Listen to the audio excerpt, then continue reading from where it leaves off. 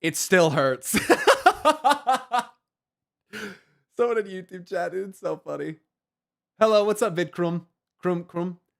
Can't wait for your future content. Love your wisdom and knowledge of the game. I appreciate that. I've been following you for the past couple years, and you're my #1 go-to for all things WoW. Thank you.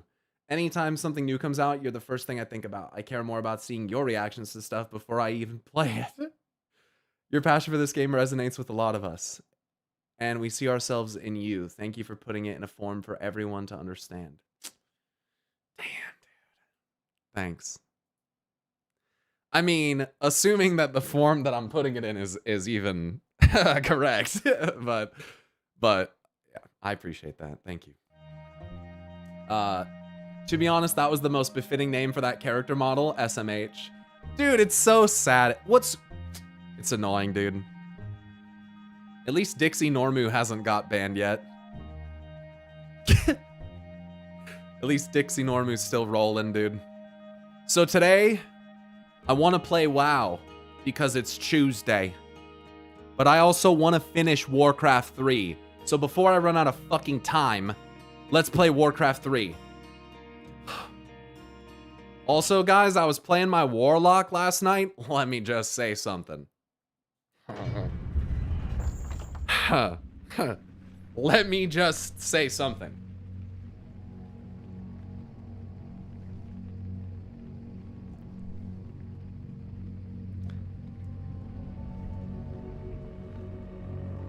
Warlock is back, dude.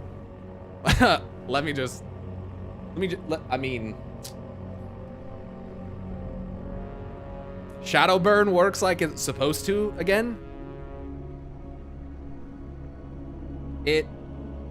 Warlock's back, dude.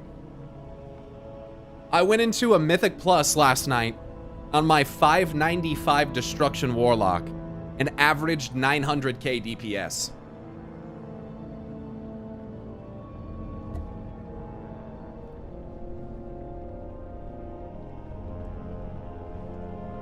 Dude, I haven't lost it. What, dude?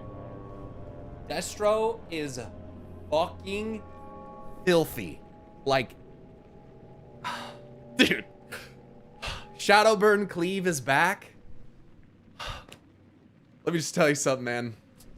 There's not much else in World of Warcraft like Shadowburn Cleave. It is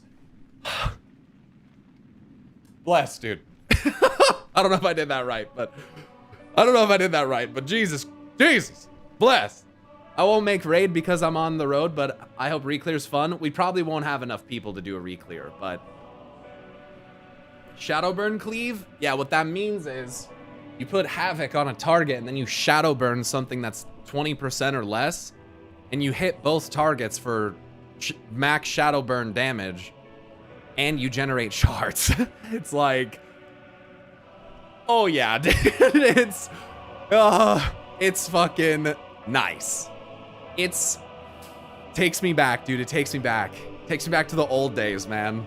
It takes me back. I got complained to, actually. Someone in one of my Mythic Plus, they said, I saw that Shadow Bolt you sent at me.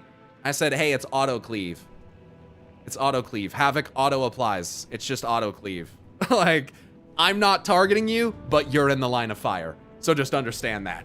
Like, yeah, drop a Destro DPS guide for the nostalgia. Oh my god, dude. Oh, the day that I make a Destruction Warlock guide, that's how you know the circle is complete. That's how you know we've truly gone in a cycle. You find me making Warlock guides again, we have truly arrived back at square one. That would be something. Hey, I make a hell of a Warlock guide, I'll tell you that right now. I make a hell of a Warlock guide. I outline it real nice, base rotation, talent selection, why and where and why not, and it was good. Nicely edited, clearly spoken, well structured. I'm pretty proud of my Warlock guides. I thought they were pretty good. I was pretty proud of them. I still am. I think they're great. And you know what's funny? Is if you watch my old...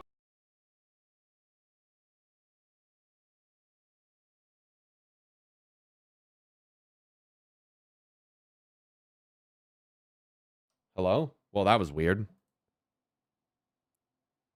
What just happened to my audio?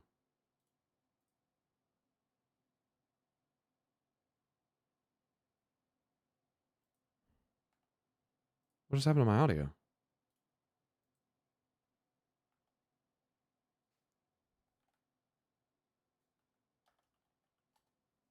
Hello?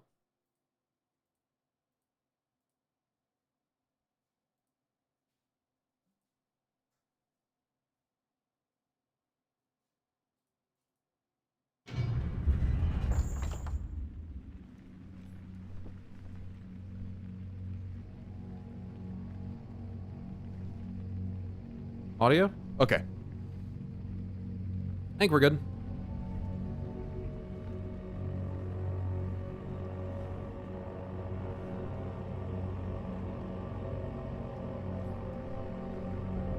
Okay. Sorry about that. Don't fuck with your cables while you're streaming. What was I saying? I was saying something about my Warlock guides. Oh, I was saying, you know what's actually hilarious? If you go back and watch my Legion Warlock guides, all the talents will be wrong, but how you play Warlock is exactly the same. It's exactly the same. Like, you could actually viably go back and watch the old guides and they would probably help you. It's actually fucking hilarious. Like, destruction is just so similar to how it's always been. It's so similar that you could probably get away with watching old guides, which is just the best thing. I think that's hilarious. Okay, we're gonna load my saved games. Please don't corrupt. I'm on the last part of the second chapter of the final section of Warcraft 3's last campaign, the founding of Durotar.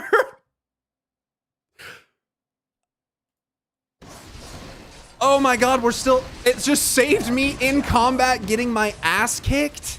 You've been tricksy. You've been tricksy, man. You've been tricksy, man.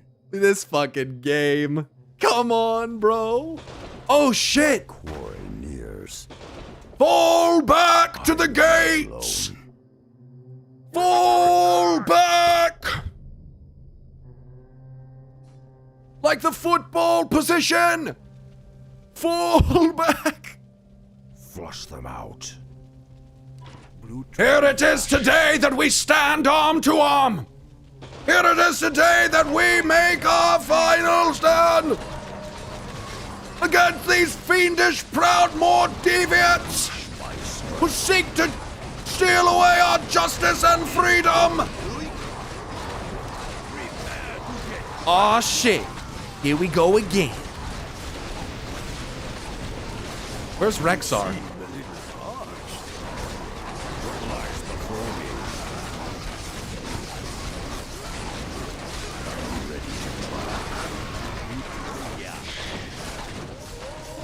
Ya be real good, man. Ya be real good. I have some ships. I don't think that I can land behind them. Maybe I can. Maybe I can come up here and this is more the play. Maybe using my ships is the play. So here's what we'll do. Well, these ships are cooked, so we'll just go send them to suicide. It's clobbering time. And I have to build more burrows to make more troops. But do I have the ability to build more burrows?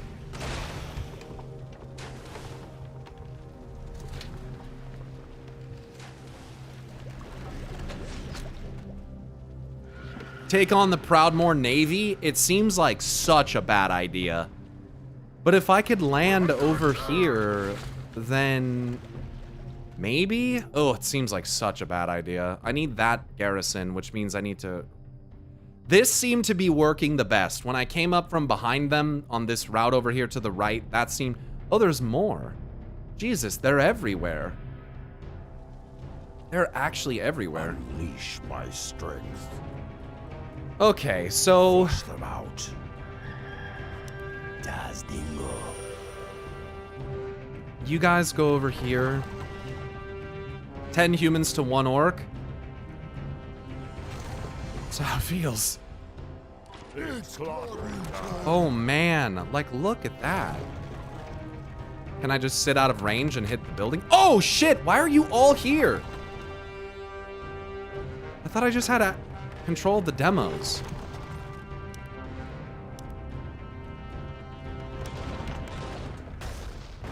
Nope.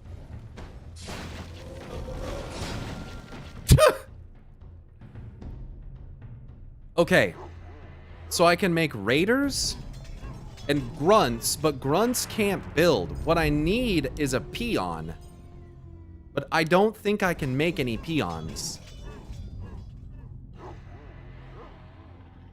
So instead,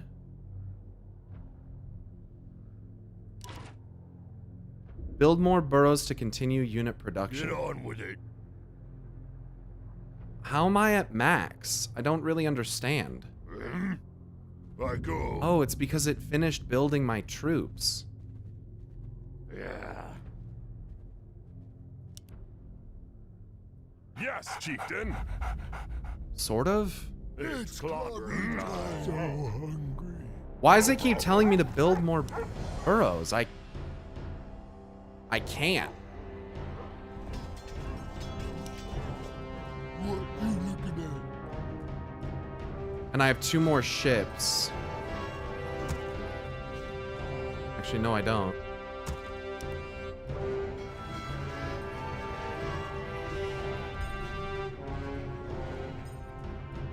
So I guess I'm not What you looking at? really. Is this really 40 My quarry. forces worth of 40 food worth of forces? I've got the scent. Huh? I'm ready to track. And without any demos, this is gonna be Okay. What lies before me? interesting. Okay, I mean, hey, hey. I'm acting on instinct. Okay. On the prowl. My quarry nears. Our paths converge. Now, we know the main gate is a horrible idea. I'm acting on instinct. By fang and claw. Unleash my strength. Our paths converge. I've got the scent.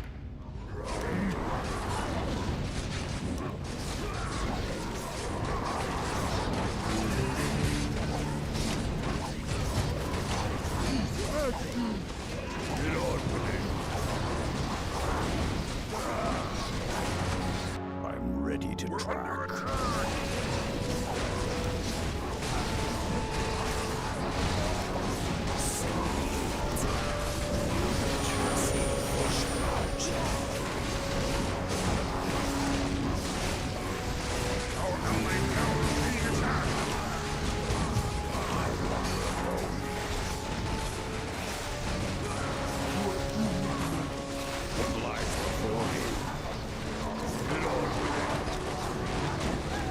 Okay.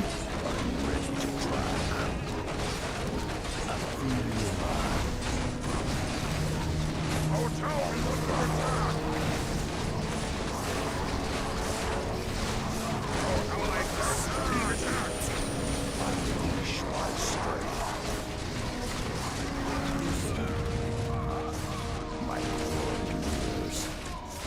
I've got the scent. Force them out. Magiker. We're under attack. We need to get rid of this fucking tower. What lies before me? Dazzling. Don't worry. Be happy. Flush them out.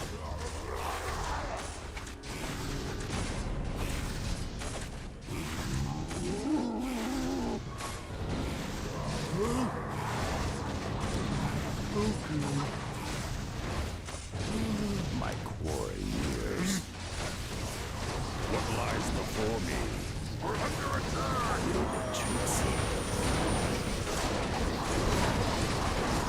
Unleash my strength. I'm ready to track. This is definitely going better than it did yesterday. Yo, Terralins, thank you very much for subbing, not only for over 3 years, but as a tier 3 sub, that's really crazy. I really, really appreciate that. That's a very long time, and I hope that things are well. You know, Happy New Year, and yeah, thanks for that. Xari, thank you for the Prime as well for 3 months. Yeah, smashed him right there. That was much better. What lies before me? This is what happens when you don't try to come in the main gate, you know? The main gate in any game is always a bad idea, isn't it? Like, coming in the main gate is usually, like, the worst fucking possible option.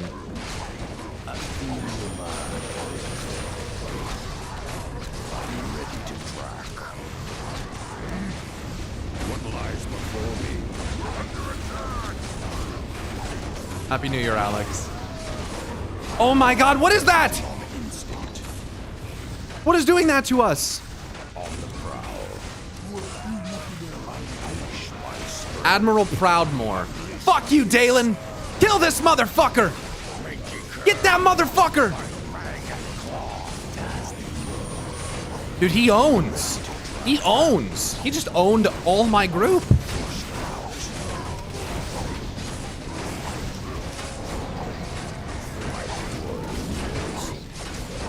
Beware the daughter of the sea. Beware her dad, dude. What the fuck? This guy's pumping.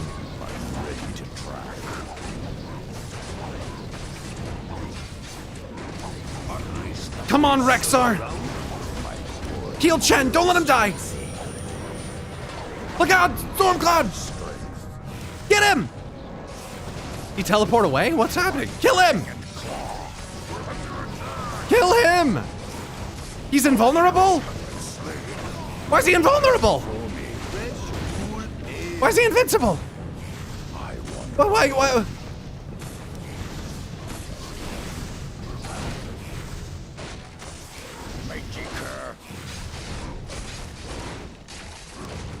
Why is he invulnerable?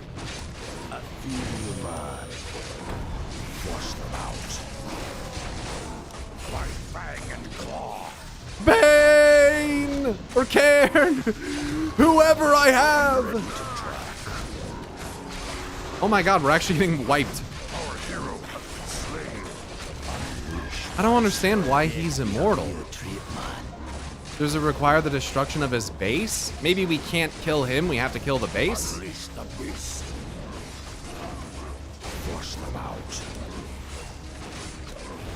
Click on him to see his buff? Invulnerable. Just invulnerable. Sorry, Rexar and Misha. Our hero has been slain. I hear the call of the wild. Wow. He literally just destroyed us. Like, Dalen Proudmore just literally came over and soloed the entire group. Did you see that? Did you guys see that? On instinct.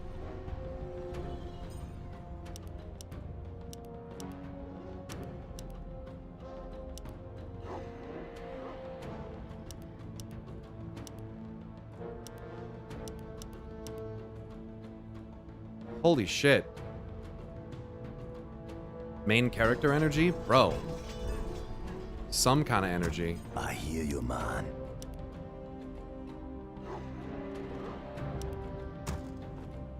Unleash my strength. Wow. He's that guy. Apparently, he's that motherfucker. On the prowl. So I'm assuming I need to destroy the building. Because that's what actually has the thing on it. What is that, a chicken? Well, what? Oh, it's a chill guy. It's a chill guy meme. Oh my god. Storm, earth, and fire. Heed my call. What lies before me? What is that, a chicken? Yo, it kind of looks like one if you look at it right. It's got like a little side wing. It's got 2 feet. It's got a little chicken head with a little thing. Looks kind of like Peppa the Pig. Peppa the Pig. Peppa Pig. I hate that. Whenever I hear Storm, Earth, and Fire heed my call, I just hear that Someone fucking coughed song it from up. years. Flush them out. He's just a chilkin. I hate you. I'm ready to track.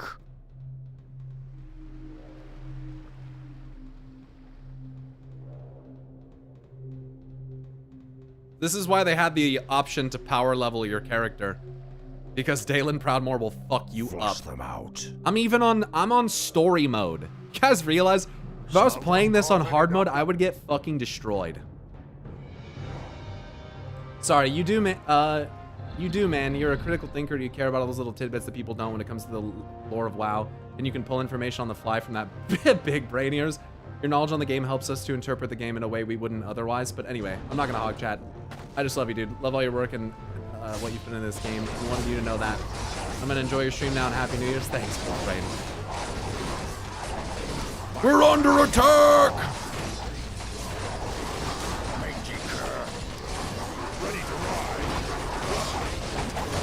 Man, these are very strong units that target the right things. It's actually crazy. I'm ready to track. I wander alone.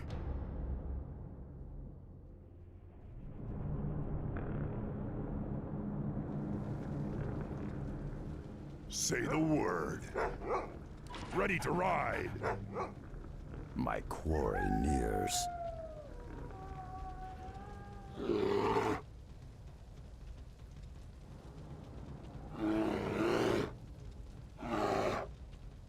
What lies before me? I got the righteous groove. I got The spirits of the earth guide me. Unleash my strength. I hear you, man. Unleash my strength. Need something? Rokon, how about you don't tempt fate?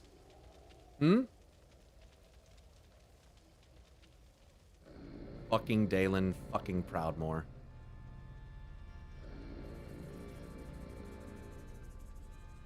Okay, what do you think? I think I send them to kill this guy first. Fang and claw. Oh shit. I need something.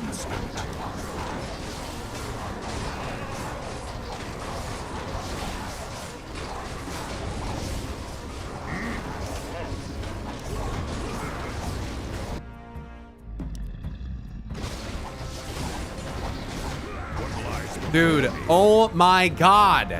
I've got the Whatever this is that he casts is fucking bullshit, dude. say the word.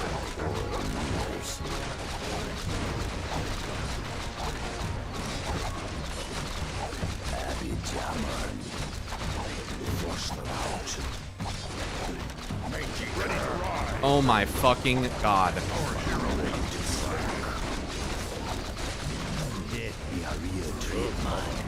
Dude, dude, this lightning ability that this guy's casting is fucking bullshit. It is so much, it's constant damage.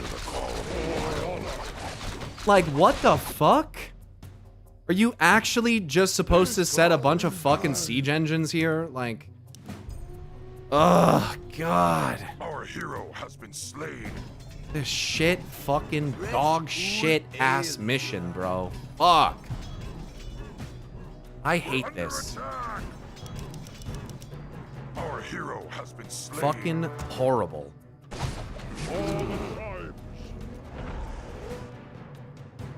What lies before me?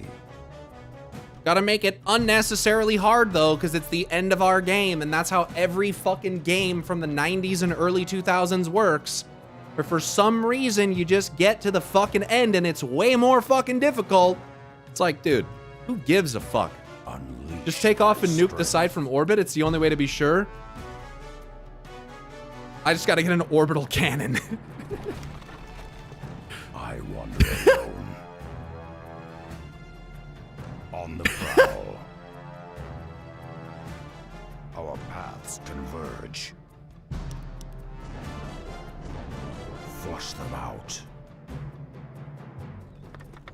Pyro, who would win in a fight between Dalen Proudmoore and Zeromus? Well, considering that considering that Zeromus is literally just designed on dogshit 90s RPG fucking gimmicks, I think that I'd rather do this mission than fight dogshit ass Zeromus. Fucking bullshit ass. It's so fucking lame, dude. It's the worst way to end your game. Let's end the game with an obnoxious boss fight that has these stupid gimmicks that are not fun to play. Like, why? Why does it happen? If you wanted to end with an orbital cannon, you should have been playing Command & Conquer. I've played the Command & Conquer games. I played them. The only reason why I like this one even remotely close to as much as CNC is because you have hero characters that I actually care about. I care about these characters. I wouldn't give a shit if it wasn't these characters. You know? I want to make this very clear. I don't like RTS anymore. I don't like RTS at all. I would rather play an MMO fucking 6 Ways to Sunday than have to play an RTS. I don't care. RTS is not a game style that I think is... I mean, I just don't like it very much. And people are like, well, oh, because as soon as you face some difficulty, you just don't want to play it? Yeah, actually. Because I'm playing it for the story, not for difficulty. I'm not here to prove to you that I'm good at RTS. I don't give a fuck. I'm not good at RTS. So that's why I don't care. Because playing it isn't fun. I want to finish the game. That's what I want to do. And this mission is designed to waste as much of your fucking time as possible. Which I don't like. So. Just enter the stream, so I don't know if you're in the mood to think of something from real life? I'm not sure. I'm not sure what you mean, my friend. Name your poison. Name your poison.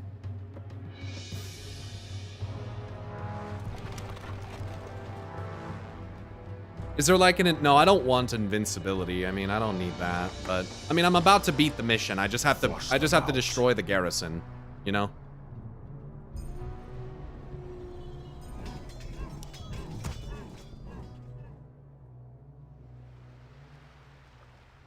Once I destroy this building, I'm pretty sure I win. I might have to destroy this building and then kill Dalen, but at the end of the... I mean, same shit. I think he's invincible because the building hasn't been destroyed. But I'm just gonna run past him and I'm gonna attack the building. Because trying to sit there and fight is a waste of time. He absolutely destroys us.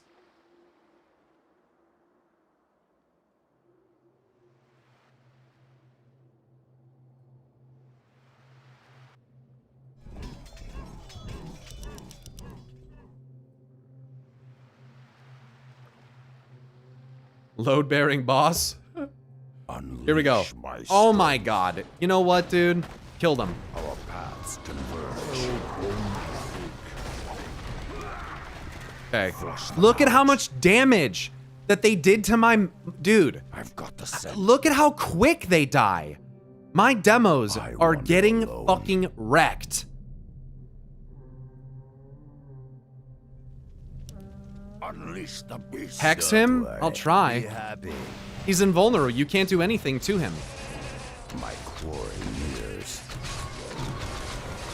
I'm ready to track. Look at all the... 6 of my characters immediately become CC'd. That's unreal. And my demos can't reach the building. Holy fuck, this game is so fucking bad. It is so unbelievably fucking bad. Can we just please kill the building? Like, please. Please kill the building. Please just kill it. Thank God. Now return to Thrall. We're gonna return to the graveyard is where we're gonna return. We're gonna get sent back to Brill here in a second. Dude, it's actually very dumb. It's actually very, very dumb. It's so dumb. I wander alone. It's so dumb, dude. Flush them out. This, look, I'm not trying to shit talk Warcraft 3 because there's so much of this game that I have enjoyed.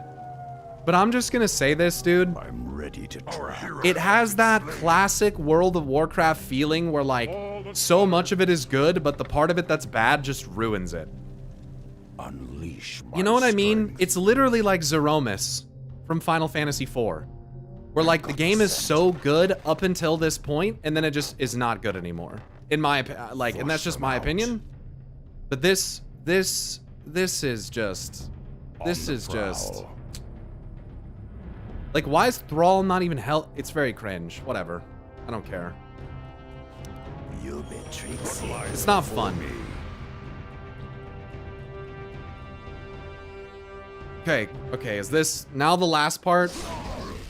After? It's good to see it myself. You know, didn't even realize Karen was a part of this. You know?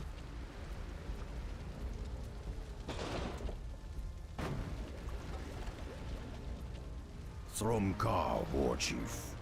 We've routed the human forces on the mainland, but it appears that Admiral Proudmoore and his Marines have pulled back to the safety of Theramore Isle. I wish this was the end of it, Rexar. But so long as Admiral Proudmoore lives, he'll never stop hounding us. We must press our attack and lay siege to Theramore itself. I only pray that Jaina is safe. She had nothing to do with her father's agenda, but unfortunately, invading her citadel is the only option we have left. All right. Last chapter here. 49 minutes? Yeah, that's cute. Prologue campaign, Exodus of the Horde. Here comes the last section. A Blaze of Glory, Act 3. Moments later, Thrall, Rexar, and the warriors of the Horde gather along the coastline to plan their final assault on the Grand Admiral's bastion of Theramore Isle. Tyrannowookee. Thanks, dude. Thanks for the 500 biddies. Our troops are ready, but the Admirals assembled a blockade of battleships around Theramore. There's no way we can match their firepower. Damn it, I should have thought of this sooner. We've got to find some way to... Oh, shit. Thrall, Rexar, I come in peace. You must believe me, I had no part in my father's plans. I wish none of this had ever happened. I don't know what to do. Me too, Jaina. We've bled together on many battlefields, Jaina. We've faced untold perils as allies. But your father threatens the security of our nation and the very future of my people. You know how this has to end. I know, Thrall. Do what you must. There is a goblin shipyard on a nearby island that could provide you with warships of your own. With those, you could scatter the blockade surrounding Theramore. But please, spare my men if you can. My father will try to use them against you, but they're the only real family I'll have left when this is over. Please do this. For me. We'll do all we can, Jaina. You have my word. Now you'd better make yourself scarce. The battle's about to begin. Especially once your mom hears what you're doing. It's so cool to like... Thrall. It's now or never. See it done, Rexar. I'll meet you at Theramore. In relation to Warcraft 3, BFA is actually fucking badass, dude. Like, what? It's like Bane, Rokan's son, Zekon, Thrall, Jaina, her mom, the whole Admiral Proudmoore plot, like the whole thing, the Kul Tirans. Like, dude, it's actually kind of crazy to like, it's surreal to like look at these events and like think about their lasting repercussions, because again, I know about this happening, but it's different to play through it, right? Which is some feedback I got about the Hunter legendary questline thing that I made a little video about. And I didn't really make a video about it. We took a little stream clip and made a video. You know what I mean? But like, it wasn't a dedicated thing. People really want me to actually play through it because getting to see it is just so different. I'm acting on instinct. I wander alone. The storm is coming. My quarry nears. BFA got a bad rap because of its systems. I agree. But I think story-wise and world-building-wise, BFA is actually the shit. My fang and claw. Can I ask you something about first one / lore? Of course. Reforged ruined it? Reforged ruined what? Reforged didn't ruin anything. You're literally just saying that even though you haven't played Reforged. You're literally just saying that because it's a popular thing to shit on Reforged. You want to know something? Reforged has been pretty good. And Warcraft 3 is not worse because of Reforged. In fact, I wouldn't be playing Warcraft 3 if it wasn't for Reforged. So, don't try to say Reforged ruined it. You wouldn't even be watching me play this right now. Our paths converge. You wanna know why? Because old Warcraft 3 looks like shit. Especially to someone who's never played it before, so there's no nostalgic connection at all. I don't care at all. So I've got the scent. Unleash the beast. Reforged didn't ruin anything. What lies before me? The game is 99% the same.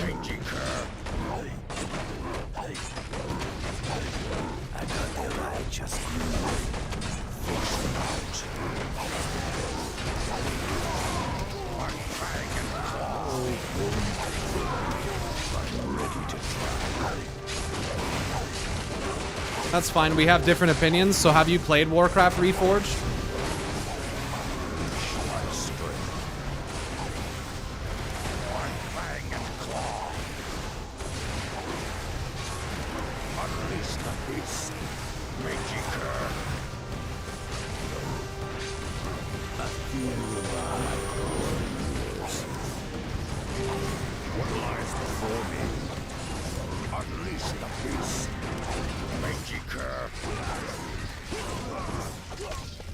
Our paths converge. My fang and claw. I'm acting on instinct. Yeah, the week it launched a couple years ago. Okay, so you played the launch week experience before any patches or changes or anything like that, and then you walk around saying that Reforged just ruined Warcraft 3. Okay, so see, that's why I'm gonna be okay with just disagreeing with your opinion, because yours is formulated on a version of the game that was literally brand new and needed a little bit of work, honestly. So. Still don't understand how Reforged ruined Warcraft 3. I still think you're just coping because you hate Reforged for whatever reason. I think Warcraft 3 is exactly the same as it always was, whether Reforged exists or not.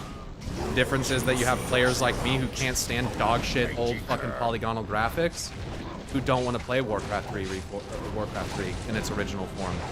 So how about you stop fucking bitching, and like I said, just realize that there are those of us who wouldn't even play it without the updated graphics. So if you're enjoying watching the stream, maybe just shut the fuck up, and if you're not, then go somewhere else. Unleash the beast. Mangy cur.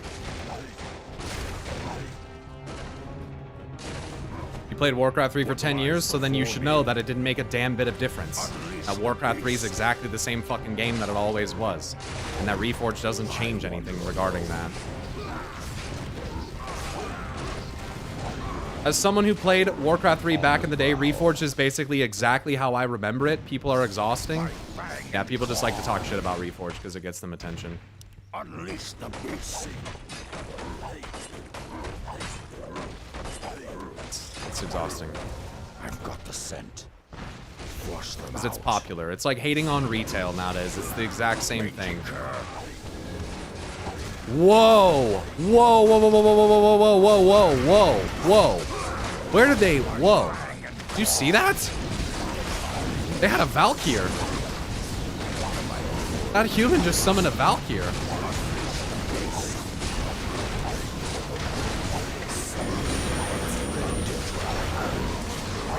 It looked like a year. Yeah, yeah. Happy New Year, Pyro. Wish you all the best next coming year. Hero Chief. My fang and claw. Let me give you guys some internet and even world etiquette here, okay? If someone is playing something, especially if they're enjoying it or if they're partaking in it in any capacity, You showing up to express how much you dislike the thing that they're playing is about the most irritating and distracting thing you could possibly do. No one cares. No one asked.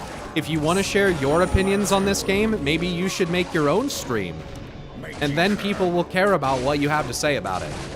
But it's really annoying as someone who is playing this, even out of a little frustration, because he's trying to entertain people, to just like have to read that shit. Because if it were up to me, The Goblin Shipyard Janus. I would be done, Now with this game. hire the Juggernauts to help us break the blockade. you know? I've got But the it's scent. not. Unleash the beast. And I'm just trying to get through it. So I just don't really need any extra negativity regarding it. Trust me, I have enough of it, of my own.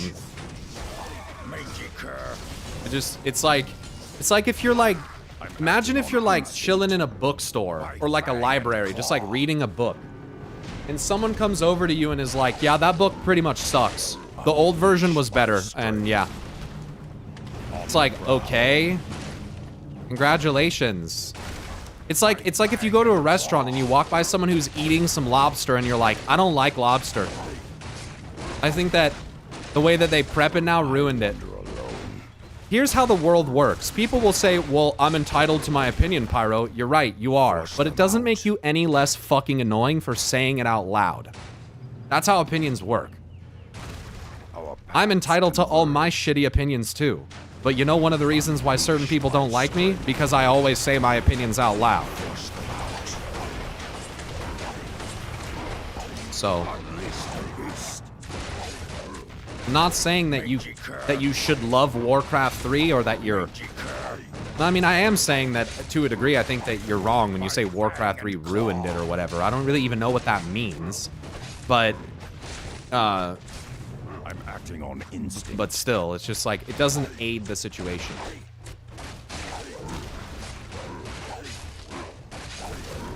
You read the comment like 10 minutes after I typed it? True. And you were just shitting on the game at that particular moment. Also true. And I just expressed my opinion. Yeah, that part's irrelevant. Don't care. When people say that, that annoys the fuck out of me. I was just saying my opinion, man. I know that. You don't have to identify that. I'm not mad. Well, I'm a little irritated. I was just agreeing with you. Well, I've got the scent. I don't think that the reason... Do you want to know you want to know what I think about what you just said? I think that you saying that Warcraft Reforged ruined it is actually hilarious because the part of the game that I hate the most is the part that's exactly the same. The combat is the part that I hate. I hate the pathing. I hate the combat. I hate it. That's the part I don't like. Guess what? It's exactly the same as the original one. You know? It's the exact same. I've got the scent. Which is what I don't like. I like all the parts of this that are not the same. What lies before me? Our paths converge. Warcraft 3 has always sucked, only had a good story. Unleash the And, beast. I mean...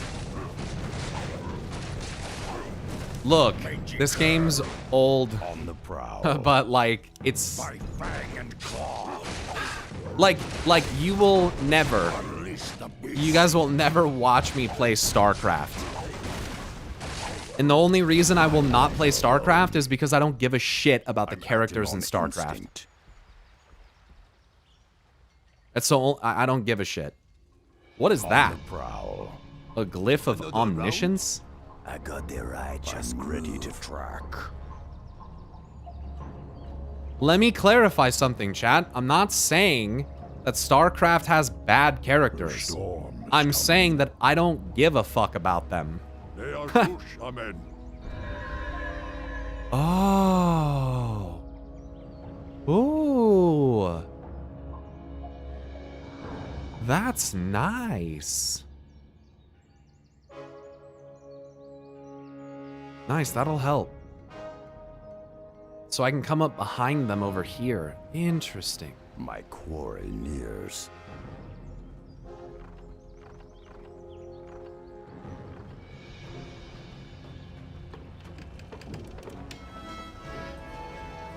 Can I repair this at all or no? This thing's just damaged when I got to it? Like, okay.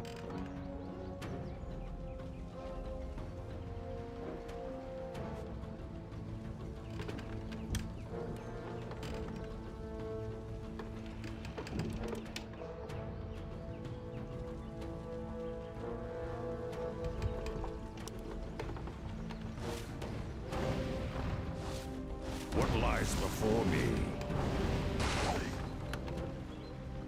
I'm ready to track. Look around. Magic damage reduced by 33%. Wow. Plus 15 claws. Holy shit. Inventory is full.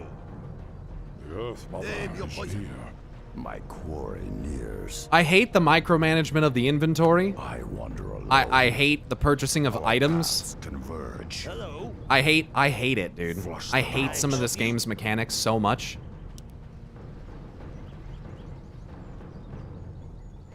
Unleash my strength. Don't worry. Be happy. I love some of it, but man, I hate some of it. I'm ready to track.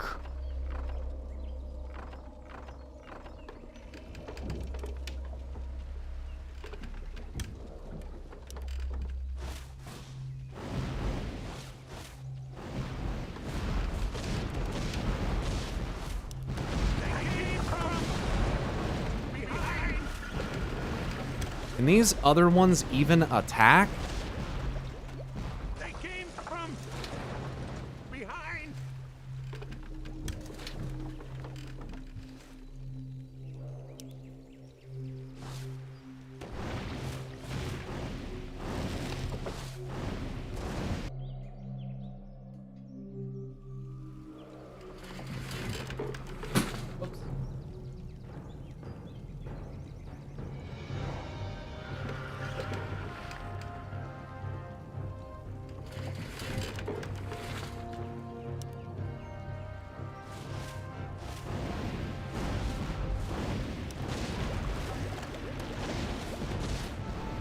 Wait. Are these... Jesus fucking Christ, this game, dude. Ugh. So these can hit the air, or am I understanding that correctly?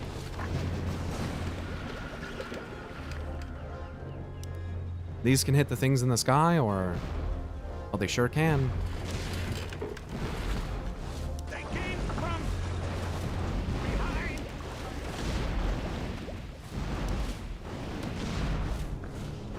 They came from behind. Oh my goodness.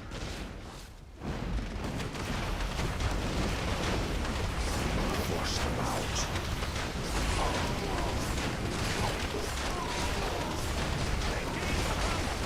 Oh boy.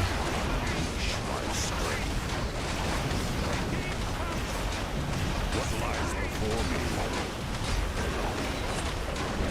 I hear you, man. My quarry nears. Okay. Could have been a lot worse. I feel you, man. Okay. Now I have this mercenary camp here. Abidjaman. Abidjaman. A Hydra. Attacks land and air units. Giant sea turtle. Don't worry. Be happy.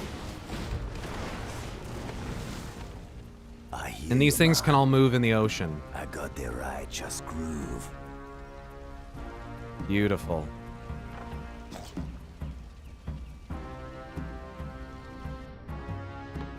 Oh, nice. I did get a new ship.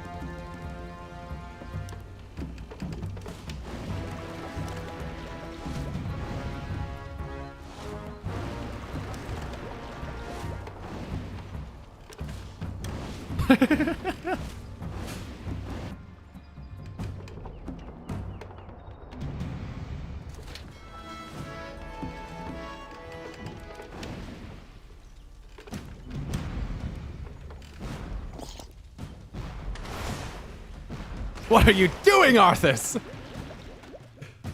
Raktor, this bonus campaign has been up and down for me. I've really enjoyed certain parts of it, and I've really not enjoyed other parts of it, but it's whatever. We're almost done here.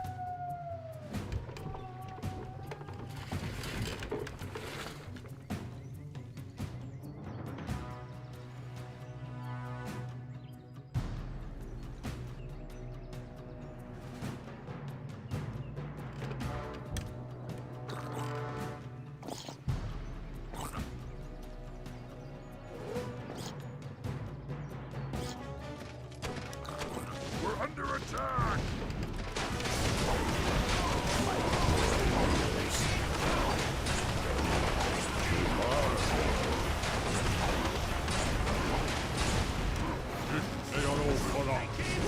Stand and fight! You seem a little parched. Unleash my strength.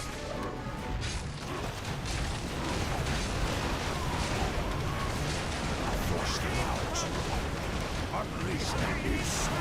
I've got the scent.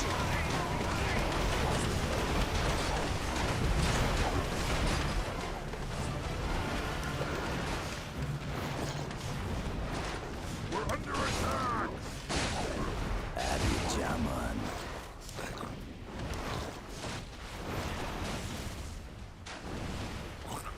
Whoa, whoa, whoa. What is going on? The pathing in this fucking game. What are you guys doing? Mangy cur. I'm ready to track. I'm acting on instinct. My fang and claw. Is trouble brewing? I bring Andamonio. I hear you, man. Does the Lord my strength well? Be happy. I got the righteous groove ready to try heal you, man. Okay.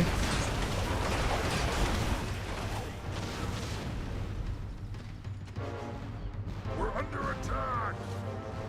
You bet Trixie. My quarry nears. On the Oh my goodness. Is trouble brewing? What lies before me?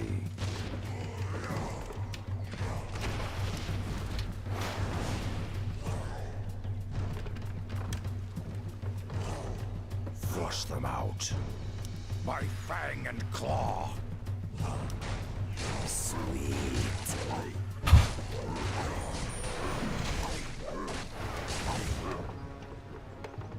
My quarry nears. I wander alone. Okay. Our paths converge. Flush them out. I left Karen on an island.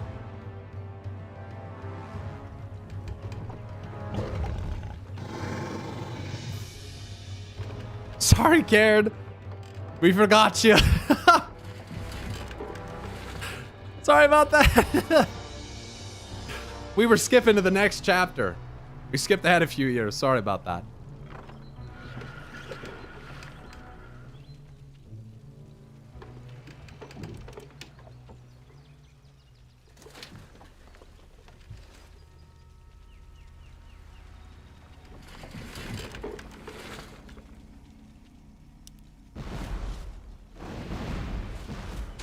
That ship just came out of the ocean. You see that? It just went under the water and came back. I came from behind.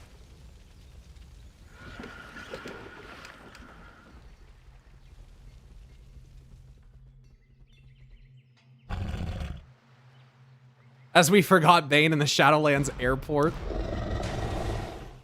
Oh, fall back, fall back, fall back, fall back, fall back, fall back.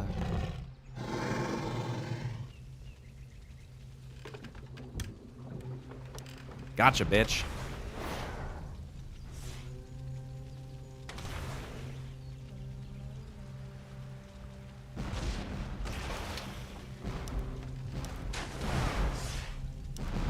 They came from behind. They came from behind.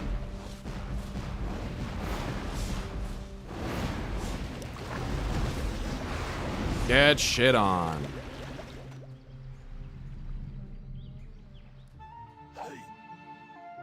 The blockade is broken.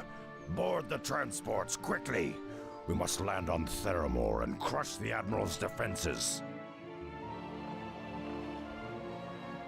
I'm so glad I unlocked You've Chen. done well, Rexar. You're a natural leader.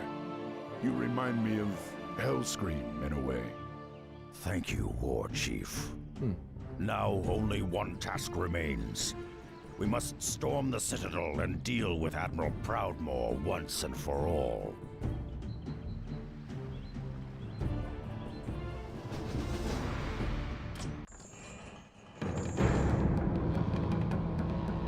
All right. I think I'm on the final part here. Final thing. While the blockade ships burn and sink to the bottom of the sea, the Horde lands upon the shore of Theramore Isle and assails the walls of the city. As the orcs begin their slaughter, years of oppression at human hands fills them with hatred and rage as they begin their final push towards Admiral Proudmoore himself. I wonder if this is like a fractal.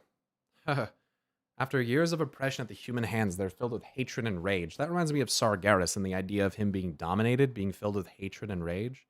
Admiral Proudmoore would be Amon Thul.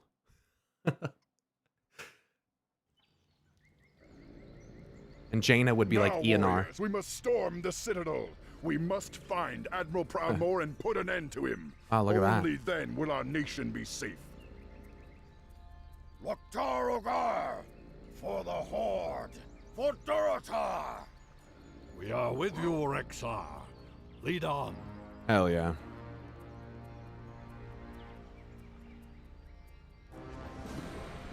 Oh boy. Do not destroy any Theramore guard structures. What lies before me? I'm ready to track. Unleash my strength. We got some different lanes.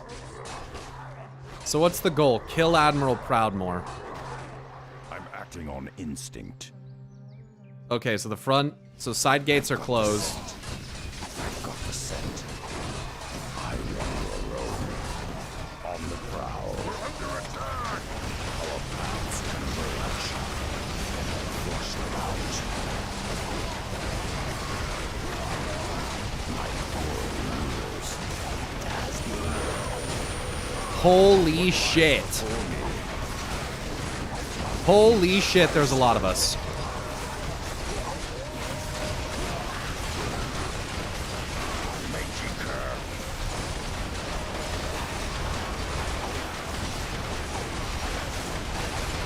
There's so many units, I don't even know where mine are. Like, I can just see their levels.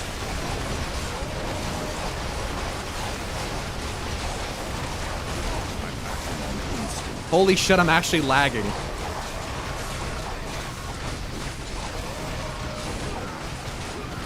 Yeah, Tippiest, I'm glad. Thanks for being here.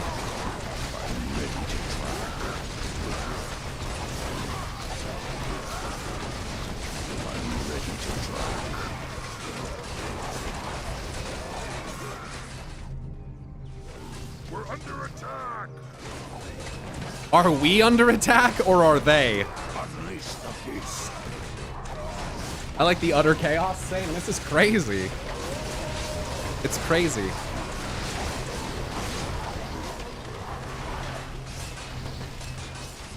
I think we just...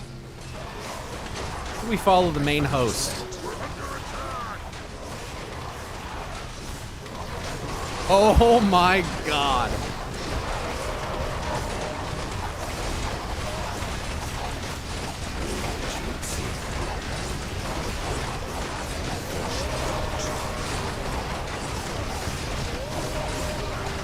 Oh my god, dude.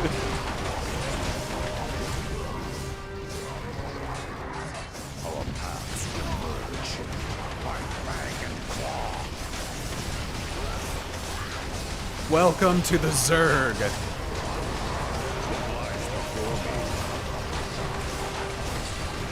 I'm in a Nerubar Heroic Pug and there's a 639 Ret in there. Damn. That is one geared motherfucker.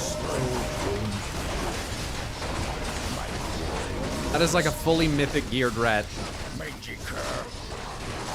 We are going to be raiding today, for those in the guild who are curious. Wasn't one of the big issues with the game was like the TOS EULA gave little to no rights to makers of custom maps? Pretty sure people have been recommending custom maps to me the entire time I've been playing this game. So I'm assuming that they're available via Reforged, otherwise it would seem like a weird recommendation from people. I think those people know what they're talking about.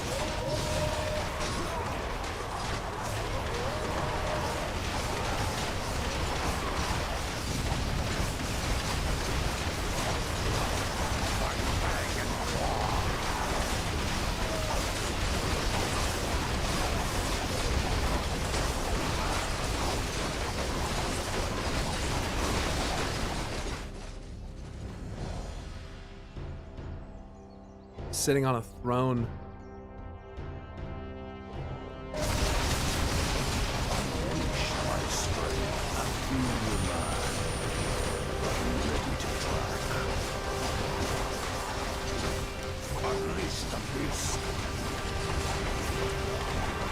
Me and my brother often play the Black Road custom map still. Yeah, okay.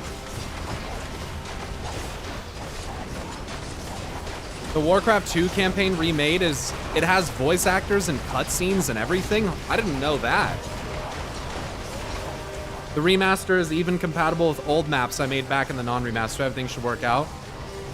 I think he's talking about when you make a custom map on there, you technically don't own it. It's Blizzard's property. Yeah, no shit. It's their game, you guys. I'm sorry, but you're not gonna find any sympathy from me. On the prowl. You don't own it. You're right. You made a custom game using... You made a custom campaign using their game. I don't understand why that's a problem. That seems like an obvious thing. The reason they did that after the fact was because of Dota 2. The custom maps thing was just to prevent another Dota from escaping Blizzard's rights. Blizzard sold the rights to Dota, right? Big mistake. That wasn't the case back in OG. That's why people are saying it. The Admiral's elite guard are trying to cut us off. It's how Blizz lost Dota to the people that made the mod. Blizzard didn't have any rights to Dota and they got mad. Yeah, this all seems like a really irrelevant argument. I feel you, man. Are any of you going to go make another Dota or anything like that? Because otherwise, circumstantially, it has no bearing on anything. I'm just not like, that's just like, am I misunderstanding this? Misha just got absolutely torn in half by that tower, so that's fun. So where's the rest of the horde?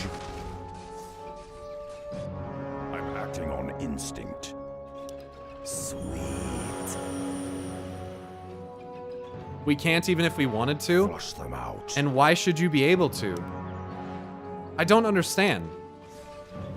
Why should you be able to? Why do you guys think... Am I understanding this right? Are you guys insinuating that you should have the right to use this game's custom map maker and then say that you own whatever you make?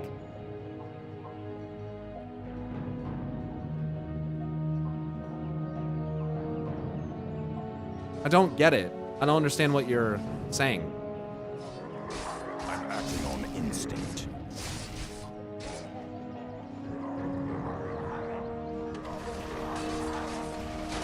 In my opinion, if you're using a custom map maker, you shouldn't own the product. You're using their stuff. Exactly. You don't own any of it. It doesn't make sense to me. That's why I'm a little confused. There seems to be people advocating for the idea that they should own it, which does not make any sense. Today was your 30th wedding anniversary? Oh shit. Hey. Happy anniversary. That's huge. 30 fucking years. Damn. The company protects their intellectual property and further financial opportunities. After learning from a previous mistake, people on the internet get angry at basic capitalism. Using their engine, their art, their content, their systems. Yeah, I don't get it. We have no interest in conquest or murder. We have paid for the sins of our forebears in blood. Hell Your yeah. blood atone for genocide, Orc? Your horde killed countless innocents with its rampage across Stormwind and Rodoron. Do you really think you could just sweep all that away and cast aside your guilt so easily? No, your Here we are, just getting fucking nuked by Dalen Proudmoore again. What the fuck else is new? Granis Darkhammer, whoever the fuck that is. Damn, when Chen gets low, you can split him. Oh, I didn't even think about that. Yeah, wow, this is really fun. Just getting fucking nuked by Dalen Proudmoore again.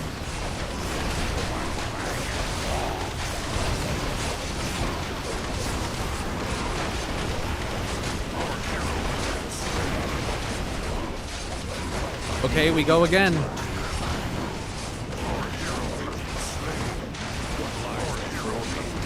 To the Black Bloods.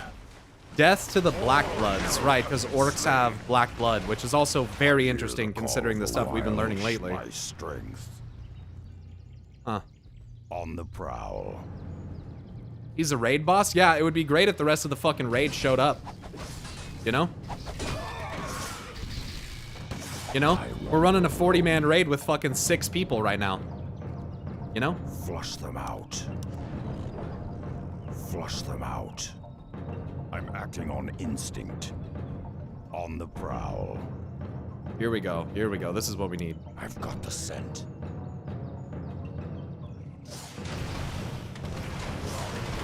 Wow, 30 weddings. Blizz was naive in the past and people expect them to be naive again. It's a bit childish. Happy New Year's Eve. Hope your Christmas is awesome, dude. Oh, excited raid tonight? Me too, brother. It was pretty good. I'm excited for tonight as well. We have a nice dinner planned and stuff. I'm really excited. Hey, Pyro in chat. Happy New Year's Eve. Today's my last day at my job. I'm quitting to become a full-time Pyro viewer for 2025. Our paths converge. Well, unfortunately, I don't think it'll see much profit return to you, but I appreciate it. I don't even get how Blizzard was able to lose the rights to Dota, especially when Dota still uses a character named Furion. I don't know.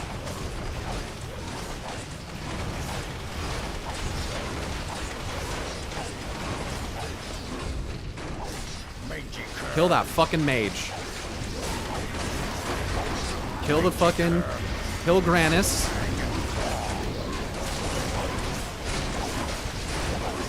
Death to the Black Bloods.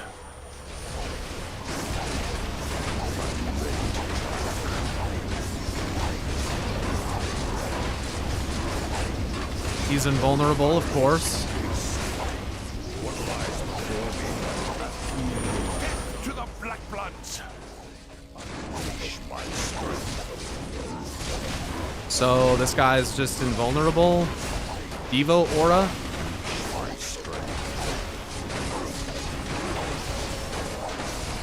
Jesus, kill this guy. I'm acting on instinct. For Rodoron.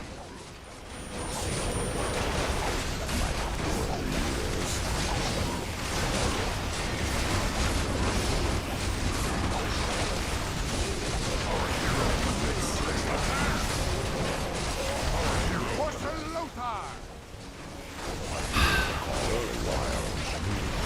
Anything involving Dalen in this game is so fucking bad. Ugh. We go again.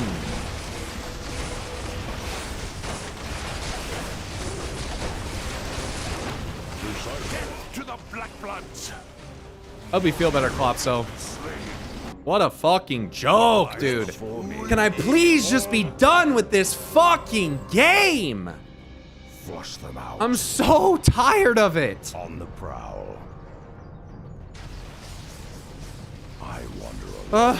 We're almost done. I've got the scent.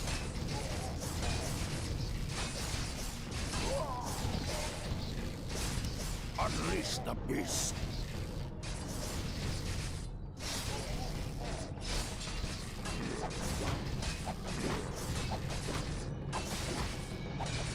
Your father is needed. Another round? Don't worry. Be happy. Unleash my strength.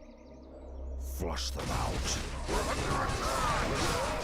Like, look at this. I can't even get my characters to where they need to go. I'm acting on instinct. I've got the scent. You seem a little parched. I'll put it I on got the the tab. righteous groove. What lies before me? Take heart, Karen, young what are one. you doing? Precisely.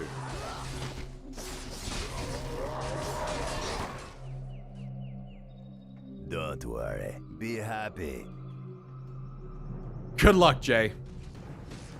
I'm ready to track. I wander alone. I'm ready to track. My quarry nears. Our paths converge. I'm gonna wait for the big wave here. Hopefully they'll come to the On boss. the prowl. I'm acting on instinct. I wander alone. Here we go. Our paths converge.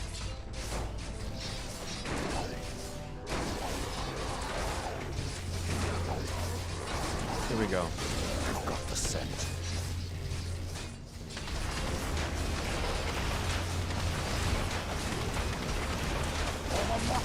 Kill this Granis motherfucker. Of course, he just instantly turns invincible. Because that's how you make your game challenging. Is you just turn the enemies literally invulnerable for 30 seconds as soon as you engage them. Yeah, that's good. That's good. I like that.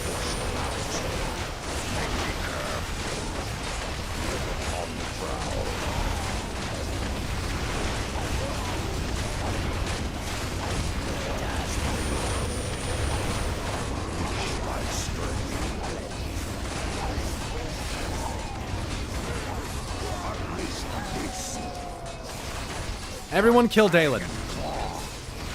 Fuck this guy.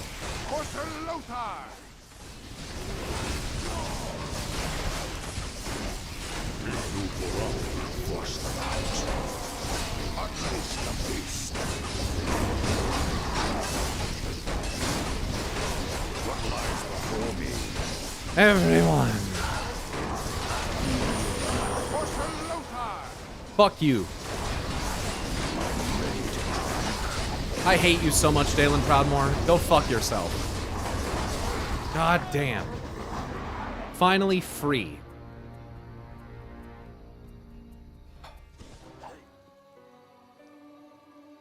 It's over. Stand down, humans. Father, why wouldn't you listen? Above all else, Jaina, he was a proud warrior. Remember him as such. Durotar is now safe. We have no further quarrel with these humans. We will leave your isle in peace, Jaina. I pray we never have to come here again. Farewell, Sosus. I remember Jaina's little speech from BFA. She said, "My father once told me that peace was like a dream. Beautiful, ephemeral, You saved unattainable." our nation, Rexar. I For didn't that, listen. I can No never one repay listened. You. Will you return to Durotar with us and make a new home for yourself? I appreciate your offer, Thrall. Which is all a callback to But that. I am Moknathal, a wanderer. I belong in the wilds amidst the beasts and elements of the land. But know this, brother. I will always be a part of the Horde. I will always be there when you need me. Farewell. Hell yeah, Rexar's fucking awesome.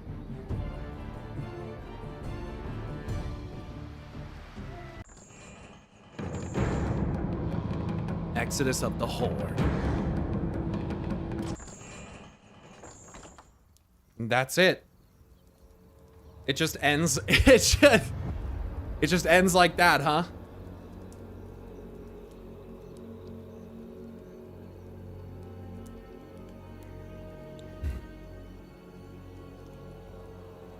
WoW Classic next. The story was good. The game just was not fun for me to play, but I did enjoy the story. Did you see my question about on-chain Moosh earlier? I actually didn't. Megson, I thank you for the 37-month resub as well. Sorry that I missed that.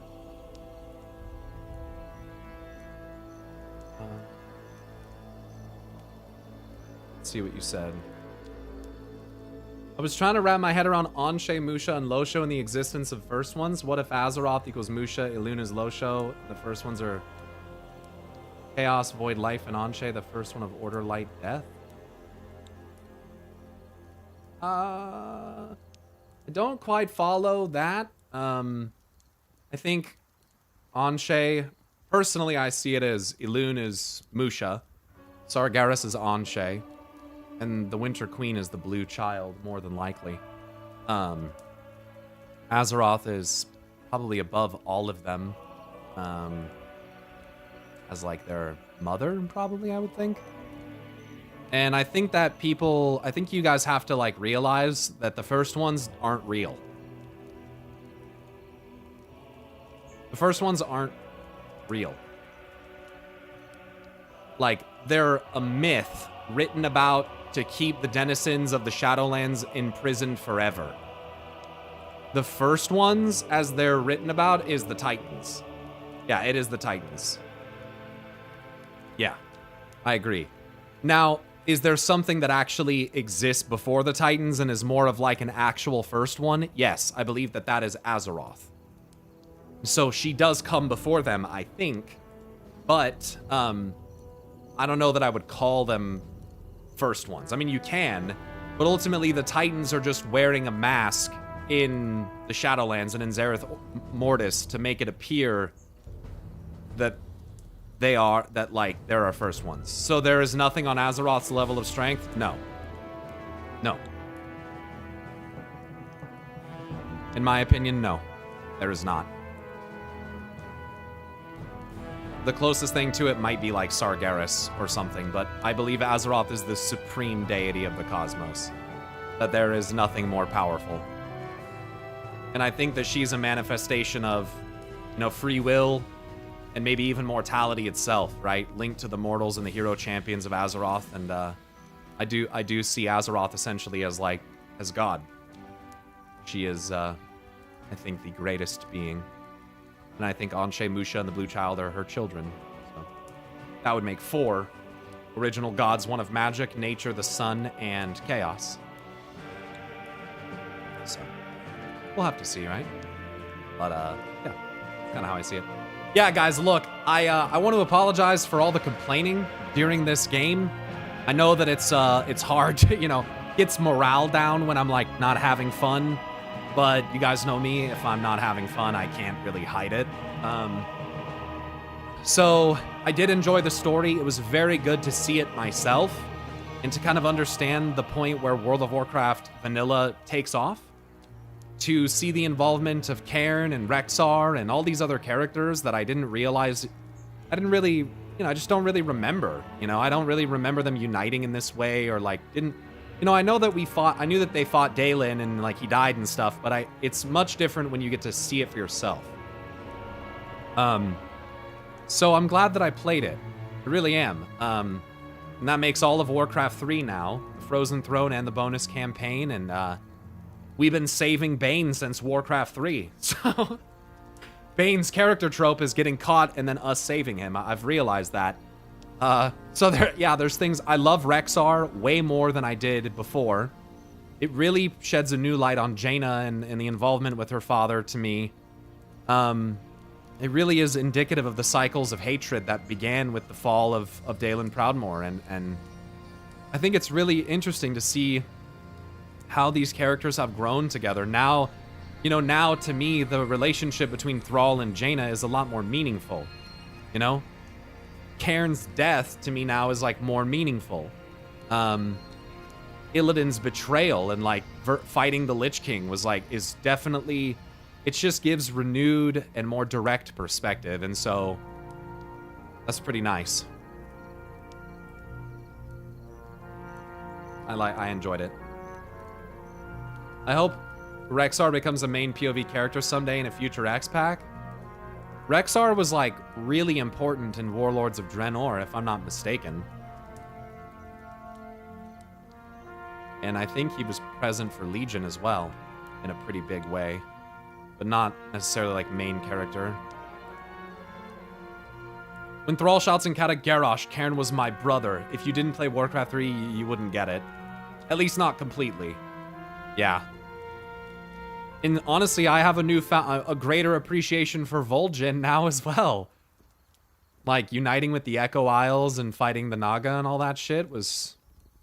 We had some quests in Outland around him and the other Machnathal. Yeah, I think they just mean like a main character, you know? Someone that they put in cutscenes and stuff, you know? Which I'm okay with. He was part of the fourth... Yeah, big part of the Fourth War. Absolutely. Yep. And I'm telling you guys, if you guys like Warcraft 3, if you don't own any World of Warcraft books yet, I would recommend exploring Azeroth Kalimdor and exploring Azeroth Eastern Kingdoms, but mostly Kalimdor. There are so many references to Warcraft 3 in that book. It's actually kind of crazy. Rexxar has a lot of little mentions about things that happened back in the Warcraft 3 days. When they talk about Theramore Isle, Rexxar has quite a lot to say. It's really interesting. If you like Rexxar, if you like Rokan, if you like the prologue, really, the Exodus of the Horde, and you're a fan of the Horde, I really recommend reading that book. Rexxar would make a good future Delve companion. I agree. Yeah, he was in the Hunter campaign in Legion. In BFA, a lot of people forget, Rexxar came to the war with the intent of killing Jaina. He says that. He was worried she'd gone off the deep end and would become like her father. You know, I didn't know that. I didn't realize that Rexxar had come with that intent. And that's the mind that he was of during that. I didn't even realize. Which is kind of, it's really interesting. It almost kind of shows, you know, this inherent, I don't even want to call it anxiety, but almost like fear or caution that she would end up like her father. I think that's pretty fascinating. That like Rexxar kind of kept that in the back of his mind. It also makes Jaina's story just like that much more compelling, because what Jaina really is, in many ways, Jaina is one of the biggest proponents of bringing the Horde and the Alliance together. And many times in her past, whether it's her father or the Sun Reavers or whatever, there are others just fucking it up, getting in the way. Even having to deal with her own mom and Ashvane was a problem for Jaina. And I see Jaina now, more than ever, as someone who wanted peace between the factions so fucking badly. And it just was never allowed to happen. And that's why one of her opening cinematic kind of monologues, she says, my father, in BFA, my father once told me, peace was like a dream. Beautiful and ephemeral, unattainable. She says, I didn't listen. No one listened.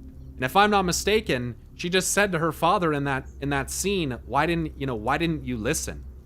Or I wish you had listened. Or she said something like that, I think, right? So her BFA little monologue for one of the trailers is hearkening back not only directly to her father, but of something she said to him. And like, it's weird for me because I'm getting this, like, again, this sense of like reverse nostalgia. You know? It's fucking sick, dude. Yeah, it's fucking sick. Happy New Year, Blaze. You could even ask him, so you're here to hunt down Jaina? And the answer he gave was basically, yeah, we can't afford another Dalen.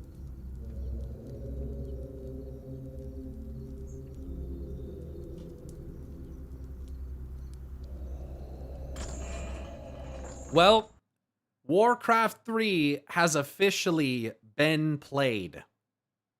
It is done. Uh-oh. There's a new video from Charlie. It says, dead internet theories real. Meta confirms they plan to add AI-generated users to Instagram and Facebook. They'll have bios, profile pics, and can share content. Oh my god. The end of the world is happening. It's actually fucking happening. That's so insane. Like, what? That's so weird, dude. I don't even know. That's weird and manipulative. I don't like that. Why? So that they can fake engagement on their websites, dude. That's definitely why. They want AI content. I guarantee you that some of it will be controversial and it will be used in a fashion to like stir people up. I guarantee you that's what it's for. I'm sure it will be there to increase engagement and to drive rage bait and all sorts of shit. I guarantee it. It's really gross, man. Fake engagement where they want us to pay attention. Yeah. Vit Kroon, thank you very much for the becoming a member. It says a sponsor. That's not really the right word, but becoming a member on YouTube. Also, a guarantee that whatever echo chamber you want, there's a horde of AI users who will make it for you. That's so disgusting, dude. I don't even want to. That's disgusting. Makes Instagram worthless for having a shop or anything like that. Instagram's, oh, dude, it's coming. I'm just telling you right now. The collapse is fucking coming, dude.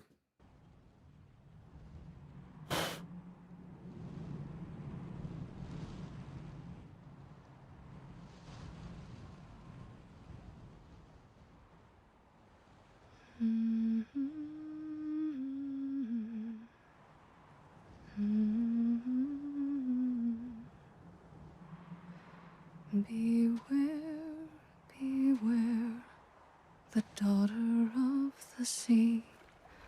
Beware, I heard him cry.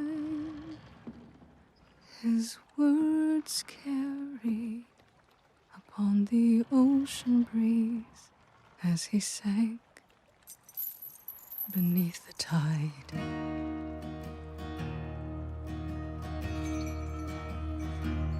Those blood-soaked shores of Kalimdor, where sailors fought and died, the admiral fell at their amour because she left his side. Why this, so daughter of the sea?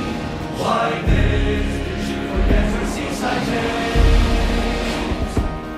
Always the pride of our nation's eyes. How could she go astray?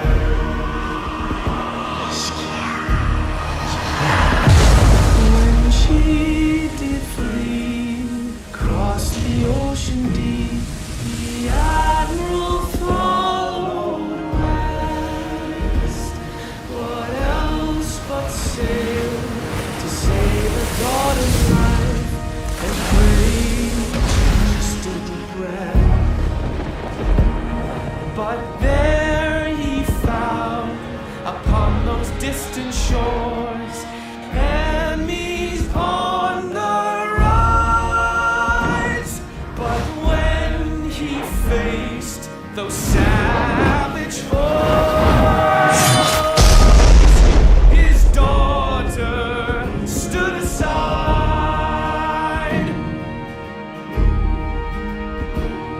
and buried deep beneath the waves, betrayed by family,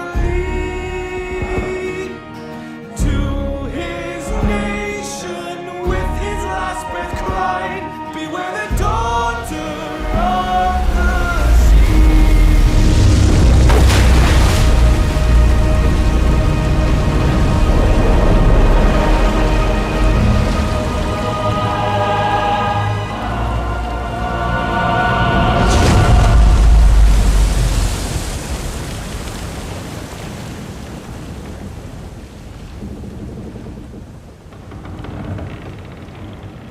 It's a fucking huge ship.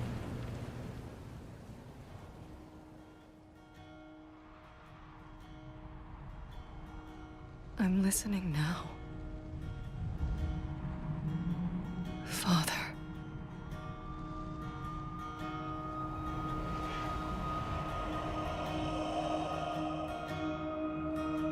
Marry me. I heard, across a moonlit sea, the old voice warning me. There's a siren on the front of the ship. Beware, beware, the daughter of the sea. Beware, beware of me.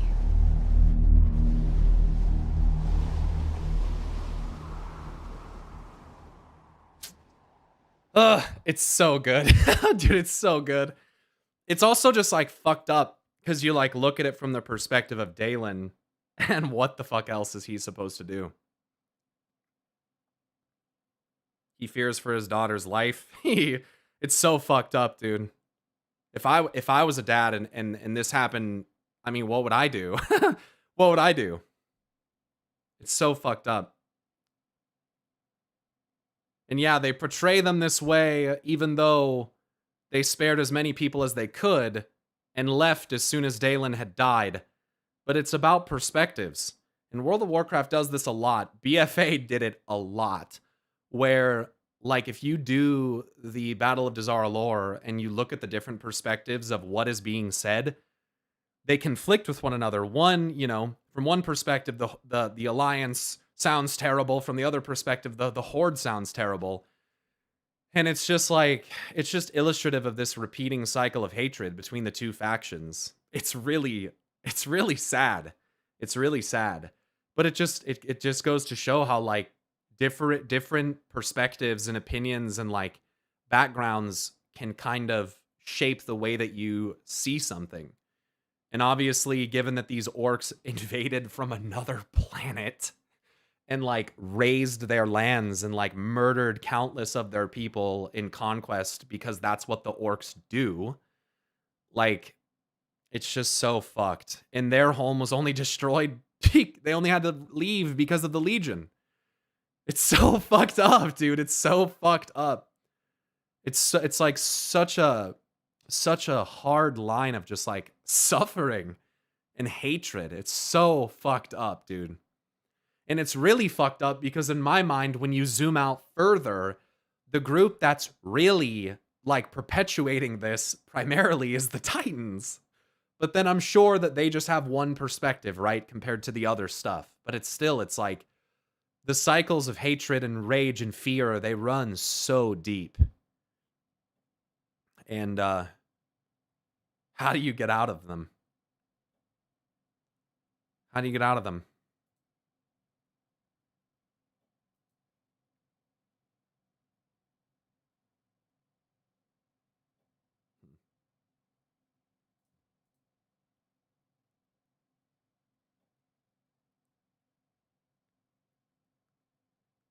Victims all around, but none of them can see it in each other. That's what's so fucked up. Because they never had the opportunity to talk. It never was that. And it's part of because of the human culture too, but it's because of why the orcs came here. They came here to take the land.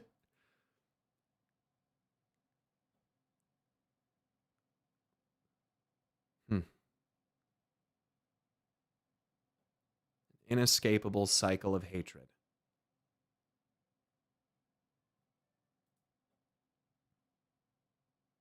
Too blind to the greater cosmic picture, how are they supposed to see it? Ouroboros.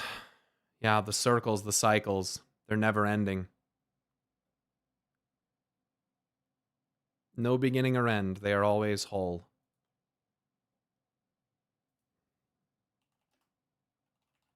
And this is that cinematic where she says that monologue that I was talking about.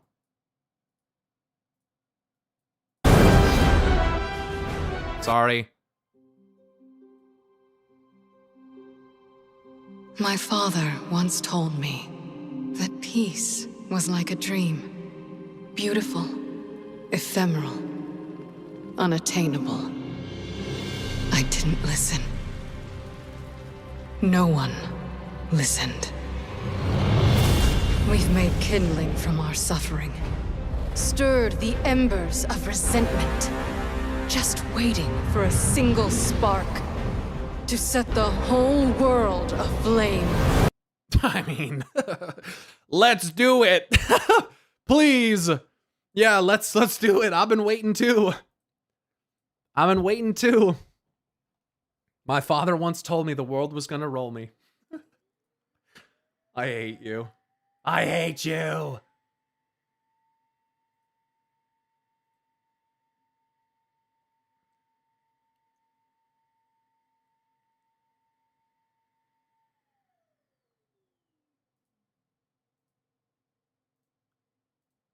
gonna delete this Bellular video out of React because I never finished it anyway.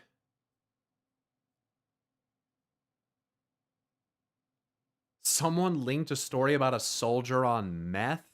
Like, don't know what you guys are doing. Liches are kind of boring. Liches are only boring if the dungeon master is boring. They're just undead. Can I get any form of control over this at all? Liches are Can kind the page load? Thank of you. boring. Liches are only boring if the dungeon master is boring. They're just undead spellcasters whose only shtick is that they can come back to life. But the problem is that their phylactery or soul cage or whatever is so precious to them, they're never going to be that far away from it. So once you take them out, you just have to find that and destroy it. And then their one shtick that makes them interesting doesn't even matter. Liches are some of the most powerful and intelligent beings in existence. You really think they haven't figured out how to get others to guard something for them? Or better yet, make their phylactery something so strange, esoteric, or near and dear to the common person's heart that they would think twice about destroying it, even if they knew what it was for. How would that work? A phylactery or soul cage can really be anything. It could be the only well in some distant desert town that hundreds of people rely on to live. It could be some really important religious artifact that... That's an interesting way to look at it. I never thought about it like that. Using something precious to those, to people around it, which covet it, which would stop them from destroying it.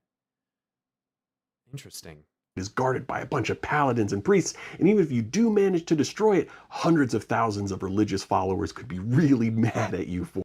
That makes me scared, dude. Like, how do you know that the Crown of Wills isn't like a phylactery? You know?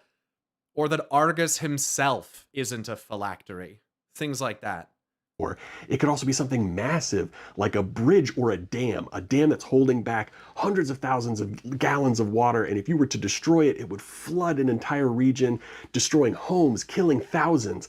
You could really make the stakes so high with what a phylactery is, and that's not even the most evil stuff you could do. It can get more evil. Oh, if you want to go evil, don't even do a structure or a trinket or whatever. You got to think outside the box. A person? Make it an entire bloodline. Oh my god. Oh my god. You have to wipe out the whole family? Oh my god. That's so twisted. What the fuck? An entire family that has to be snuffed out before you can actually put an end to the Lich. This entire family must be purged. Oh my god. Oh, God will not help you here. If you want to get really weird and you want to get really evil, make the Lich's phylactery or soul cage like a drug. Juan Samdi? I mean, he did get the bloodline, didn't he? But that was a little different.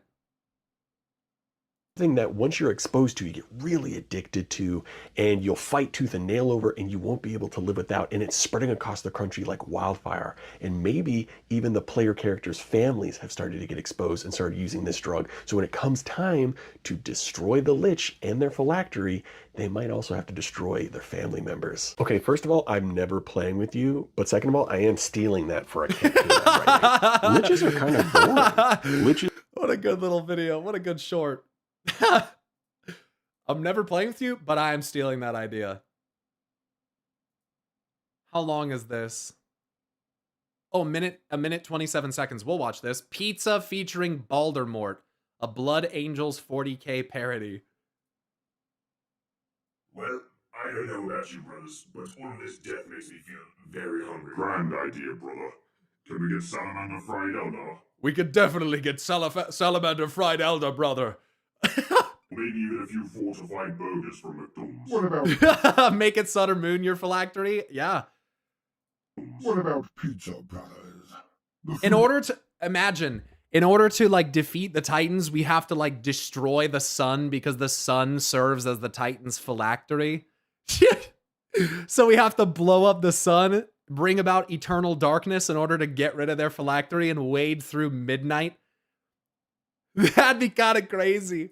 Rule of the body, the mind, and the spirit. Now that's enough to calm me down and stop me from seeing horse everywhere. For the love of the Emperor, please make sure no one orders any pineapple on their pizza. What the f*** did you just f***ing say, you f***ing heretic? No f***ing pineapple on your pizza! Do you lack faith? Do you lack a spine, brother? Chaplain, bold. Calm yourself. Our brother was just imitating our enemies. Explain. We have been overhearing voices. Explain. They claim that they hate pineapple on their pizza. Right. Where are these little twats? What? Where the f*** are these wankers? You think this is a f***ing joke? Or f***ing rip into pieces and drink their f***ing bastard blood? You stupid little twats. A few moments later. Right, over you tossers. You want some f***ing tea? You f***ing want some, do you? F***ing bastards! No pineapple on the f***ing pizza! Is that f***ing right? Is that the f***ing head on your shoulder?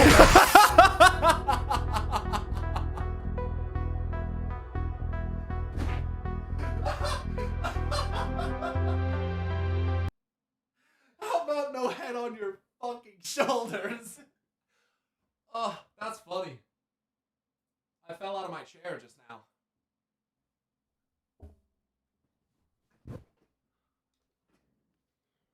That was funny. That got me. I wasn't expecting that. You fucking twats. That last line was cold as fuck. It was, dude. You have this like little regular human. You have this fucking ultramarine. Like, dude, what the fuck? Or maybe it's not an ultramarine because they're in a different chapter. I don't know how that works, but asked earlier in stream if you were into history, was gonna recommend The Fat Electrician for viewing and reacting. He's an awesome storyteller. He tends to cover lesser known facts or things that should be more widely known, like Cassius Clay, Richard Bong, Willis Ching Lee, Sergeant Reckless, Dan Daly, Van T. Barfoot, Jake McNasty McNeese, or this little piece on Amo Koivunen, the world's highest soldier. What in the fuck is this? Military Special Forces guys. I don't know if this is really my thing. Not exactly known as a military special forces kind of guy. Calling all Space Marines Ultramarines is a level of troll I partake in as a 40k fan. Yeah, you know, I just don't know about this. Doing meth while skiing. Did I get your attention? Military Special Forces guys doing meth while skiing. Did I get your attention? No, not really. I think I'm good. I think I'm good.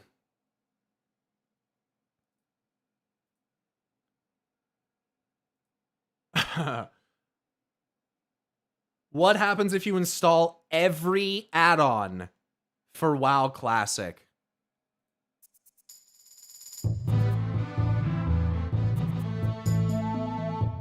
Is this RuneScape music playing? What is this from? Oh no, it's definitely not RuneScape music. I don't think it is. What is this from? Oh. Oh.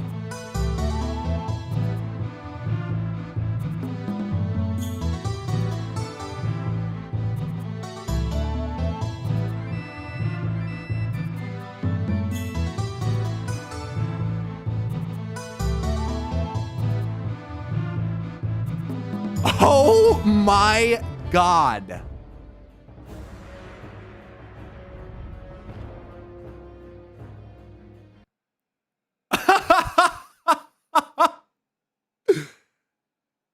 You got my Becker, son. It is I, the poisonous frog of Fellwood. I've trained my whole life in shadow jutsu so that I can face you, my arch nemesis, Shabeku-san.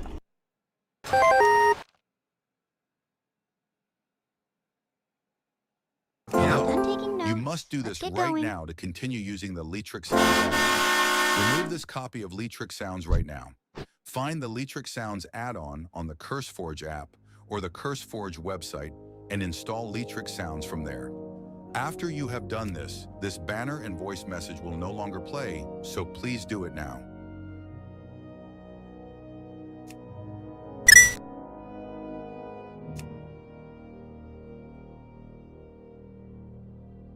Dude, his character's on the screen. Yeah, this is like an early 2000s computer virus. Like, what the fuck? Okay, that sound is really bad. He's getting 21 frames per second.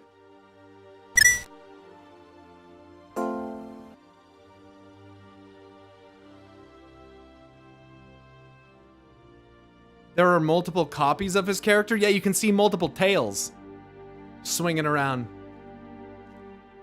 Oh my god.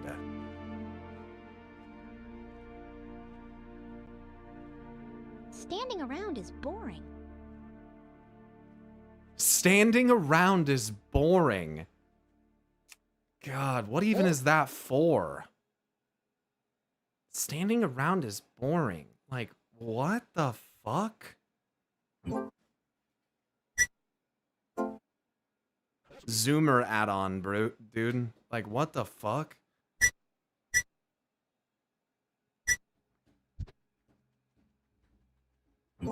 Dude, he can't even escape them all. This is as clean as I can get it. Oh my god.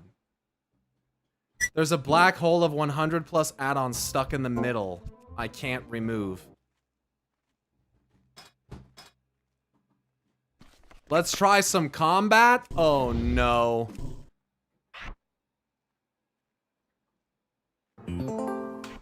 Oh my.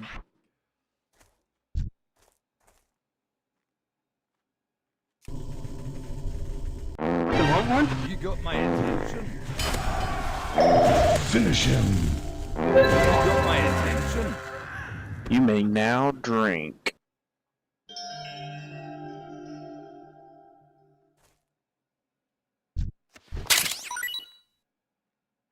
This does not dissuade me from my opinion and attitude on add-ons, dude.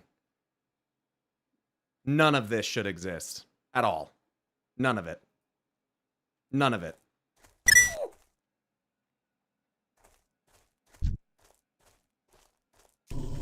This is just stoking my burning hatred for add-ons.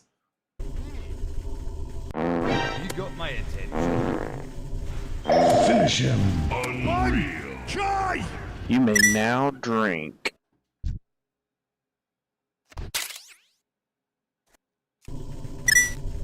You got my attention.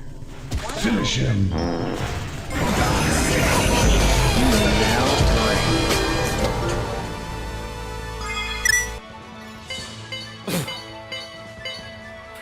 Oh my god!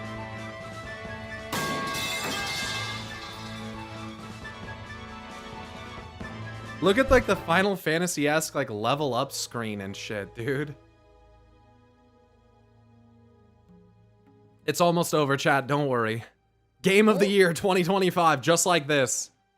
It's a puzzle game called World of What the Fuck is Going On.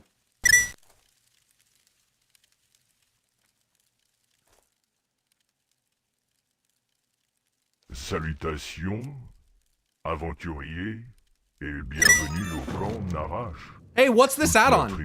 You guys know what this is? You guys know this one? What is this? That's not important, probably. Il ne parle que de votre venue. Vous avez un air Fucking dialogue UI, vous dude. allez avoir l'occasion de prouver votre valeur. Notre stock de viande a diminué. Et Why is this guy nous avons speaking besoin de French? plus pour nos vêtements. Chassez les trotteurs des plaines du voisinage. Chassez les trotteurs. Et faites vos preuves en Et faites vos réapprovisionnant preuves, le village. blé, blé, sorque blé.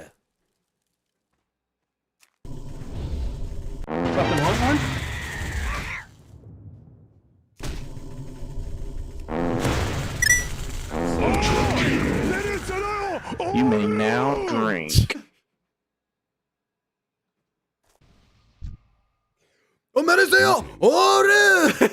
Dude. Providing meat and feathers for the tribe is the first. Oh, it crashed. Au règne de Narache vous remercie, aventurier. Vous avez un avenir prometteur.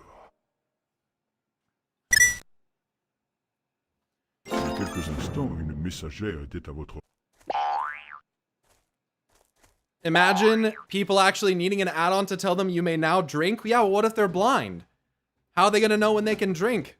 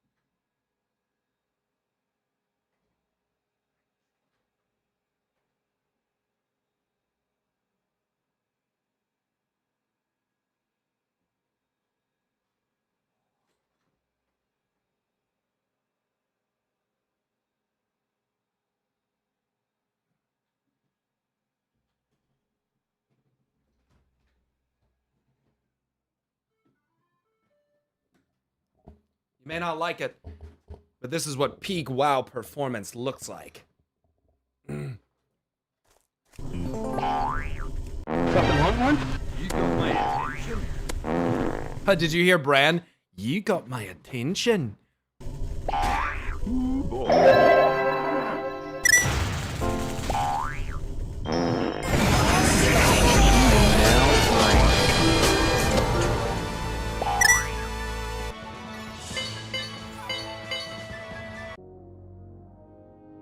Jesus, do you see the pinned comment? If this gets 20k views, it has 87,000. I'll do a 1 to 60 all add-ons challenge on a hardcore server. Yeah, fucking right, dude. This was a fucking mistake. Yeah. You're so cooked. He's dead level 7. He's dead level 2. The fanfares are insane. If you guys want to show some love to this video, here you go. What a funny video idea. Foxy, thank you so much. Best wishes, Happy New Year with love from Russia. P.S. I used a translator. Sorry if there are any mistakes. Oh, I've been watching you for a long time and I really admire your train of thought. Your theories and explanations are very exciting to listen to. Seems like it worked pretty darn well to me. Thank you very much. Thank you.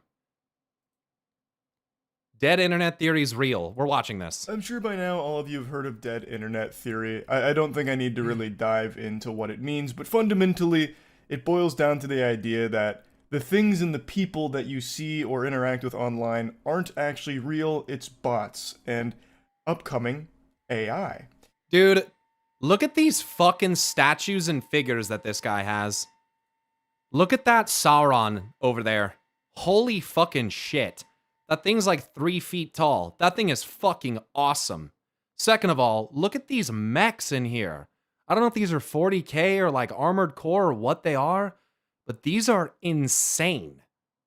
These are like, I mean, Charlie's a really popular YouTuber, so like, you know, whatever, but these are like tens of thousands of dollars even for like this could be 10 grand. Like these are insane. Damn it, I missed you finishing Warcraft 3. You were so good at the game that you finished it too quickly. Fucking lol, dude. That's a good one. That's what moist critical money will get ya? Oh, yeah. Oh, yeah. Oh, yeah. That's a 40k Emperor class Titan in the back? Yeah, it's fucking crazy. And you can't even see some of the other ones that also appear to be pretty fucking sick. Pyro's a bot? True. You see me play World of Warcraft? Fact. That's definitely Suikoden music on Level Up. What a deep cut. All internet posts are AI? Fuck. Emperor Titans are like 2K minimum. Oh boy. Yeah, that's crazy. I'm waiting to see what Machop has to say about Warcraft 3 before I continue this video. I don't want to pause it again. I find one of Dalen's last lines disturbingly relatable. No, your kind will never change, and I will never stop fighting you. It shows an inability to let go of the past and have faith in others learning and growing that I too struggle with. I see a bit of myself in Dalen. Well, hopefully not for like the racist parts, but I guess it's good if you can recognize that. To say your kind, he's talking about orcs, which he also calls greenskins. So like I get what you're saying, but Dalen fucking hates them. He literally hates them. But you're right. You're right. It is about an inability to communicate and trust and to try to empathize with a little bit. Like, Dalen doesn't know what happened to the orcs' planet. He doesn't know. He doesn't know what happened with the Horde. He doesn't know about the Burning Legion doing that to them. He has no idea. And I think if they did know, things maybe could have been different. Because the truth is that they probably should have united for any impending threat of the Burning Legion almost immediately. Because the Legion is still out there, right? But also, I have to wonder, and I think that this is the truth, that through the conflict that has happened throughout the years, even though there have been cycles of hatred and war and stuff, I do think that we have become, in some ways, stronger as a result. Like, Anduin being pushed into the position of responsibility and having to confront some of these things is partially a result of his father dying. Like, the entire way the Alliance is led, the result and things that occurred in the Fourth War would have been completely different if Varian Wrynn had been alive. And I just think that, like, that's just one example of many events that have happened in the history of WoW, especially between the Horde and the Alliance, where we do have losses, yes, some very significant. But I think that overall, I think that it's made us stronger. And I kind of think that this is what Sylvanas was monologuing about in her opening BFA cutscene with Lordaeron. She says, ours is a cycle of hatred. Alliances forged and broken. We have paid the price for sharing this world, and we have forgotten what makes us strong. And it's the opening, dialogue to a literal war scene. So it's like, I think what she's referring to is the war. And I think in some ways it has made us strong, yes. But if we can never move past it to the point where we start having, significant losses again, then it's going to make us weaker again. Like, we're at pretty close to, in my opinion, a pretty high peak for potential strength of the Horde and the Alliance. I think that we're in a situation right now in the War Within where we've made quite a lot of allies all over the world. And we're seeing characters who have been really stubborn and maybe kind of molded into their ways by war, having to confront these demons, really, that they're carrying with them. And it seems like now more than ever, we're very strong.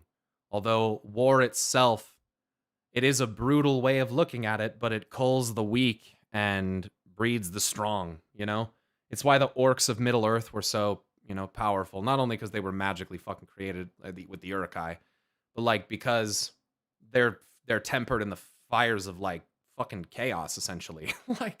like they're like brutal war and they, would seek to eradicate. I guess the point that I'm trying to make is that conflict in some ways can bear fruit, especially if it leads to, in some cases, hardened souls. But those souls have to be willing to look at other aspects of the world at some point and realize that there can be a better way sometimes. And that just, like, fucking eradicating your enemy is not necessarily the fucking best choice at any given moment. That there's a lot more nuance to, like, why things are happening. And in many cases, you can stop a conflict before it even begins. Without any bloodshed. We've seen it done. We've literally watched Sourfang sacrifice himself and one person die among two gigantic armies, maybe the biggest clash of Horde and Alliance ever, and like one guy died because of a sacrifice. And so that can just really go to show how an old soldier can make something of himself and have an honorable death and really make a difference. Really, really make a difference. It's like trauma and abuse. You build up walls and create tools, become strong to survive, but those same things can become detrimental in the future. That's right. They get you through the hard times, but once you're out of those situations, you have to realize that you don't have to live with those like barriers up all the time. Yeah, you see that with war, combat trauma and stuff. And you see that with people that are abused and those kinds of things, And when it comes to the orcs, many of them, like Varrock, were born and raised and they did war their entire lives. It's like what they did. Born for it, carried it out the whole time. It's... Saurfang had to do shit that haunts him to this day. Saurfang wasn't happy about the fucking people that had been killed when the orcs invaded. He wasn't happy about the way that all turned out. The innocent women and children who were fucking slaughtered as a result of the fucking invasion. Like, it's fucked up. And he carried that with him all the way to the end. But, he ended up getting that honorable death. And then, like I've said before, and maybe one of the most powerful displays of faction unity we've ever seen, the High King of the Alliance and former War Chief of the Horde, among others, carry the body of this fallen warrior who has just sacrificed himself so that everyone else around him can live, and expose Sylvanas for what she really felt and what she was doing. Which Sylvanas at that point had essentially just intended to cause death on a scale that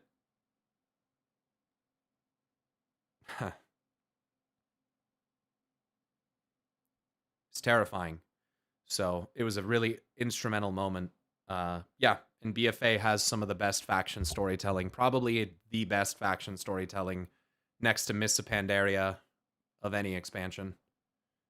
I think BFA top to bottom is probably the best faction set of storylines that they've ever told. I mean, that's where we got the Jaina stuff. We got the Ashara Warbringer.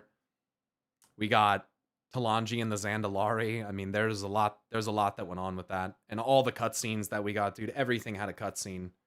Everything. Fucking million cutscenes. If you put all the cutscenes from BFA together, it's like fucking 3 hours long or something. It's I don't think that's true, but it's I'm exaggerating, but it's crazy. I don't know, I love MoP. I think it is a little bit of nostalgia talking. Miss Pandaria is good. But when you consider the ultra high resolution, the full rendered cinematics of not only the start of the war with Anduin and Sylvanas, but also all of the stuff with Saurfang, they animated Gen Greymane like multiple times at that level, which is extremely difficult to do. Like the raids, we had actual like faction perspective based raids in Battle of Dazara lore. Like you had skirmishes in the open world due to Azerite. I don't know. I thought it was. Look, dude. I gave BFA a lot of praise. I think BFA, frankly, was very good. BFA had a better story than Shadowlands, but BFA, similar to Shadowlands, suffered from the fact that its game systems and mechanics were not fun to interact with. They were grindy and obnoxious and kind of just felt, kind of spreadsheety and meaningless in terms of like, Azerite armor and stuff like that. It just kind of wasn't fun to play. All of the mounts in BFA and Shadowlands are obnoxious to get. They're all ultra rare or grinds of some kind. Like they're awful, especially Shadowlands. But BFA's story, the cities, the zones, I thought were just like really fucking good. Like they're just really good. Like all the N'Zoth stuff in terms of like story with like the mini raid that came before and stuff was all good. I just didn't really like that Nazjatar was one patch because I was just hoping for more, but maybe that's just my expectations getting in the way of enjoying something, because a lot of people seem to have enjoyed Nazjatar quite a lot. and then Nyalotha's ending really just kind of, I was like, what the fuck is this? But I was also just kind of like not really thinking about what even was happening. Like, you don't have to play Shadowlands or anything that followed to see that N'Zoth tricked us into using Azerite-based reorigination to destroy whatever kind of, like, we did exactly what N'Zoth wanted. But at the time, I was like, I don't really know what this is. Like, it looks like they ripped off Lord of the Rings, but because I had like such a negative, like pessimistic mindset about it, I just didn't see it for really the value of maybe what there was, like, and so I just fucking hated it. It's not to say that it's bad, but or that it's good, but when I go back and interact with this content, it seems pretty good. But maybe when you're just like playing WoW for fucking 8 hours a day, maybe it becomes a problem no matter the situation, where you become bored and burnt out, right? Like, it's just maybe too much of one thing. And so there are times in my past where I remember things like from Legion, when I think about the things I didn't like that stood out, it would have been like legendary acquisition and artifact power grinding. Those are like the two things that I didn't like. And that in Mythic, some of the raids felt like if you missed a single soak, the whole raid fucking wipes, and like, GG, idiots, like, do it again, which is what Tuma Sargeras was. But I think the same thing with BFA, like, we didn't did we have, we didn't have legendaries in BFA. We had Azerite armor instead, right? We didn't have any legendaries. We had a legendary ring and we had a cloak in Mop, a ring in Warlords. In BFA or in Legion, we had legendaries and artifacts. And then in BFA, we had the cloak in the last patch, Azura Kamas or whatever it's called. BFA had the cloak at the end for visions, which I wonder, like, are we going to need that again, or what's the deal there? Is Rathian going to be like, hey, go get that out of your bank? Or are we going to just be like, are we just not going to need that? I wonder. I never finished all of the invasions, so I don't really remember. But then in BFA, the neck in BFA, oh, the Heart of Azeroth, yeah. And grinding artifact power, again, sucked. Azerite power, so it was still called AP. Just such a dumb decision by them. At least call it something that doesn't have the same acronym, for goodness sake. Or maybe they did it on purpose so that it would be less confusing. I don't fucking know. I don't know. Dev just added a vendor to repurchase lost deleted legendaries? Really? Where do they add that vendor at? Interesting. Good, you can't delete these? Poor player? Gotcha. It's in Stormwind? And then presumably also in Orgrimmar. Ethereal Mog Place. Got it. Anyway. We're way off track, but we can wrap this topic up in a second here. I skipped BFA and played it after the fact during lockdown, and it was legit a great story when you can play straight through. Yeah, you know, I think that the way that WoW delivers their story really harms the launch reaction to the game. Like, I've said this before, which I say all the time, but Final Fantasy XIV, when a new expansion comes out, you play through the whole story of the expansion. You get all of it. And then they give you patch content that bridges it to the next expansion and gives you like follow-up and like side stories and stuff as well. But in World of Warcraft, the main storyline persists in segments throughout the patches. So what can happen is that if you play on launch, you get that segment of it, and it's pretty good this time around. But because you have to wait so long to get the next segment of it, I feel that there's a lot of people that kind of get like tired of playing the game, and then they leave, and then they don't come back when the patch comes. Because maybe the story wasn't compelling enough, or maybe the gameplay just didn't hold them over or hold them around, or whatever it is. But like, yeah, I think not really. Like, the jailer is introduced in the beginning of Shadowlands as like the bad guy, right? But then you don't see the resolution to that until 2 or 2.5 years later. Like, that's a long time. That's a long time before you get to see how the fucking story ends. And so I think that that's like personally, I think that that's a big hindrance upon World of Warcraft, is the way in which its story is delivered. I will also say that I think that because of this, they do take advantage of the fact that books are a better medium for storytelling for some of these finer details than the game. And I think that they know that and take advantage of that.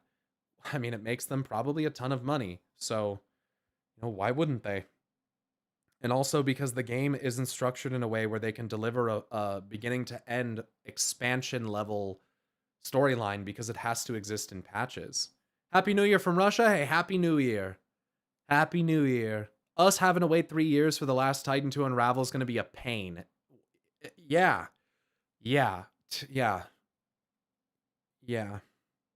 It's the thing about WoW, like, it's good for people like me, I guess, because to a degree, like, let's be honest, every time there's a patch that comes around, there is an influx in the interest that people have in the game, even if they're just watching a stream to see how, like, I react to it. So I'd be lying to you if I said that the structure doesn't benefit me. It's especially because I'm a narrative type of creator. It especially benefits me. But it does suck. It does suck having to wait. It does suck. So, yeah, with that all being said, I feel like we are, I was going on a little bit of a rant about what made BFA bad. And I think that what I would mostly say, again, would be the systems and things that you had to interact with, especially as a mythic raider. So, I think a World of Warcraft with less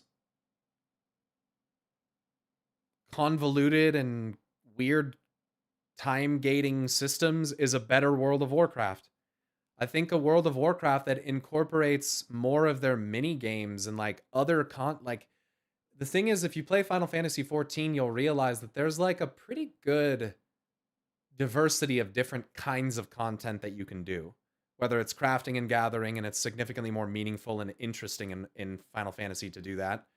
Whether it's like going to the Gold Saucer and like, playing some games there or whatever. Like, I wish that World of Warcraft had a games parlor where you can go and play different mini games, and maybe at harder difficulties than what are available during quests, Like, those little mini games, like the one with the dots that connect the lines and you have to shuffle them around. I want to, like, if I would be chill with going into World of Warcraft and sitting there and just kind of playing that and like fucking listening to a podcast or like talking to you guys. Like, it's just a good thing for someone like me, especially, to kind of like fill a little bit of their attention span and help them. It helps me stay focused, essentially, when I have things like that to work on or kind of look. I don't know. At least for me, it helps. So it's not even about that, but it's just about diversifying the way that people can interact with your game and not trying to be so weird about controlling it like you're the Titans.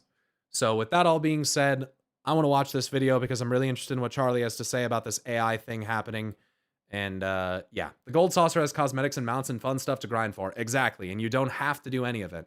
You know how much grinding I did to get fucking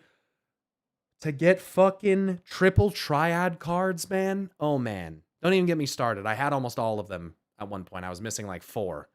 And 2 of them are platinums from the fucking saucer. So I don't want to talk about it. I love those in the Bejeweled games. Same. I fucking love triple triad Noodlehoof.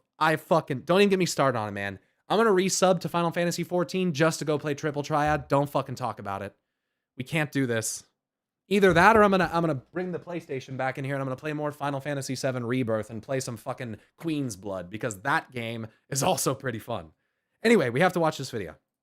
Now, Meta has just publicly announced that they are doing their best to make Dead Internet Theory not just a theory, but the reality. They proudly announced, like it's a Jeff Keighley world premiere, that they will be flooding, really, their platforms with AI-generated users that will share AI slop with the humans that are still left in those plagued wastelands. Why the fuck would you do this, dude?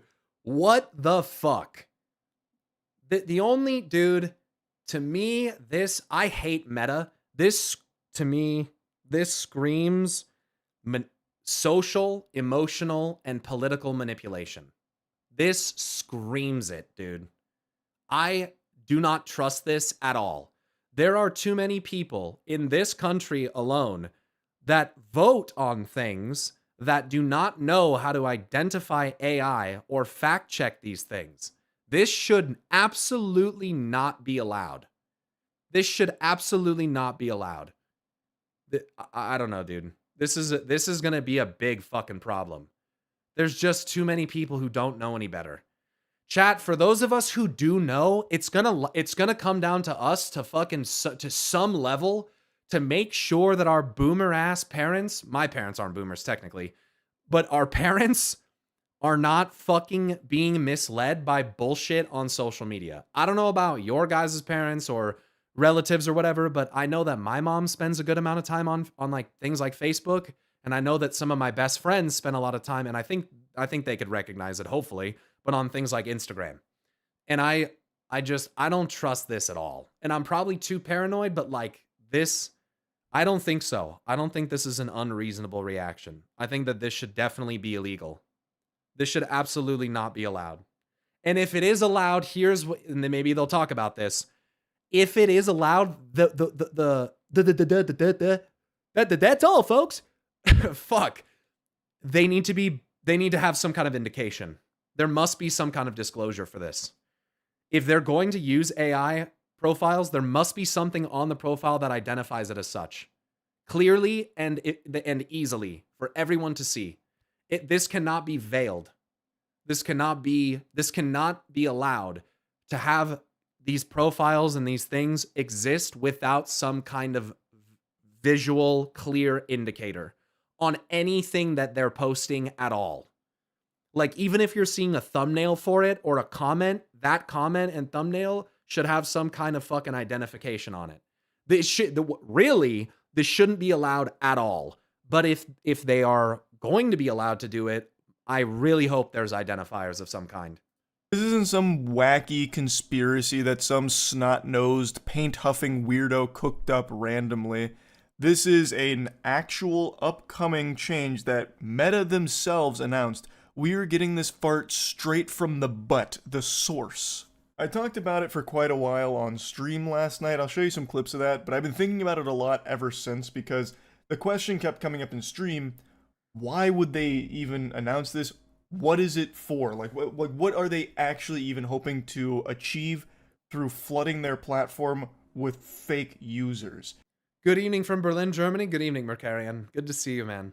Happy New Year. Also, a lot of people jump ship from TikTok to Reels and Shorts, so all those creators might be forced to Shorts. You mean on like YouTube? This will legitimately ruin the online creator ecosystem if it's not clearly shown to be AI. Oh, Shorts on like what? On Facebook? Sorry, I'm familiar with the term Shorts for YouTube, but I could maybe it's there as well. Because it is such an odd concept of something to be proud of. It yeah, clearly runs counter to what the whole idea of social media was supposed to be. A way of connecting to others and experiencing the world through information and content. They're real human beings, dude. Watch, bro. They're going to do all this and then they're going to reveal to us that aliens are not even organic. They're all machines or AI or they're non-organic at this point. GG, man. This is how they fucking take over. Yeah, YouTube? Okay. 170 million TikTok users in America alone. So don't see people jump to TikTok anywhere, to be honest. She's talking about creators, you fucking goofball. Like some recognizable creators jumped ship, not like 100 million people left TikTok. But what happens when recognizable creators leave a platform? Sometimes the platform suffers as a result. Now, like Twitch, I don't think is as big as TikTok, obviously. But when we had, you know, the exodus of large creators to other platforms for deals and stuff, which they made out with fucking millions doing, by the way, and then the platform fell apart. So then their exclusivity shit wasn't relevant and they came back to Twitch anyway. Some of which then I think got deals with Twitch. So it's just fucking insane. But wish I could have been one of them. But anyway, not big enough. The point is that when you had these people leave, there was definitely, I think, to some degree, a downswing in site traffic. And so that's more, I think, what's being referred to, like, in this case. So, yeah. What's scarier, in my opinion, is most people consuming this kind of content don't identify AI content, even if there is a hint, like AI generated in a corner of the video. We have stuff like this here already, and it's mind-boggling how people fall for it. Oh, God. What do you do with them, though? What's the end goal? Like, it's not to literally control people, I don't, like, to force them physically to do things, but I think it's to emotionally manipulate them into certain things, certain actions, maybe certain beliefs. I believe, I know that you can weaponize social media for political purposes. I know that it can be done. I mean, I know that it can be done.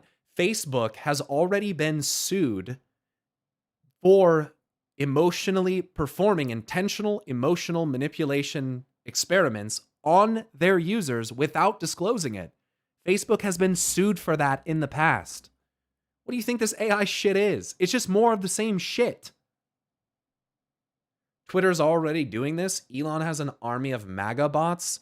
Yeah, it's actually also kind of frightening that this fucking moron man-child trillionaire or fucking billionaire, whatever, however much amount of money this fucking goofball has, is actually in any station of like office or government. It's actually, it like, dude, to me, it kind of just proves that like governmental positions can literally just be bought by billionaires. Like billionaires can literally control governmental things by just, it's actually, I can't even comprehend it. Like we live in a time where like, and not that it hasn't happened, I guess before, but like, wow, here we are, man. It's kind of like out in the open, in my opinion. We're seeing it right now with Twitter to Blue Sky. Creators are leaving Twitter because they're seeing an 80% drop in engagement on the platform. Well, I wonder why that is. You know? Idiocracy went from being a satire about a bleak future to a commentary. Look, I always said if I saw Terry Crews as the president that I knew that it would actually be real. And it's worse. We got fucking Trump again. And all of these geriatric fucks are terrible options, okay? How did we get here? This is the best we had to offer, was these people? Jesus fucking Christ. We better start believing in something, man, because holy fucking shit.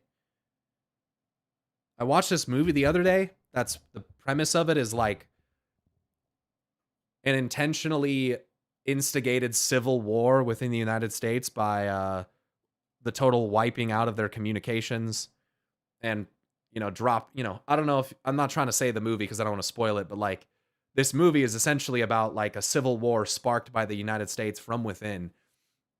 And it uses all like the fear tropes and tactics, obviously, you know. So like there's a scene, for instance, where all of the Teslas, brand new Teslas off a lot, are driving into the, you know, the inner city, like bridges and ways out of the big main cities and stuff like that. And they're crashing into each other intentionally, blocking the roads so that the people, the actual people that live in the city can't get out of the city. And then they bomb the fuck out of the city.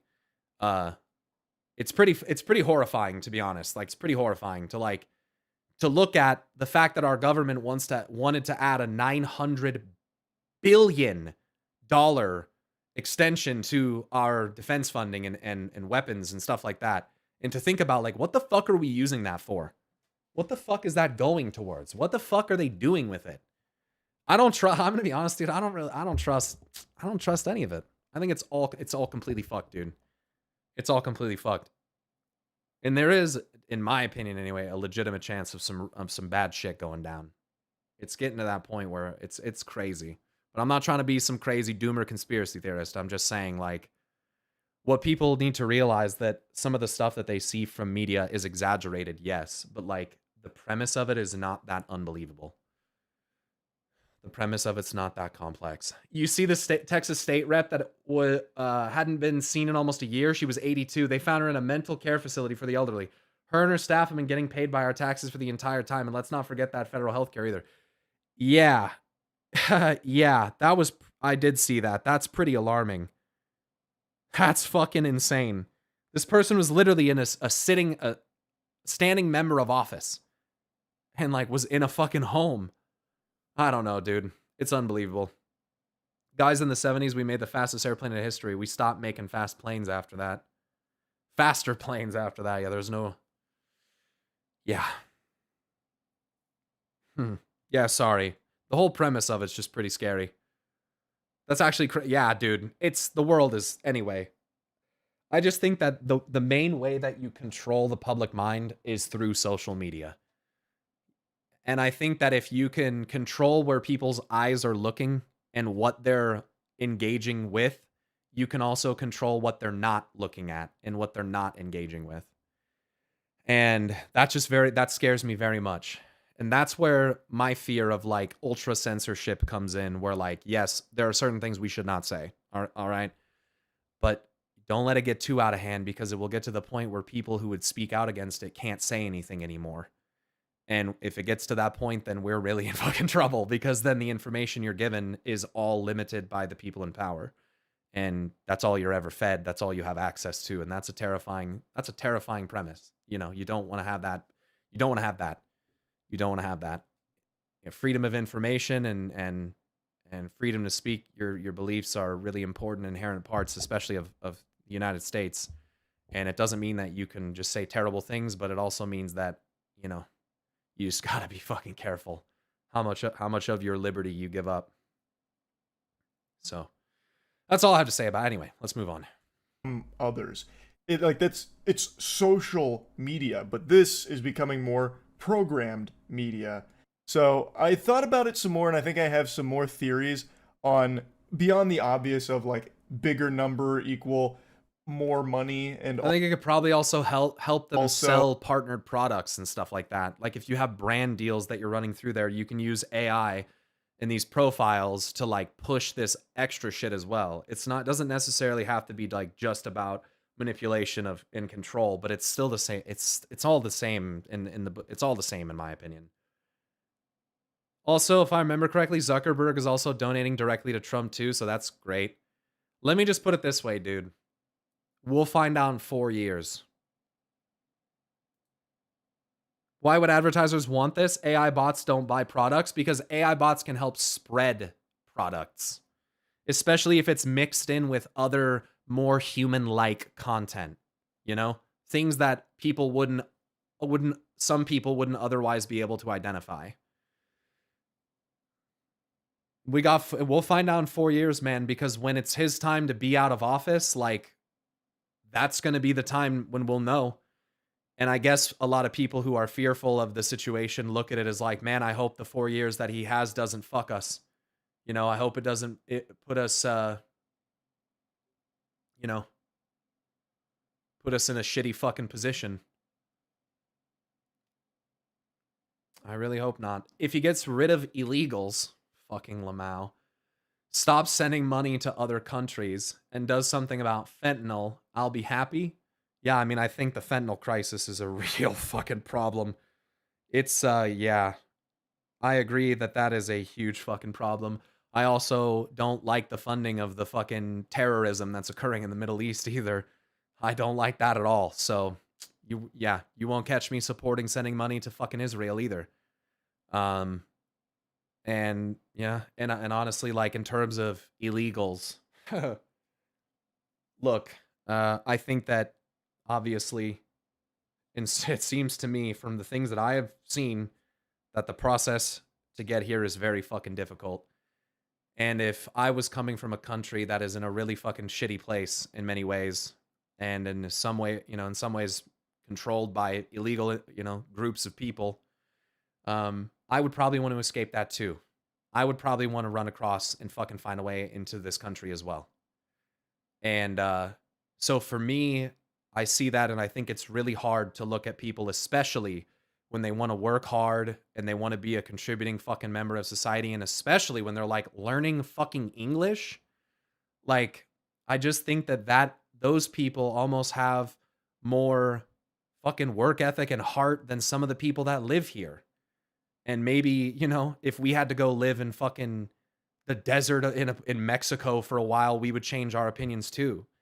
And it doesn't mean that you should just be able to come here illegally. That's not what I'm saying. But I just think as a living human with a fucking beating heart and blood running through my veins, just like all of the people that come from there, that there are definitely those among them who just want to live a better life. And unfortunately, in many other scenarios, there are people who come that are, you know, doing criminal activities, that are smuggling drugs, that are doing these things.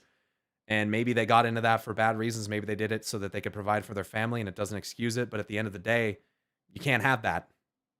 You can't have that happening. So it's another situation of like, the bad apples fucking do spoil the bunch, and it sucks. And so, you know, when it comes to the deportation of like women and children and stuff, it's really hard, man. And even men and women and just anyone who's really trying to make a good life for themselves here. And I've met people that are doing that, and it's just different when you meet them and you know them and you realize that they're just trying to live a good life.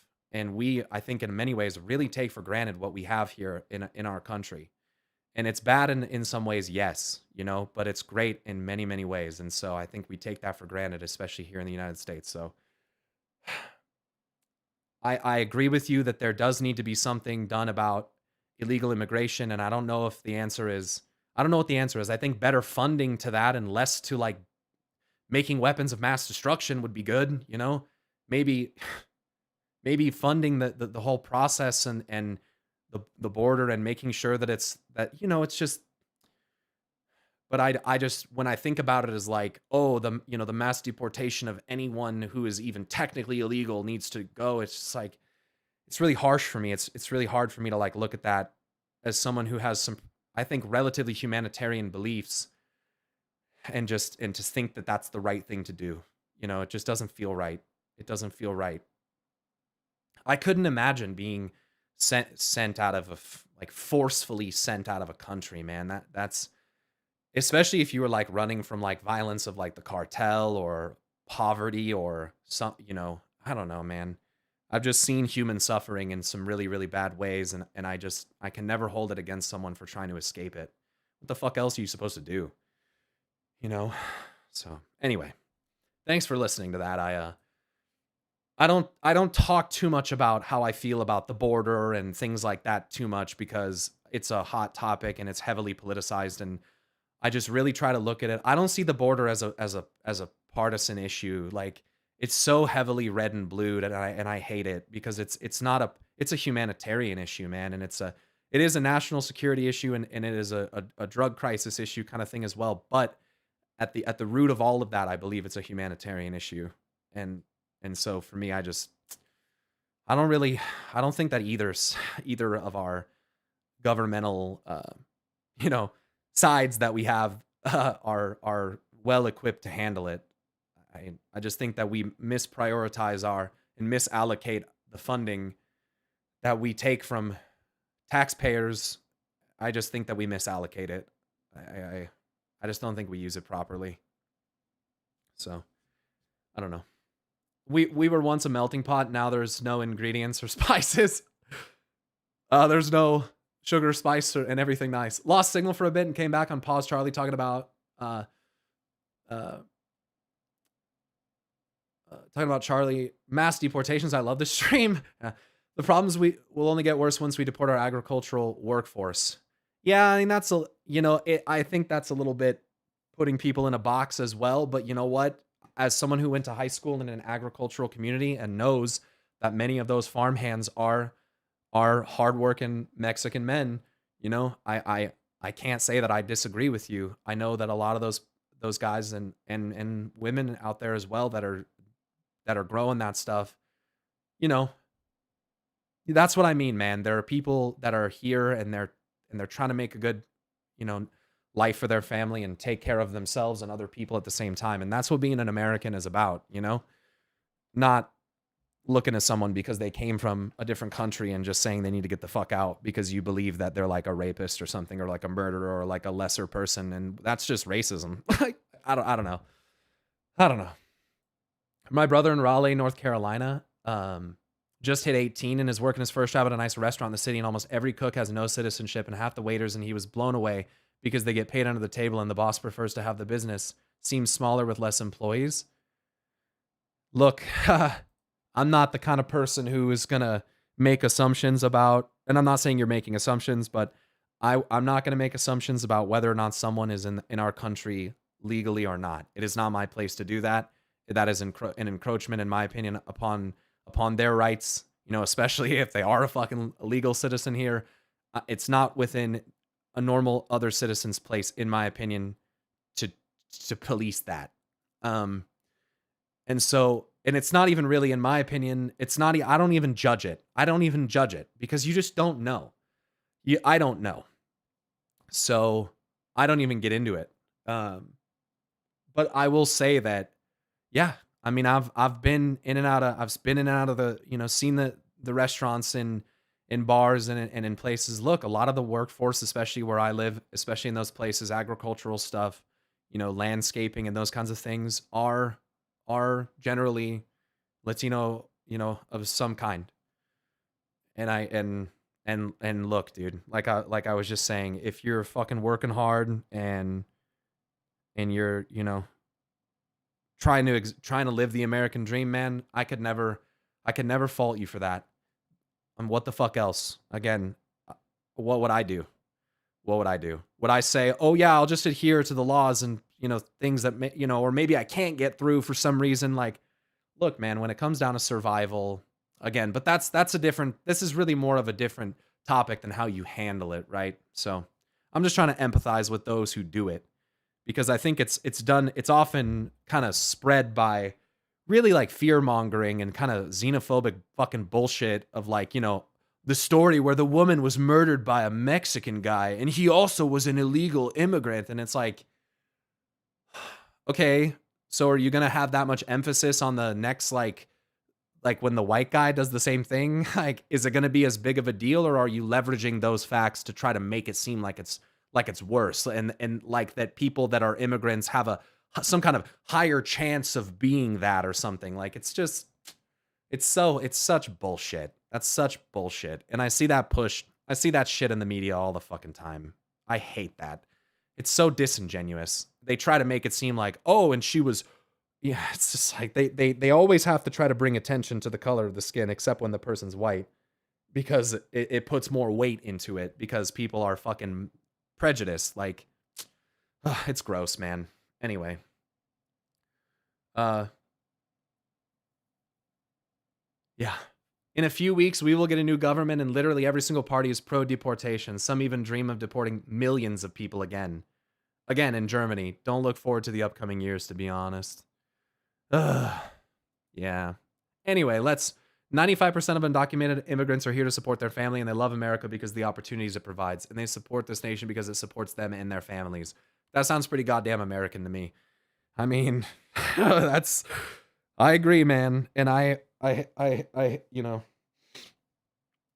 look, like I said, I see a lot of people who live here that are lazy, that are entitled, that are fucking obese, and not because they have a thyroid problem, that are rude, that are wasteful, that are ignorant, that are close-minded.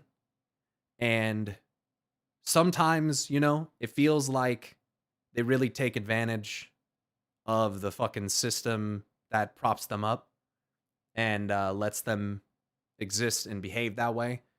And I would rather have the people that come here and work hard and, you know, care about their families and contribute to society in a meaningful way than those people. So, if that makes me un-American, then I don't know what to say. But I just don't think that. I think that in many ways the average American mindset is lazy and unthankful and selfish. and we can do better than that. So that's the way I see it.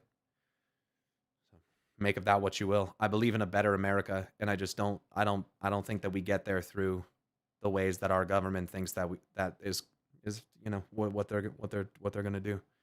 So I think Zeem's a pretty cool guy. Kills hair follicles and isn't afraid of anything. I don't understand xenophobia. I think Zeem seems like a nice guy. Oh, you're so dumb. Anyway, let's watch this video. Oh, being able to stick to game lore. We don't come here to listen to another YouTuber spout off political nonsense. We get plenty of that in the mainstream media. Oh, you think what I'm spouting is political nonsense? Well, thanks for your input, random guy, Zane. Yes, because we value your opinion very much. Suck a fucking fat dick, Zane. I didn't ask for your fucking opinion. But guess what? You clicked on my stream. So I guess it's your problem, isn't it? Because here on my stream, I can talk about whatever the fuck I want at any given time. And you can go cry like a little fucking baby if you don't want to fucking hear it. Thanks. Have a nice day. To control the narrative through just brute forcing. I feel like people completely forget what our country was founded on. Give me your tired, your poor, your huddled masses yearning to breathe free, the wretched refuse of your teeming shore, from the Statue of Liberty. Yeah, I'm looking around my room and I can't find the fucks that I give about Zane's opinion. Yeah. You know, it's almost like game lore and like real life politics are almost like connected as well. But if you're a fucking idiot like Zane, you don't realize that. So it's a tough life you have to live. Let's move on. A narrative with a bunch of bot accounts that people might not be able to tell if it's AI or actual human beings. I think there are a couple more things. Yeah, I can't tell if Zane is an AI or an actual human being. Seems like a fucking NPC to me. Stick to the game lore. Hear all this political nonsense. Yeah, okay. They're hoping to achieve through having the platform be bots. Or Zane, why would Meta admit to using AI?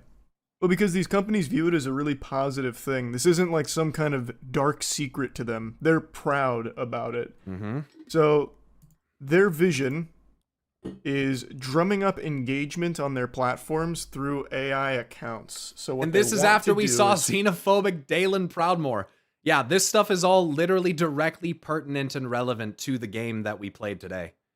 But because people are such fucking morons, they can't realize that like there are connections between these things and that they're related. So we say fuck them, rip bozo, and we move on. Fill it with AI generated characters.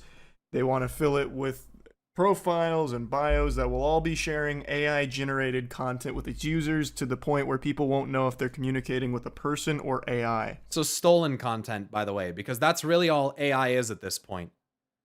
Learning off the algorithms and materials of other people and stealing it and then generating it like it's something new when it's not. It's just processing it and then saying it's original when it isn't. And they are This is why AI is not like the human mind. It's not even remotely close. It can't, it's no. Out of touch that they view that as a really good thing for their platform. So we expect the AI to actually over time exist on our platform kind of in the same way that accounts do, according to the vice president. They'll have bios and profiles, profile pics, and be able to generate... Dalen wants to build a wall around Kultiris. But sir, it's an island. Did I stutter, sailor? Build a wall. Their content powered by AI on the platform. That's where we see all this going. Which is like the worst possible direction for anything to go. So the internet is going to be a wasteland full of bots rather than 50% bots. Nothing changes. No, I mean a lot changes actually. Right now, some people are so fucking ignorant. And like they think in their head that they're so smart, and they like, you can tell that they like type something and they think they're gonna sound so fucking smart, and then you read it and you're like, yikes, dude. Like, yikes, you would have been better off just not saying that. This a lot, and I can't even remember. So, and this shit is gonna make those people even worse. It's gonna make everyone worse. The official source anymore. It's been so long, but the last estimates from how much of the internet is occupied by bots versus humans was something like 60% is bots. So you're more likely than not interacting with a complete, not real person anytime you're talking to somebody online, and the content you're consuming is coming from something instead of someone. I would also like to say that I find that people's inability and impatience when confronted with political topics shows a lack of maturity. I just want to throw that out there. But I think that if you're one of those people that has to try to shut down political discourse anytime you hear it, that you're immature and that you're not prepared mentally or emotionally to have those conversations. And I think it says a lot about you. Can someone explain why? So, I'm going to be honest, I don't really see how they view it positively, but the benefit they will get is by having all of these AI accounts, their engagement numbers are going to be much higher, which is going to drive the value Either of their immaturity or willful ignorance. I would go as far as to say that willful ignorance is a sign of immaturity. To not be able to like face the truth. Yeah, it's a form of coping. It's just a coping mechanism. Companies up. By being able to boast more users and boast more engagement and keep people glued to the platform, it's going... And if that fucking moron Zane was actually listening, he would have realized that I'm trying to say things generally to empower everyone as individuals and not lean into a right-leaning or a left-leaning narrative, because those are bullshit. And you guys are fed that type of political nonsense in mainstream media. That's correct. That's why an individual who doesn't have anyone in his back pocket fucking telling him what to say or what to believe that's why it's important that people like me and other people out there voice their opinions. It's important because the people that you guys hear on shit like on the TV or on fucking streaming or whatever you're watching it on, they are not in it for your interest, generally speaking. There may be a few, but most of them aren't. Stick to the game lore is just a shorthand for I disagree with what you're saying, and since we were advocating for empathy for immigrants, that's a pretty big yikes. Yeah. And he's just a bitch-made little punk, too. He left the fucking chat anyway. He hasn't said anything in response anyway, so we're just talking into the void now anyway. So, but I agree. Yeah, it's just like, dude, just shut the fuck up. Just shut the fuck up.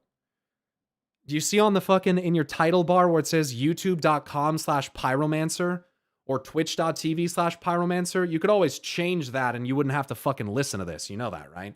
So like people that bitch about, oh, this topic or that topic, it's like, just shut the fuck up, man. Go somewhere else then. And then come back when we're doing what you want to watch me do. Stupid. To make the investors more Forcing satisfied. you to stay. It's going to make things on their end more profitable. I think one of the big And things... by the way, that's not like a new pyromancer attitude. I've been this way the whole fucking time, dude. Even back when I made fucking warlock videos. I'm just the same in many ways, okay? So it's not like a new thing. I've never tolerated that dumb bullshit from people in my chat. Fuck anyone who does that. That they're forever. That will never change. Not going to say here, but I think one of the big things they want to do is through these AI accounts, which they will obviously have full control over, they can kind of change the narrative around anything they want. Yep. For example, Meta doing some weird bad shit and people start talking about it, well, they can have all of these bots accounts that now inhabit the platform. If they get caught doing this, they're fucked. If they get caught doing this, they are fucked.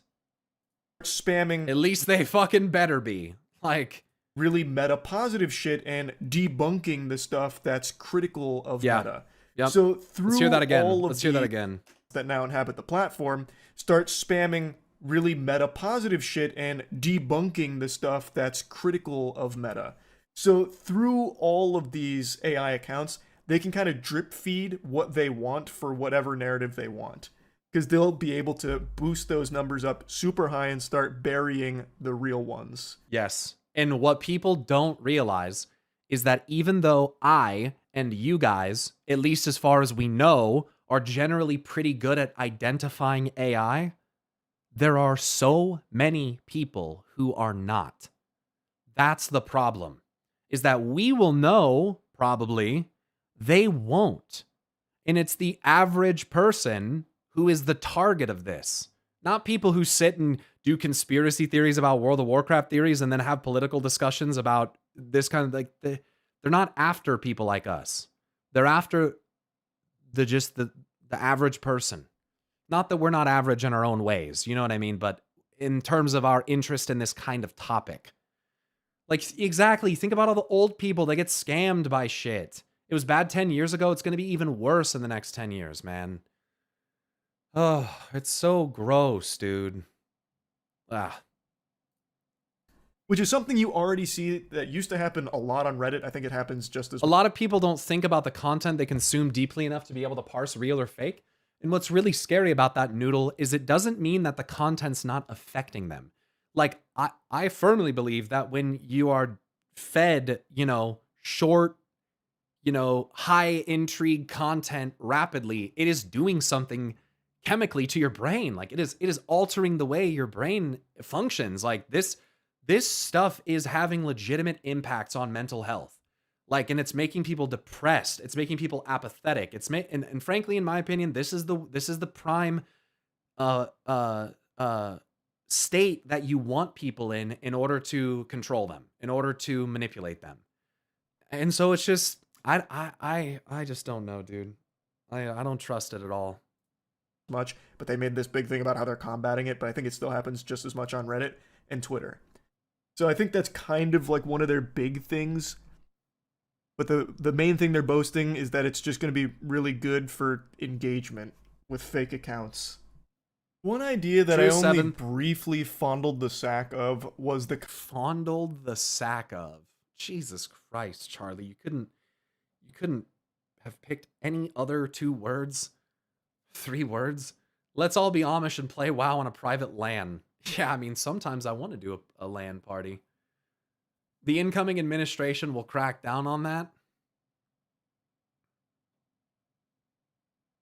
We'll see. I had a lady spend $100K on a Bitcoin machine because someone pretended to be the FBI. I mean, I used to work in retail and we would see old people come through trying to buy like thousands of dollars worth of gift cards. Yeah, Apple gift cards and shit like that. It was really sad, dude. We had this really old lady come in one time. She was like fucking 90 years old, man. And they'd already scammed her for like $3,000. And she was in our store now trying to buy gift cards because they said they needed more. And it was just, it's like, dude, what are you doing? Like, this is so fucked up, dude. I just had a real go, and having to be the person to explain to this like poor 90-year-old woman that like their family member is probably completely fine and that this person is like trying to emotionally manipulate them to get them to give them money is one of the more fucked up things. Like, to see the realization on their face is terrible. It's yeah. It's so fucked up, dude. It's honestly comparable to like taking candy from a baby. It's fucked up.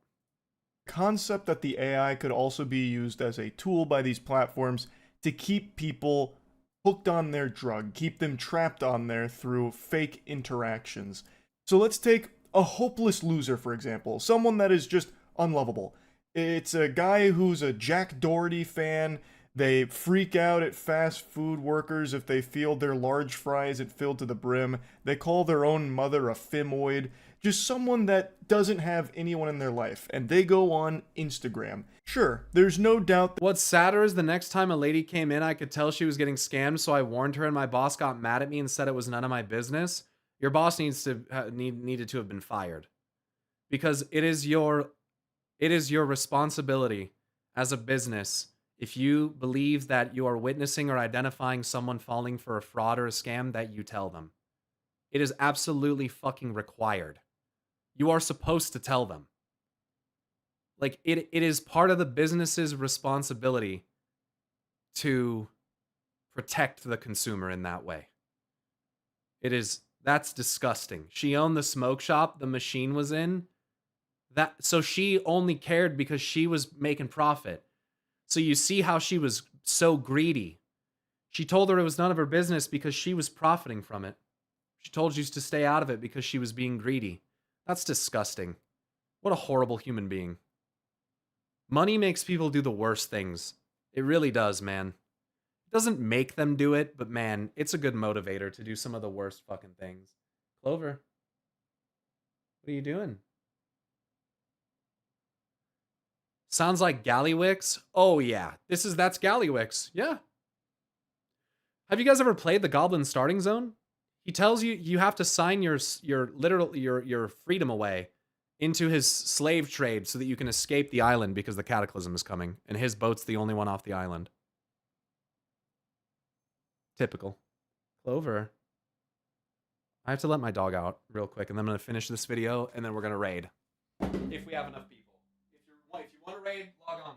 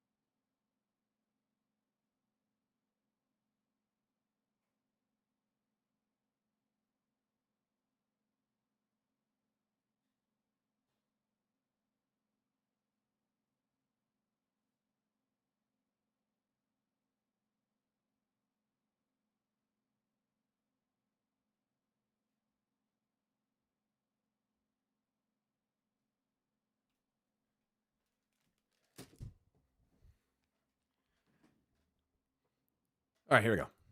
This homunculus will doom scroll some reels shut up for so a we can little talk. while, but after a period of not getting any interaction with anyone or anything, they'll leave and just go be lonely elsewhere.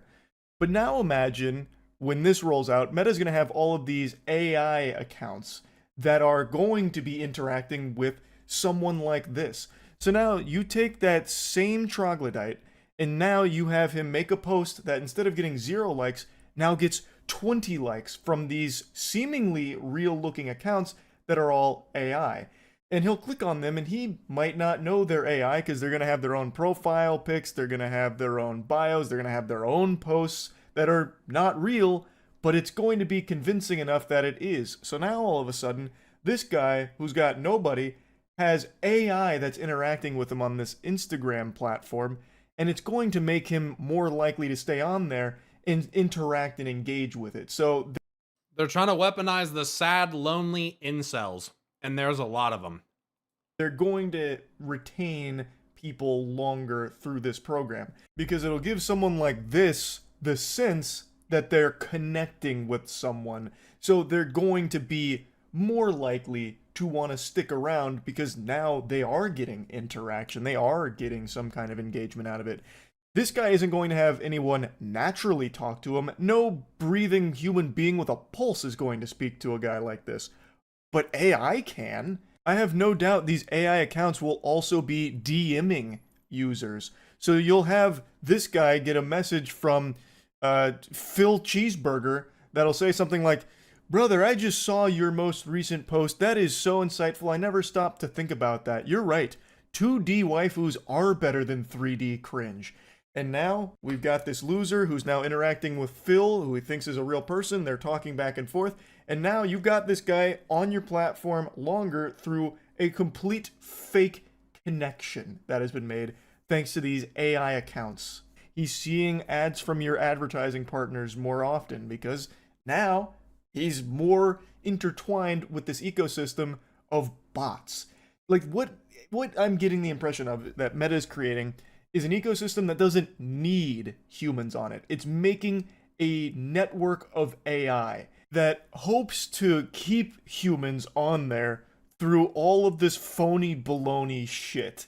It's so sad. Like, it is so dystopian, and I know that word's lost so much meaning, but this really I was gonna say, that is dystopian as fuck. That's some cyberpunk shit. That's fucking... That's weird. A dystopian step It's craziness. Next, they're going to be trying to make Solution 9. We're going to have a real-life speen that we're going to have to fucking deal with.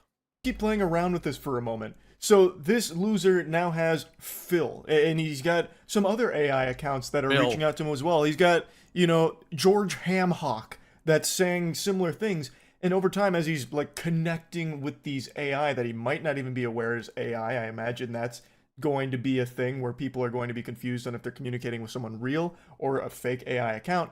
But over time, these AI accounts will start maybe subtly influencing the way that this loser thinks through AI, drip feeding the narrative that the platform wants the users to be fed. So they can help control, like subtly brainwash people through all of these AI accounts. It is a really like fascinating and fucking terrifying concept for a platform that is just going to openly flood its users with AI accounts. Because it's preying on people, like their desire to not be alone. Like I think, at least... Meta's trying to make their own content creators so that they don't have to adhere to human content creators' needs and demands. Yup. They're gonna try to put us all out of a fucking job, dude. Artists, fucking streamers, bloggers, fucking what have you. Idiots. Fuck Meta. Honestly, fuck Mark Zuckerberg. Fuck that guy for a long time, actually. I've never trusted that fucking rat. Guy looks like a fucking alien. Even the viewers will be bots? At like that point, then what the fuck? With this concept I'm toying with. Because, again, nobody likes to... Tom was fucking way cooler than Mark. Fuck Mark. I like Tom better. I kept Tom as my friend for a long fucking time. Fuck Mark. Fucking weirdo. Post something and have 0 people see it, and Meta knows that. And the solution to that... By the way, Mark has always been a fucking asshole. The way that he fully acquired Facebook, he's a fucking asshole. Absolute fucking prick. Never been a nice guy. Never been trustworthy. Never. See it. Fuck that guy. And Meta knows that. And the solution to that problem is to have fake people see it and pretend that people are seeing it. So Always been a now lizard. They're creating that Never feeling been a of man. I'm being seen. And then they start connecting with those bots, and it just spirals so out of control, and it is a horrifying future. Why would any advertising agency buy into that? Wasn't there a big controversy that the female streamer of the year is actually just an AI VTuber that's maintained by a man? I don't really follow those kinds of awards, but I don't know who that's referring to, so I don't want to, like, guess. I think I know, but maybe try to find a source for that. I don't know. I don't know. More and more, it feels like all the pathways I took to get to where I am have closed. It's hard to give people advice on how to get ahead as an artist. Honestly, that's kind of how I feel with YouTube. It's like, how do I... People have asked me in the past, like, how do you become a YouTuber? How do you get people to watch you on Twitch? And it's like, I'm gonna be honest, man. Like, I made YouTube videos that got views pretty much immediately, and then when I came to Twitch, I already had people watching on YouTube. So, you know, Vidal and Neurosama, yeah. I don't know who either of those people are. I go out of my way to watch YouTube videos with the least views possible. My algorithm is so crazy, like 4 to 5 view videos. What the fuck? I actually don't know. Like, to me, you're being very open that you're just going to flood it with AI, fake engagement. Thus, those new numbers aren't going to translate to more sales for your advertising partners. So to me, it just seems like you're defrauding them, to be honest. Like, I don't know. I don't really... Neurosama's the one that you heard of? Fake customers. I thought you were talking about Iron Mouse. That's why I didn't want to guess, because I was like, I don't know if that's true. But that's the one that came to mind, because I was like, oh, huge female, VTuber streamer, like that makes sense. Yeah, but fake customers aren't buying it.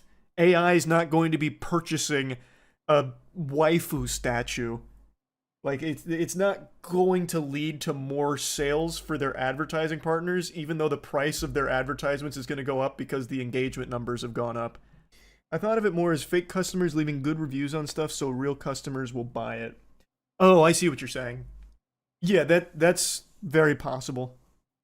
Instead of paid shills, they could just do AI shills. So, like, what happens if one of these AIs, like, DMs you, like, hypothetically speaking, like it says right here, Futurism has extensively covered how similar chatbots on the platform Character.ai frequently broke their guardrails and exposed underage teenage users to grotesquely inappropriate content.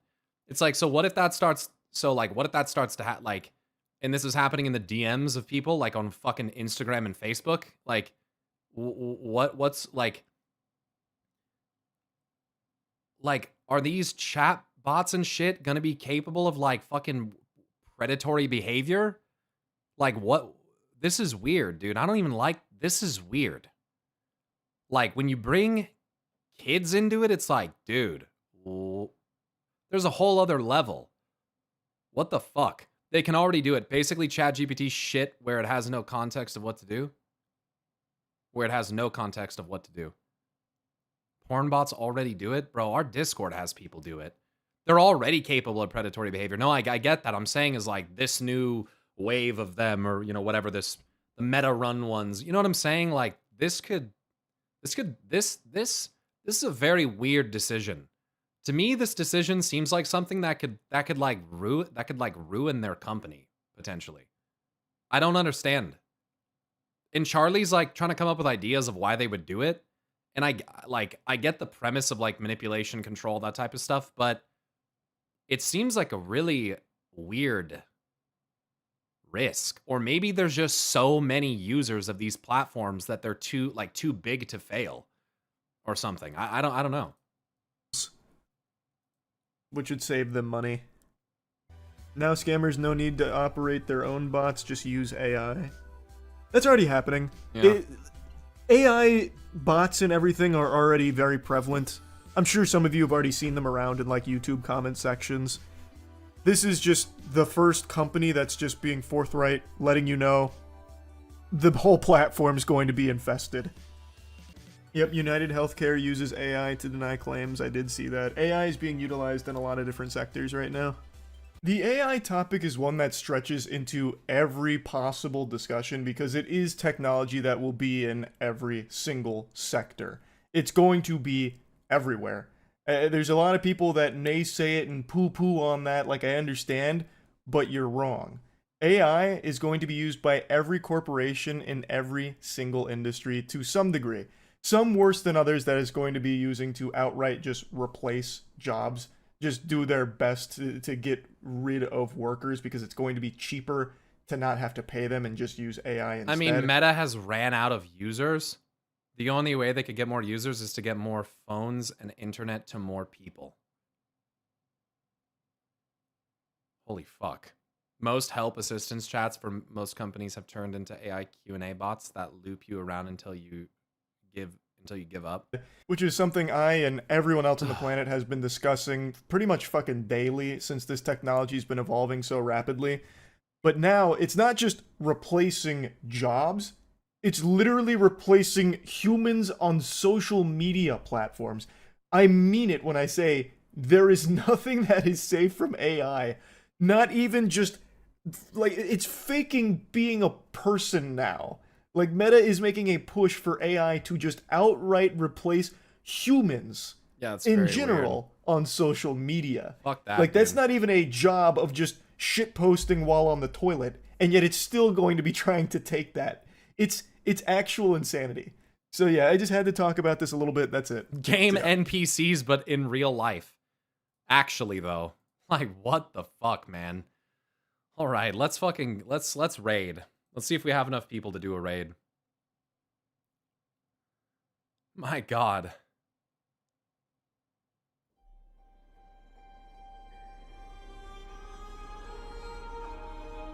Wonder if AI can fill our raid team. I mean, it can fill a fucking dungeon group, can't it? You think they couldn't make a fucking group of AI raiders that could perfectly do a mythic the first fucking pull? Of course they could. They could fucking do it.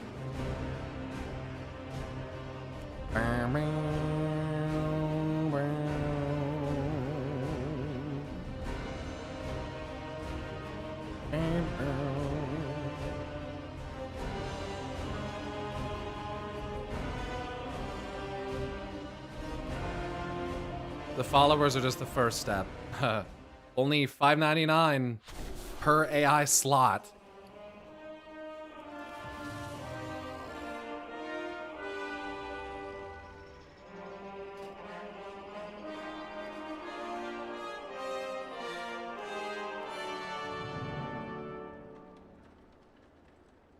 Alright, log on if you want to raid. Right now we have a dungeon group. My guess is it will blend in the future to the point where the AI rogue is shit-talking everyone and leaves the group. They just become, dude, why do we need to... We already have enough human beings. We don't need to artificially create more of them. You know? We already have maybe even too many human beings. Won't be a true experience unless they tell me to uninstall.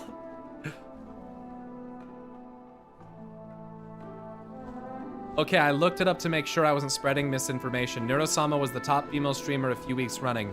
There's an Asmon clip about it. Oh boy.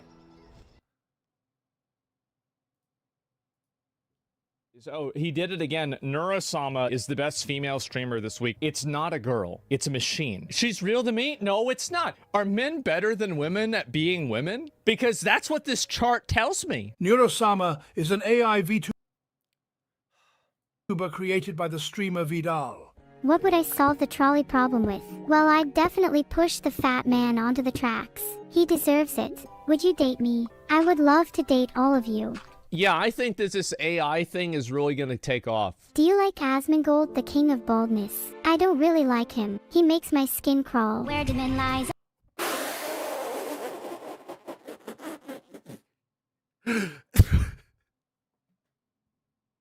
Damn, dude. Charlie said that no real person would want to touch these people. Not even the AI wants to touch these people. I'm paralyzed. My brother's eyes are gone. It sings? Oh my god. What the fuck? It sings? Where demon lies, I'm paralyzed. My brother's eyes are gone. And he shall be buried here. Nameless marks his grave. Mother home, get a telegram. And this is all AI? What the fuck, man? This is so worthy sacrifice. It's an AI VTuber? Oh no, I know who Neurosama is. Great war, and they cannot take more. That's amazing. What is the most degenerate thing I have done? Well, I killed about 20 people the other day. Wow, with a setup like this, I'm surprised any gaming gets done between archaeology digs through ancient cup civilization. But hey, if insects ever run out of places to live, at least they know where to go for a 5-star experience. Don't be... No wonder people watch it. That's fucking hilarious, dude. But it's creepy. It's weird, dude. I don't know, it's weird. Like the song it was singing earlier had weird lyrics, dude. They sounded dark. It's like, it's weird. I don't like it. I don't like it. Be a bald loser. Why is it that they even have him up there? Why does Asmongold have so little hair? Not sure, but it's hilarious. Sometimes it takes a real man to become the best girl. I hate... AI beating a real woman is the prophecy come true. Only AI can take away the power of an e-girl. Man. Why do you think I'm a VTuber? Because you're so ugly. What?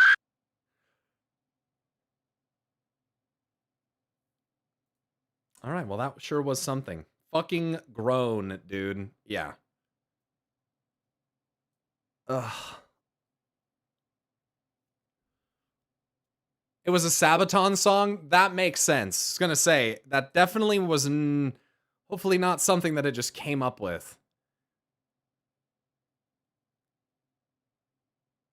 An AI VTuber is like the ultimate feedback loop reflecting how bad Twitch chat is. We may not have enough people for our raid. And we could pug some people like we did last time. We have both tanks. I'm here just laying down. I mean, we're forming. We're forming.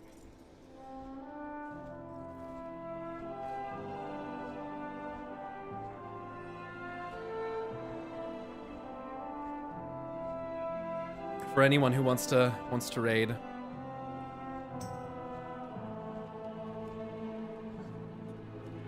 Just poured a nice whiskey tonic, less dewy. So, should I bring my mage?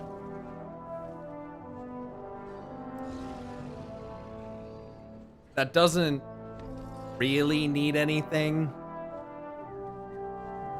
Or should I bring my warlock?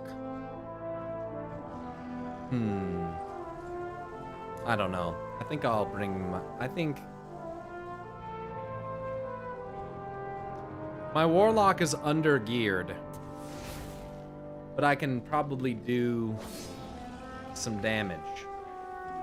Nothing crazy.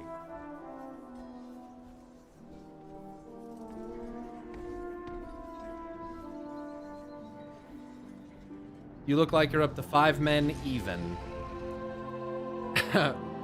5, the even number. Grab that lock. Alright, dude. You guys say so.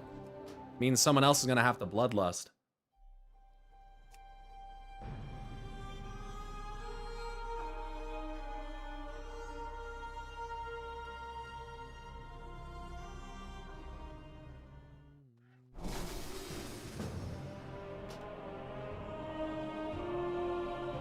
The original.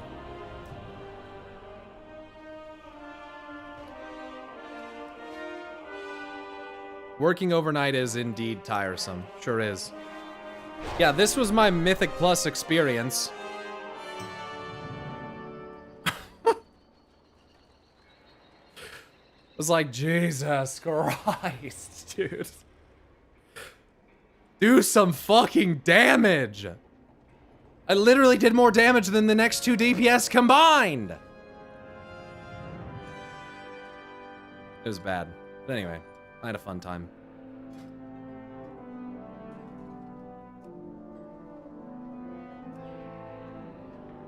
You better be top DPS in council. I'm 595! What are you talking about? Doing heroic? Yeah.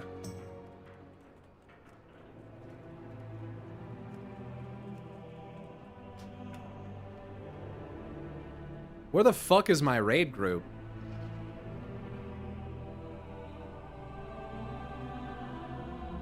How come I don't have any unit frames?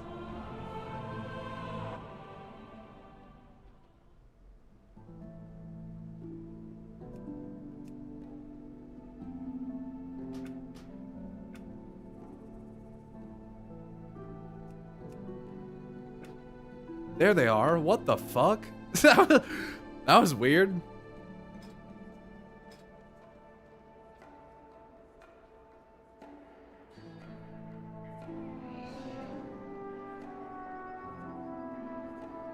My friend's character has this bug. He has to open edit every time he logs in. Don't say that.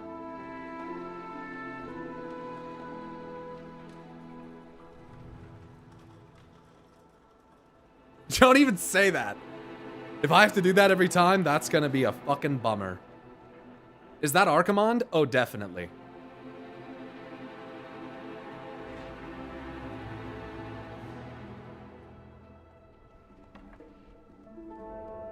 I have an extended supply of goods for Outlanders.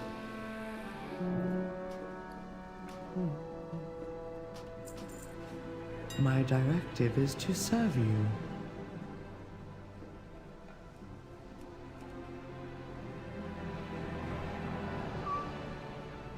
Love the music here every time. I love the night music. Also, I have to look. Is the blue child up? Return and peruse my inventory again. Is it gone already? I gotta get up early to look at the blue child. It's really important. I have calibrated my prices to be reasonable.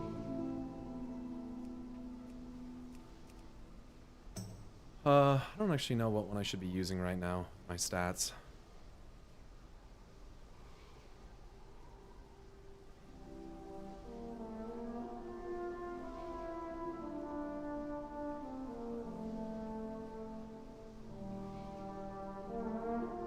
Ace.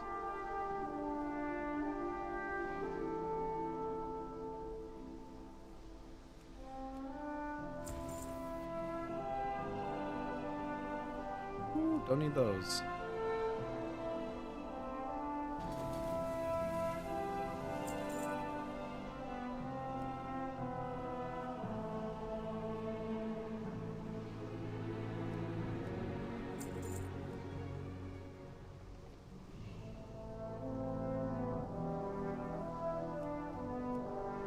My thanks for your patronage. It's so fucking flat out here. That's how it felt driving to fucking Las Vegas. It was awful. Just flat fucking nothing. Nothing. Nothing around. There's just nothing. It's fucking terrible.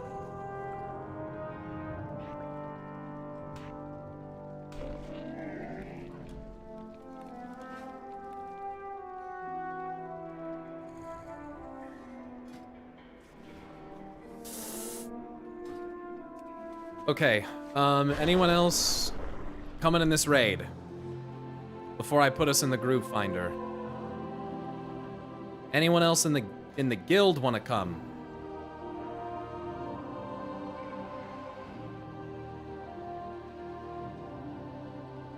Therawan or Youngbu or Christabel or Sasu, do you want to come? Are you trying to come on your rogue, Sasu, or?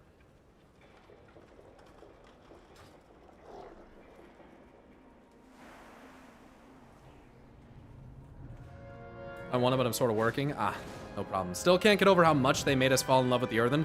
When they announced the race, I remember not really caring. They made them fucking incredible, and they made me want to fight for them. The current writing team is absolutely goated. I would agree. I don't think I can do enough damage yet. What item level are you?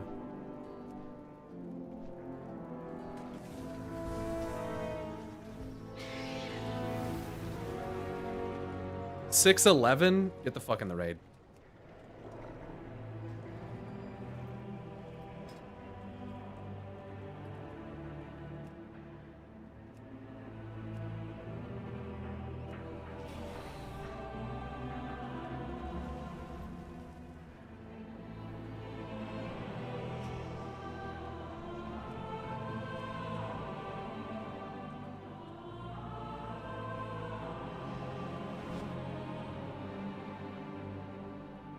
Sasu, you sweet peach. What's going on?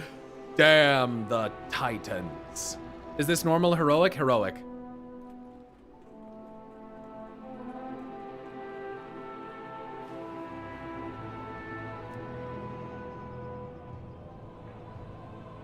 Maybe we could do normal afterwards. I really need an Onsurek trinket. Hi. Or a Spy Master's Web. Whoever that comes from. I can't remember what boss it actually drops from. Yveza?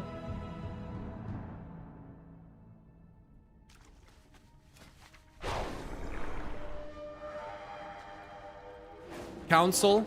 Oh.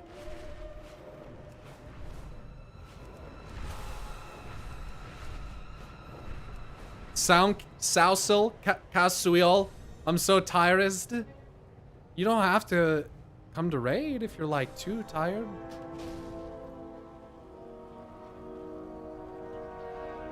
No, I wanna? Okay.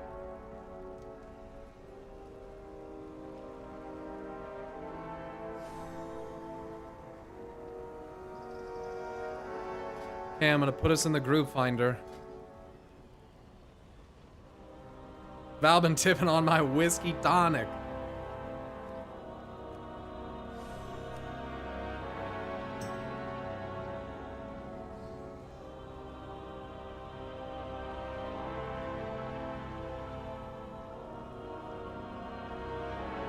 I'm just gonna grab like 1 or 2 like banger DPS.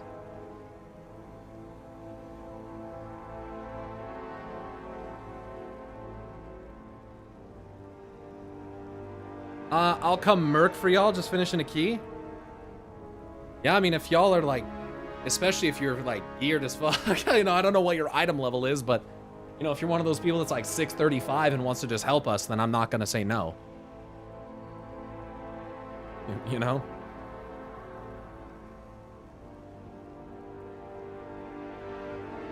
Bro, I don't really pop out the big guns except on raid nights. Wish I could toss you one, brother.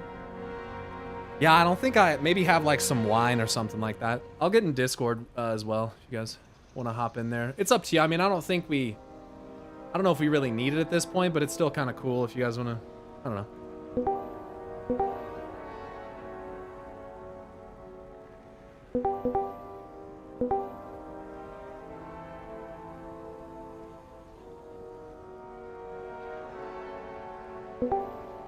Eventually, we will take the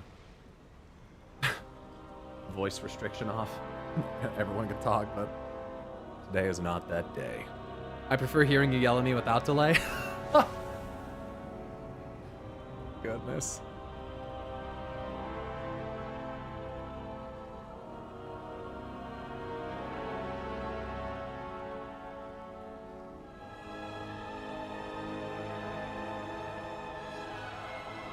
I'm gonna grab a drink.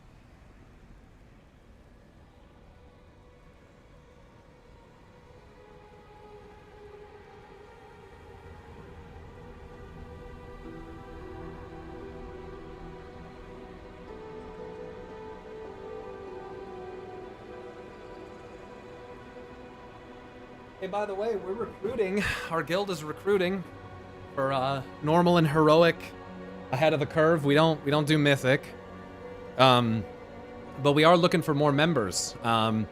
Specifically healers, DPS that can flex as a tank, and more DPS. Pretty much any variety.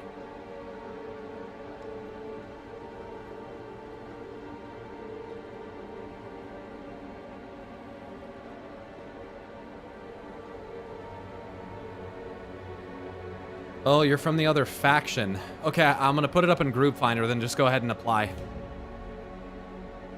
Hunter needs a tank spec? I think Shaman tank would be fucking badass, dude. You're telling me Shamans can command the power of the elements and use like rock and stone and shit, but they can't be a tank? Like, I don't know about that. They can even wear shields. Oh shit, this guy's 636.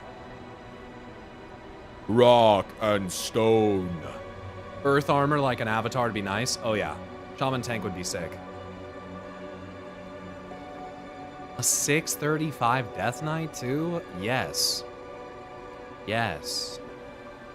And I think we're gonna do in another 633. Nah. 22. What are we? 228? Maybe?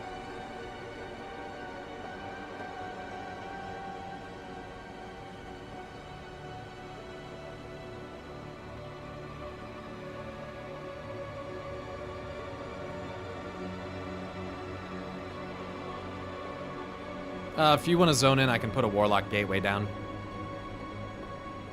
Yeah, and Spirit of the Early Vanilla Days. Gonna go see Gladiator 2 with my family. Good luck with Raid. I hope you enjoy it. I liked it. It's getting bad reviews on Amazon, but who gives a fuck? Oh, hey, everyone's in the Raid. I'd love to do a normal later, if not Happy New Year and Iluna Lore. Hasta Ishnu Allah. Ilune's blessings and good fortune in the new cycle. Thank you. And you as well. Enjoy the movie, and I'll probably be gone by the time you get back, so. Yeah. Oh my god, a 639 fucking priest? That's disgusting. Disgusting. Okay, we're delisting.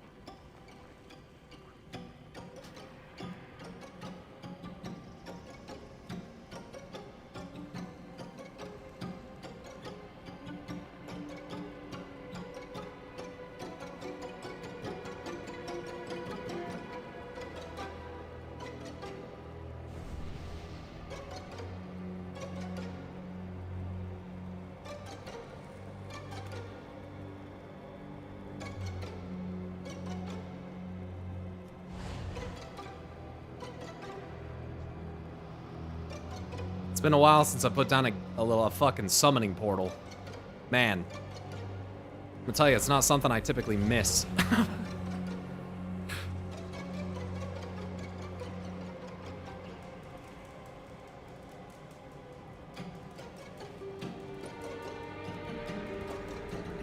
There's some health stones.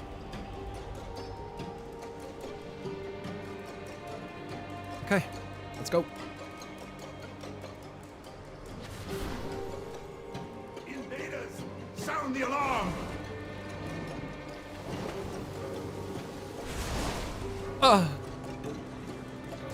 They got me.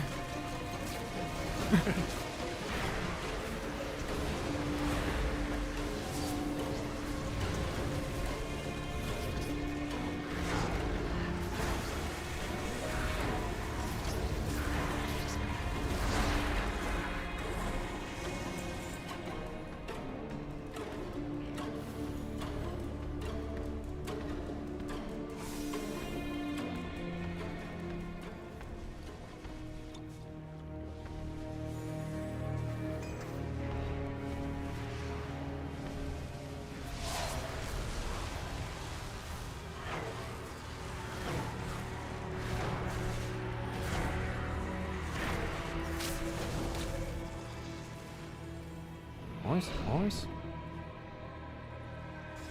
The pathetic conspirators have finally crawled from their holes to Do you have a attack feast my at all? We palace. would take it, otherwise. I appreciate you making there you the go. extermination of your futile resistance all And it's the hearty. easier. Orgrax, feed.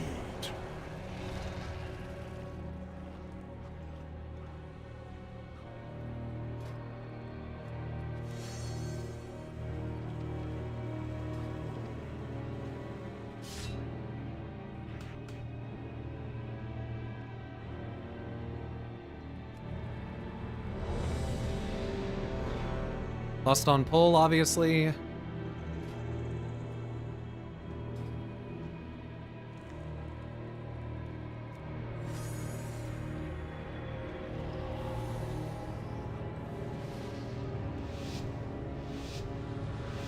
Hold on.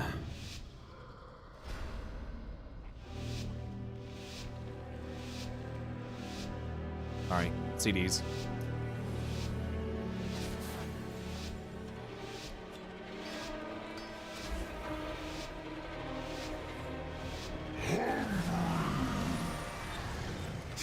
Gotta love it, dude. Never having shit on my bars for the start of a fight.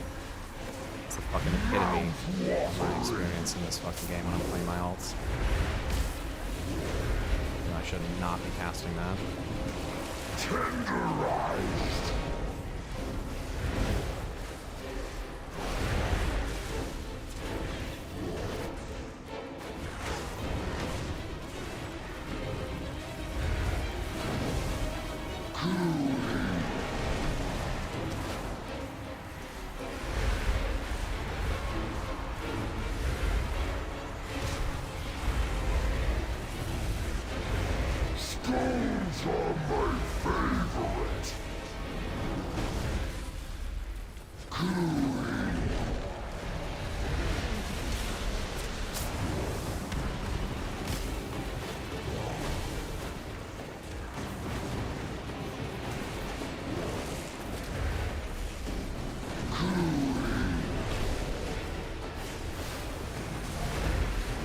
Everyone together.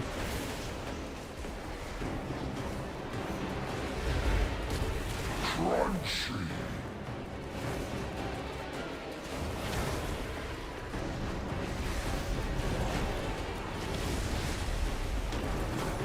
I'm tired of this game.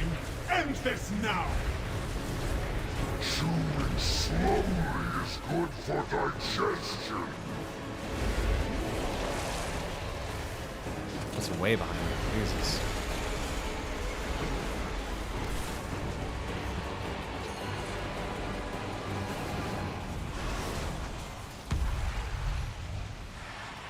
Bring the ads over here, please.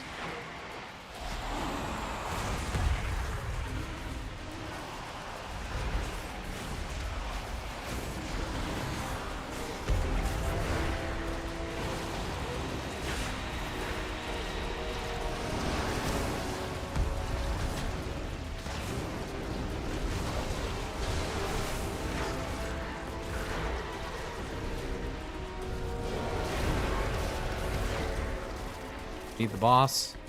You don't do any damage until he's fed anyway. Destroy the support. Res 2 Sasu. Send them screaming into the pits. The boss.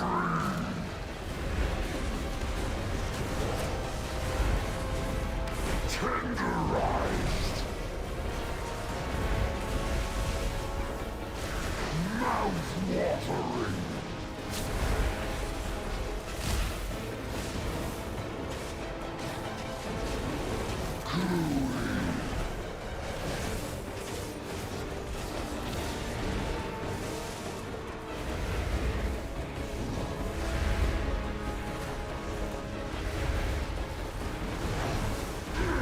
Nice. Good job. I'm not changing my spec because every time I do it, I forget to change it back. Fish their corpses from the Not pool. happening. The harvest cannot be interrupted. Alright, good job. I did 800k. I'll take that. At 595, I'll fucking take 800k. Let's go, dude. Oh shit! I'm getting wrecked! Destroy the invaders before they ruin the harvest.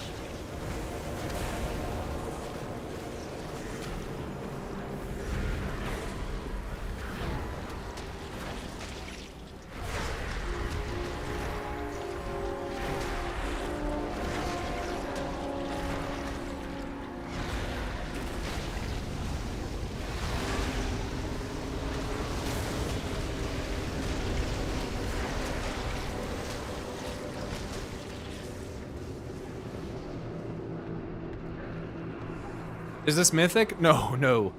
Yeah, no.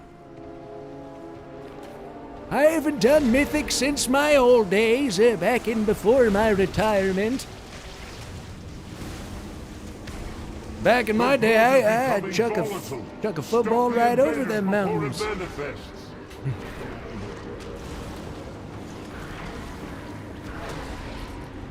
I'm old and washed up. The old elderly decrepit age of 29, I lost my gamer skills. Became a nobody. Damn, I should have just casted Cataclysm. That was fucking stupid.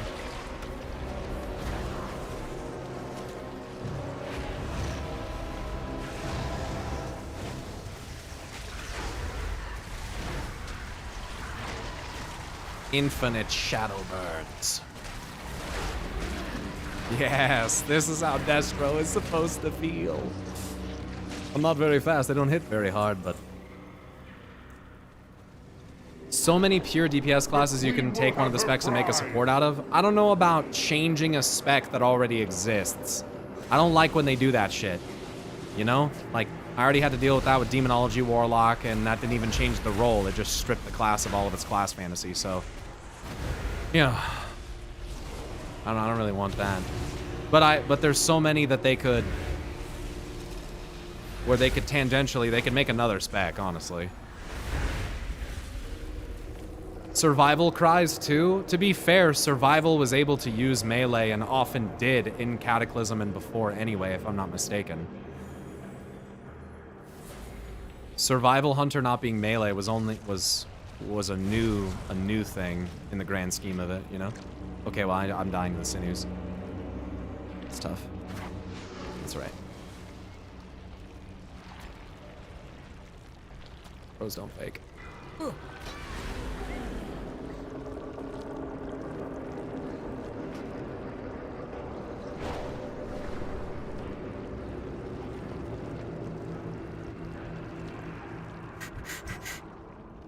Oh, fuck.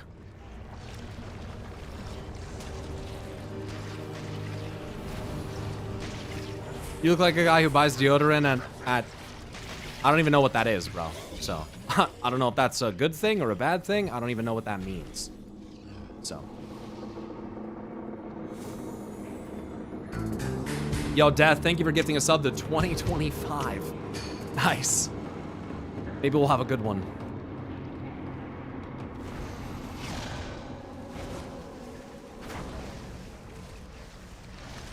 You don't have Lidl in Serbia? I live in the United States of America.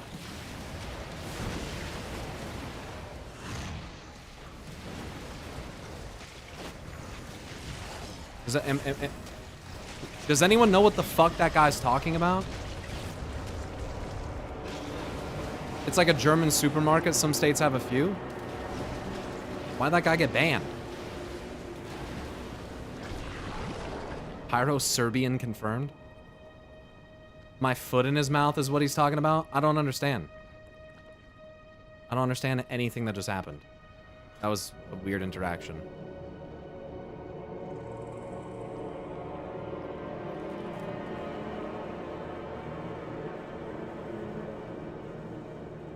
Just wanted to provoke you, I think. He's basically trying to insult you. Why are people so fucking dumb? Lidl's generally viewed as a cheap place to shop.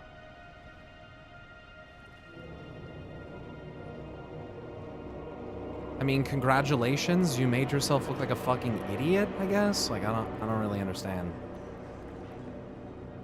I don't get it. Because he thought I lived in Serbia? Like, what a fucking idiot.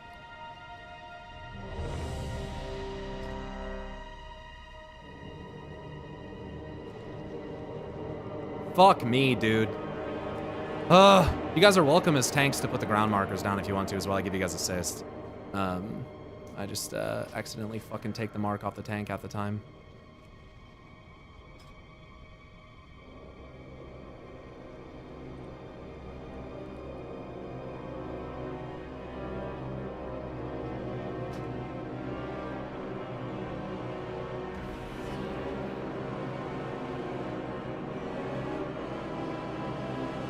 Also, they have great products.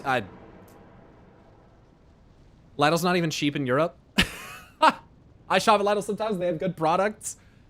I don't even know, dude. People are so weird. People are so weird.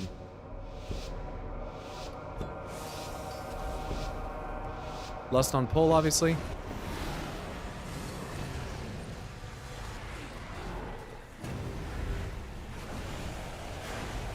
Star first.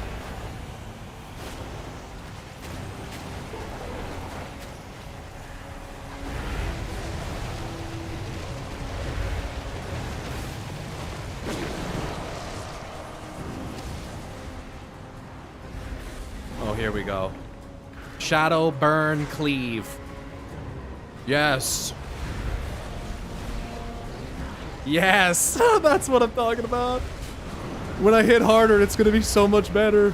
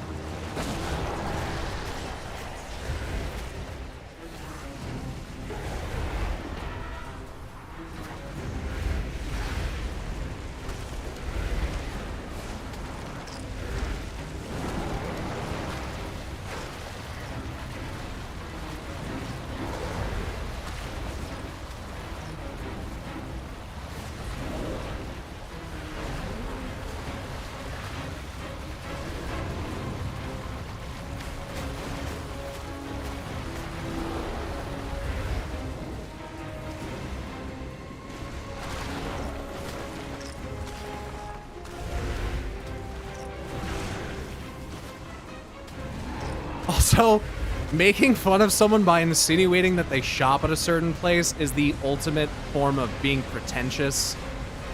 Like, no one is impressed, you know? It's like, come on, man. Even if someone did shop at a place that you consider cheap, like, at least they're buying cheap stuff so that they can maybe, you know, fucking, like, spend it on things that are more important to them or something. You know what I mean? Like, it's just such a sleazy thing to try to insult someone about.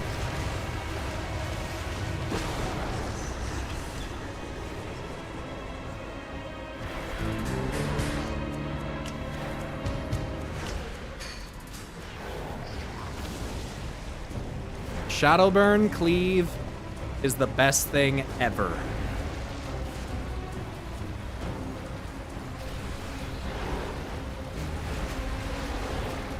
Good job. Wish you loot the boss. Hey, some boots dropped. Good luck, Jay, if you still need them, motherfuckers. I think you're like the only plate wearer in the whole fucking instance that probably needs those. It will not be long until Beacons of the False Dawn by Ardenrock. Very nice. If you didn't have those. You got them already? Ah, maybe you got them last week. Tazzy rolled a fucking hunnet on them, so I guess you can't have them anyway. Damn.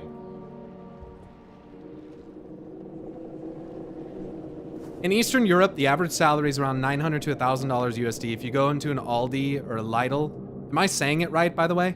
You, and buy stuff for 2 weeks, you'll pay around 150 to 200 USD. I wouldn't call that cheap. Yeah, that's like a fifth of your wages. That's like 20%. It's definitely not cheap. Little's more like you say little, the way you say it. A little bit of this, a little bit of that.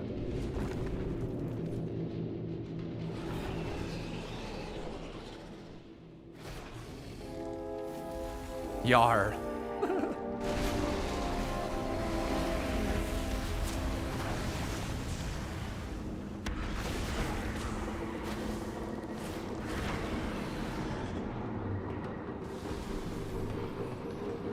Okay, how do you say... So it's funny because I will say data as data and data. I will say it both ways. Because honestly, I don't give a fuck. And I think both sound fine. But I'll say both, depending on the situation for whatever reason. There's not like a rule for it. Like I won't say it in one specific kind of situation, but I kind of just switch between the two of them.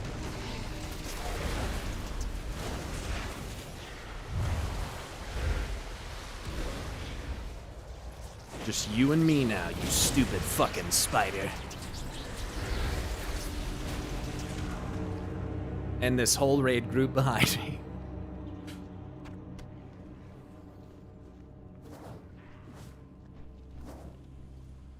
I wouldn't be surprised if one is UK and one is US way, so both would be correct. It is pronounced Lidl. Data always has a slightly snobbish feel. Oh, data? Yeah, a little bit. Good luck on raid today. Need more than 80% of an island outage for me to miss raid. Holy shit, dude. Well, hope you stay safe and all that stuff. I don't know the circumstances of the outage, but...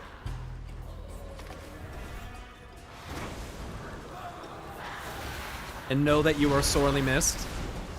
We always miss our priest. But, yeah.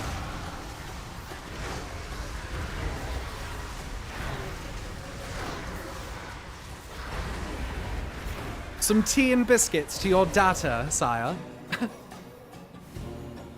Your data? Hmm? Would you like to review the relevant data?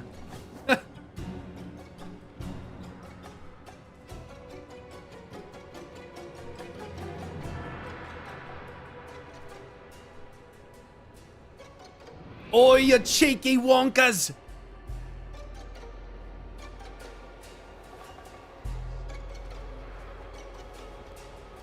Need to check tier set for priest next season. I actually need to look at all the tier sets. They're in the React channel. I just haven't looked at them yet. From the ones that I did see, though, they looked fucking insane. The tier for the next raid looks fucking insane. If you've never leveled alts, you should level your alts so that you can get all the upgrade tokens for tier for free from like the catalyst, and then just make your tier armor on all your alts. Even if you don't play them, you can just get free armor sets. It's definitely worth. I would say warrior is one of the ones that kind of came across as like, that could definitely be better kind of vibe, you know?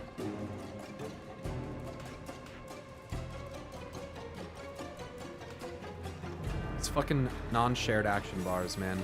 Warrior is warrior. They ran out of ideas. The thing that I like about this warrior set, the warrior set from Amirdrasil and the warrior set from Antorus, is that they're like very Warhammer 40k themed, like heavy rounded plate sets that just like clearly make you look like a fucking like walking fucking Terminator. It's pretty sick, dude. I like that about warrior. How they kind of do that sometimes. You look like a fucking space marine.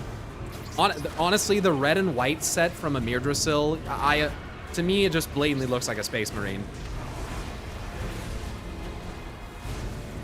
There is you can call it a theory that every War Within tier set is inspired by the hero talents. It could be in Legion, they did the same with the Nighthold sets and the artifact Your mad weapons. quest to destroy my queen ends here. For the Interesting. queen. I like that idea.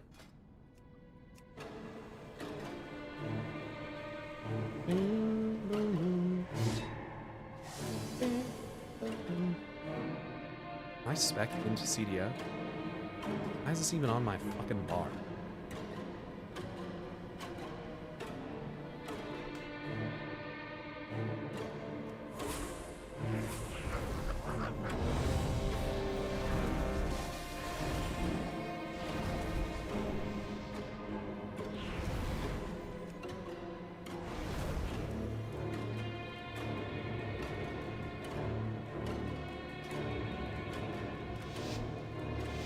Okay, here we go. He has a Christmas hat, yeah. Your heads will make fine trophies. Oh my god, I need to switch these, man. Flesh was made for cutting. Don't worry, I'll get a regular opener on one of these bosses, man. One fucking day. This is the struggle of actually switching specs and like having different bar layouts, man. Fuck me. Your guard cannot stop me. Just always missing a fucking button. It's in the wrong spot or some dumb shit. Flesh was made for cutting.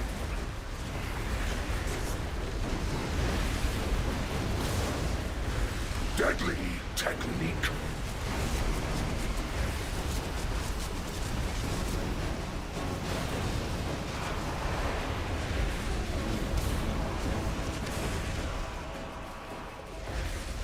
Flesh was made for cutting.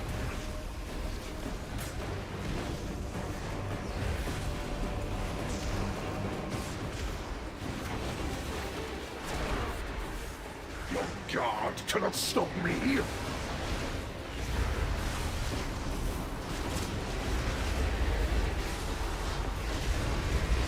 Flesh was made for cutting.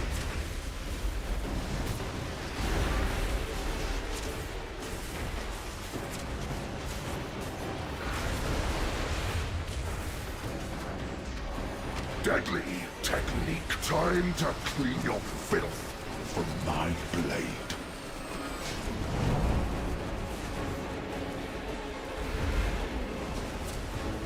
Flesh was made for cutting.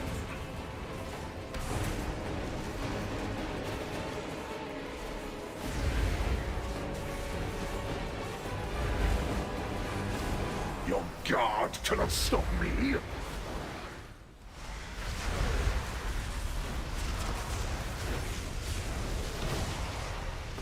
Flesh was made for cutting. Another notch on my blade. Res Mossy. Deadly technique.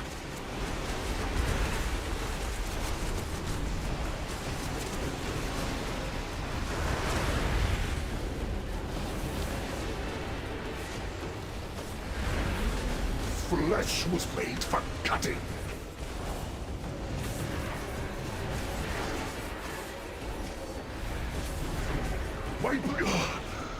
Nice. Ooh, a necklace. Damn. Of course I'm not on my fucking mage. Tough. Whisper the queen's name and they will carry you towards her inner sanctum. Ah, God. I'm not gonna need on that.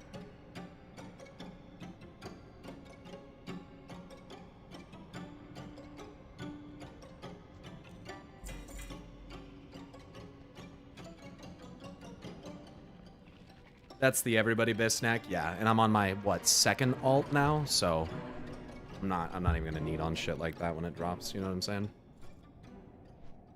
It doesn't feel right. If it was like a, if no one else needed it, it would be. But I don't give a fuck. Who knows how much I'm even gonna be playing the Warlock anyway? It's a waste of loot. I have to make sure my bars are always somewhat similar for every spec, otherwise I forget how to do things. Well, it's just my fucking button was just Soulfired and Summon Infernal were swapped. Which is actually how I wanted them to be, so I don't really know why I changed it back. You dare challenge the might of my empire?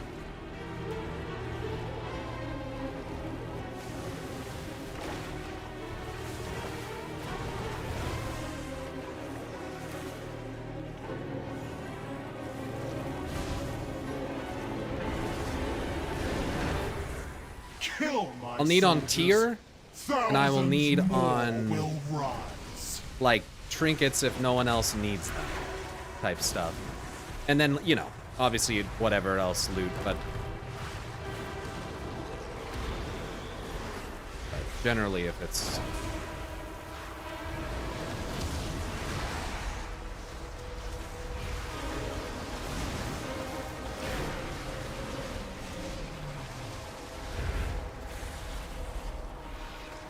you shift click your buttons too much? I have a couple shift binds, but there's definitely times where I like hold shift and then I like jump or something. So I had to change my my binds so that whether I'm holding shift or not, when I press space, I jump, you know? So I have it double bound. Stuff like that.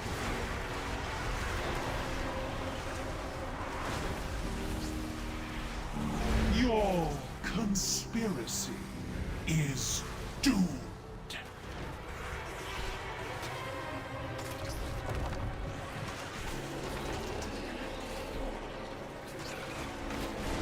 I just realized how much I want a light-themed caster, like a DPS priest that isn't void-themed. Yeah, that's a good point. They've really only ever made priest offensive. Well, disc priest is basically, I mean, you go from discipline priest to paladin like pretty quickly. So.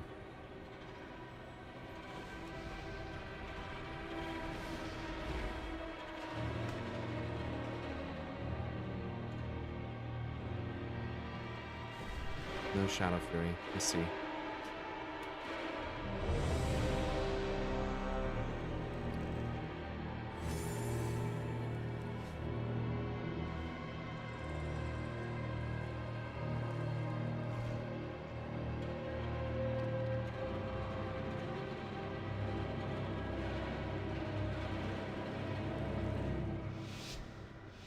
I'll be dropping a gateway once we start moving.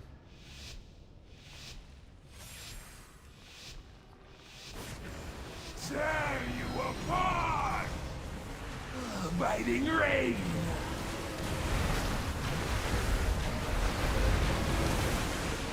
Ravage! No escape!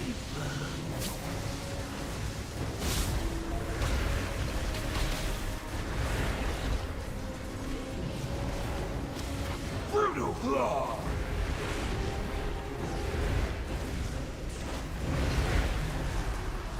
Poison skies!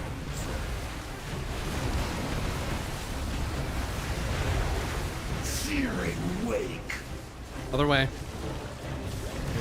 No escape! Ravage! Sorry, Talus. Brutal claw! For spawn must feed. Spawn must feed! Adds in. No escape! Why did this guy put them on the outside? What a strange decision. Ravage!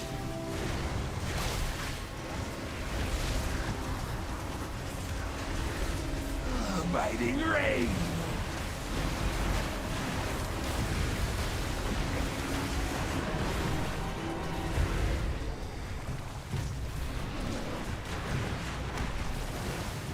Kick.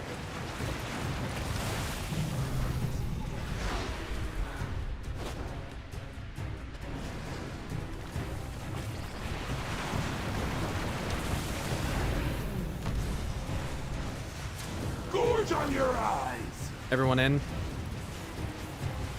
I was the only one not in. Brutal claw. I need to use my burning rush. Rolling carnage.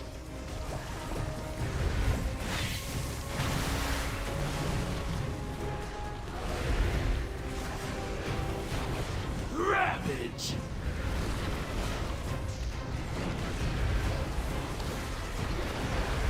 Poison skies.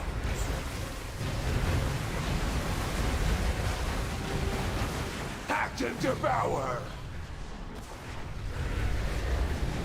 Searing wake. Brutal claw. Ravage. No escape. Rolling carnage. Brutal claw. Ravage. Job. Good job. Why are we getting no fucking cloth, bro? That's fucking dog shit, dude. Fucking strength trinkets and shit. You've never seen that trinket? It's dropped a few times. Yeah, got them before. It's fucking weird looking, huh?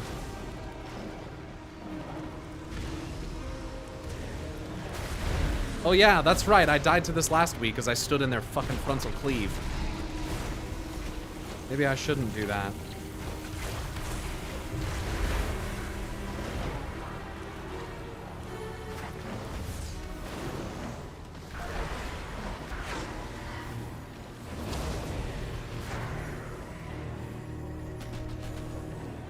Still want that bard class because, damn, using the Radiant song? Yes, please. It just...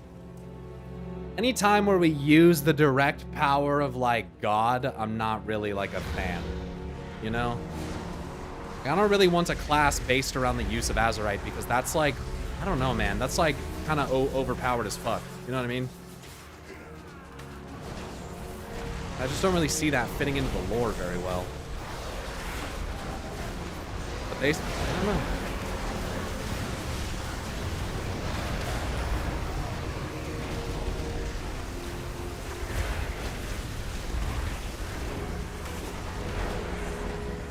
Let's go do Kiveza first.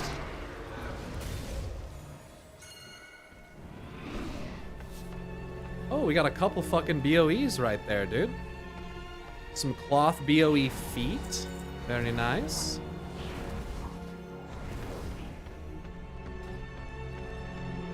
Anyone want this male BOE? Got avoidance on it too. Happy New Year, everyone. It's 0-0 in the twisting Netherlands. Hope you have a great 2025 YouTube. Xeroxis, thanks for hanging out, dude. Happy New Year. Oh? Oh? Oh? Thank you, sir. I'll hold on to those in case I get something.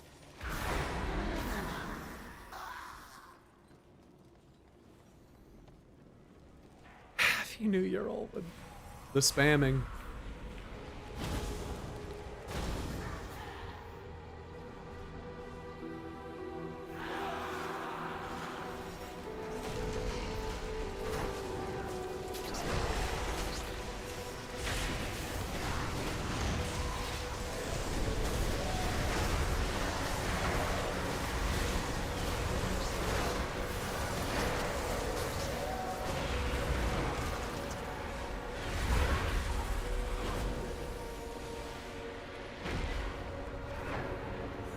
The Whisperers and Weavers and Court Attendants.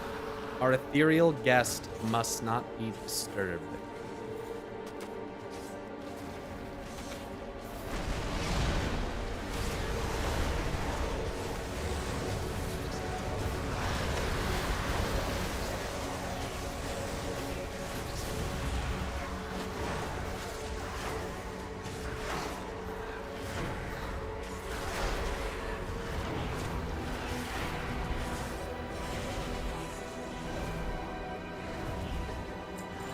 How does it feel that the first thing you did this year was kill spiders, Olwen? Seems specifically designed to make Pyro nut. Oh, the Titan Slayer one? Nothing. Titan Killer, an anti-Titan class that uses Sargeras' weapon as a power source? Fucking what?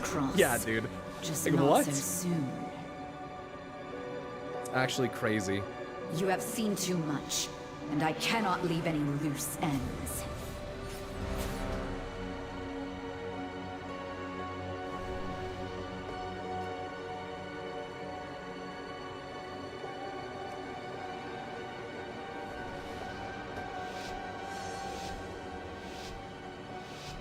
Oh, the rogue stealth is so good. I do not leave witnesses.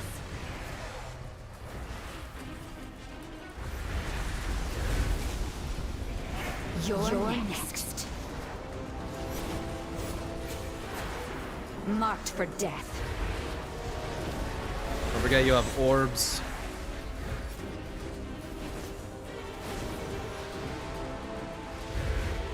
Devouring darkness. That went right through the raid. It's my fault. Pretty bad at placing this. I strike from everywhere. Dashes.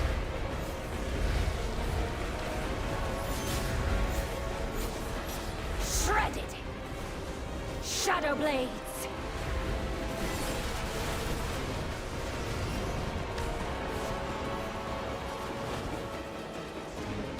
Void take you.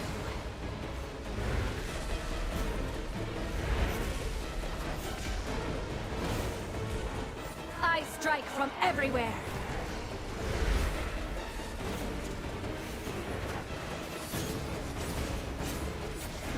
Cut to ribbons. You cannot escape my blade.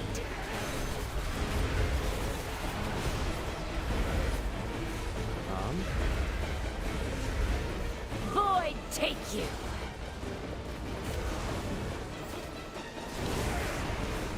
Go into the middle. Surrender to the night.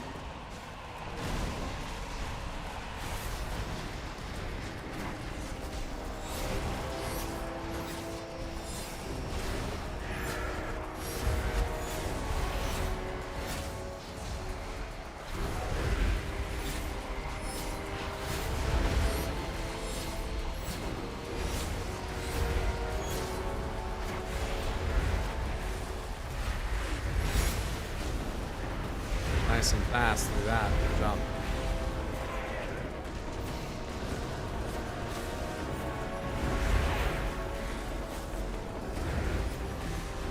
You're next.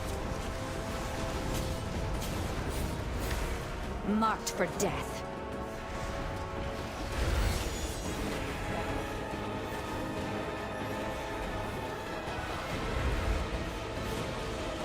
Devouring darkness.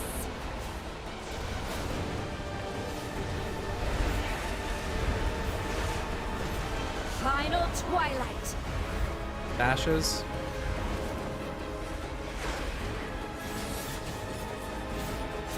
Cut to ribbons. Shadow blades.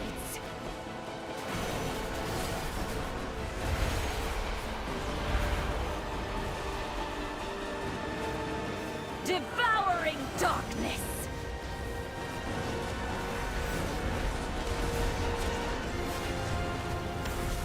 Final twilight. Dashes. Shredded. You cannot escape my blade.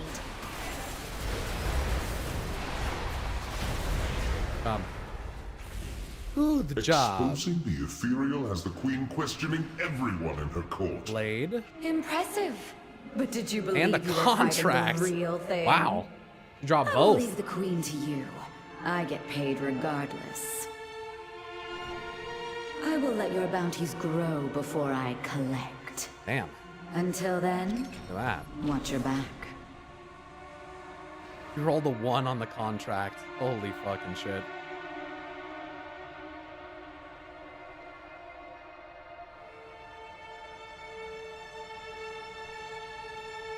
Did Power look at the Undermine tier sets? Not yet. I was thinking, since I forgot to review those today, maybe I could go over those tomorrow.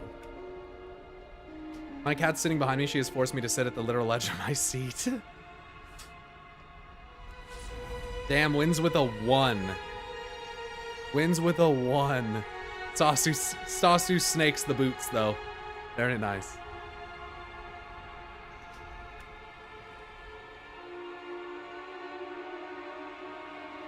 Also, I know we're killing these bosses pretty quickly, but I almost did 1,000,000 DPS on that fight, dude. I'm fucking 595, dude. Like, what the fuck, man?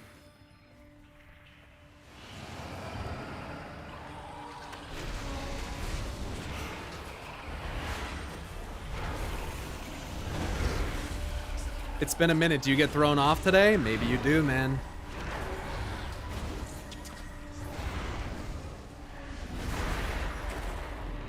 You never know. I don't own my office chair anymore. You never did. You never did. Come on.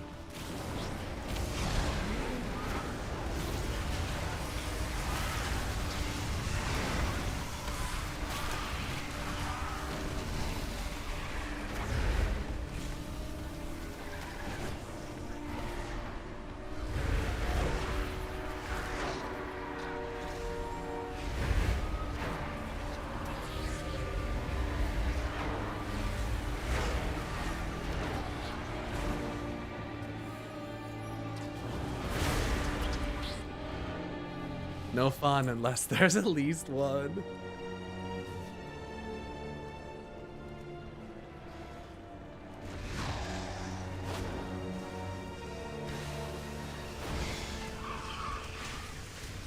You don't anything if you have a cat, that's right. Sasu, can you reset the boss? Or the mage will. Mage has got it. Perfect.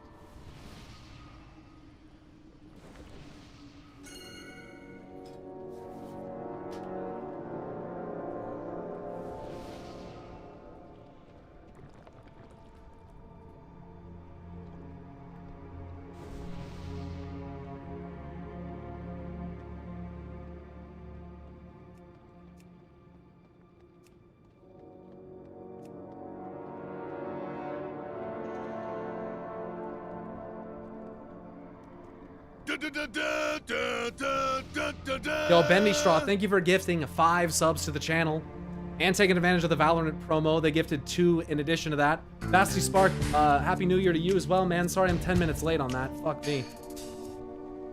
Sorry about that, dude. Bendy, seriously, thank you very much for the 5 gift those.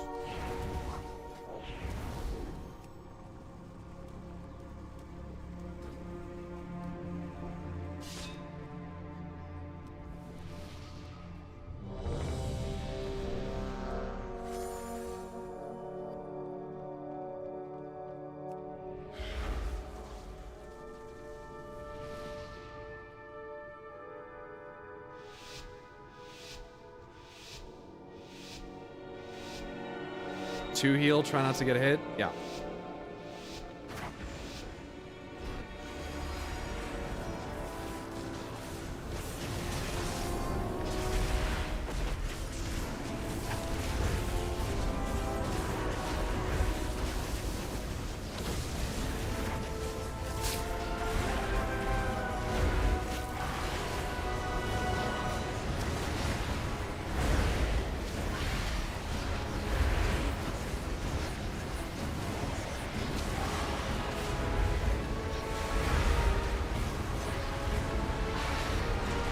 Dosage.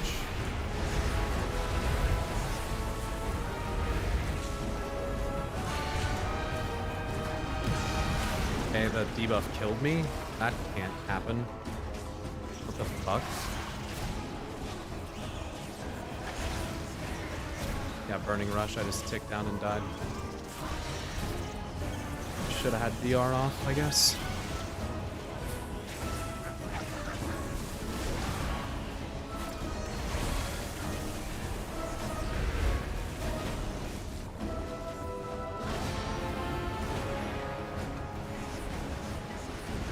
Happy New Year from Norway. Happy New Year.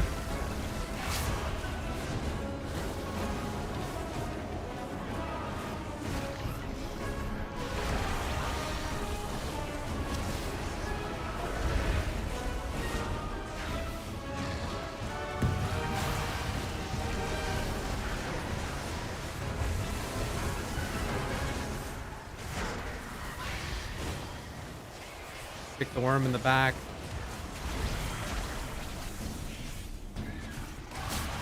Okay, so I guess there's a Shadowburn talent that I'm missing that resets the cooldown on Shadowburn or something. Am I understanding that right? Because I'm definitely not getting Shadowburn half the time I think I'm going to.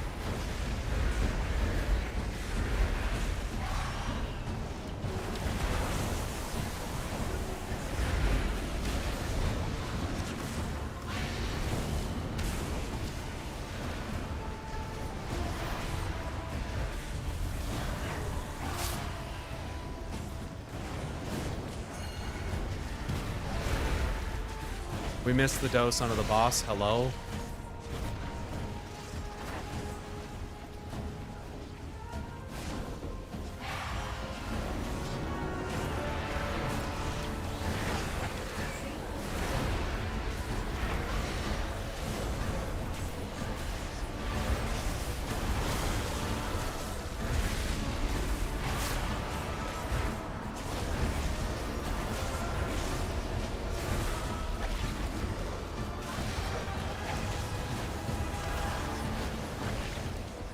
Shadowburn better. Mouse overing the boss. Kill the parasites.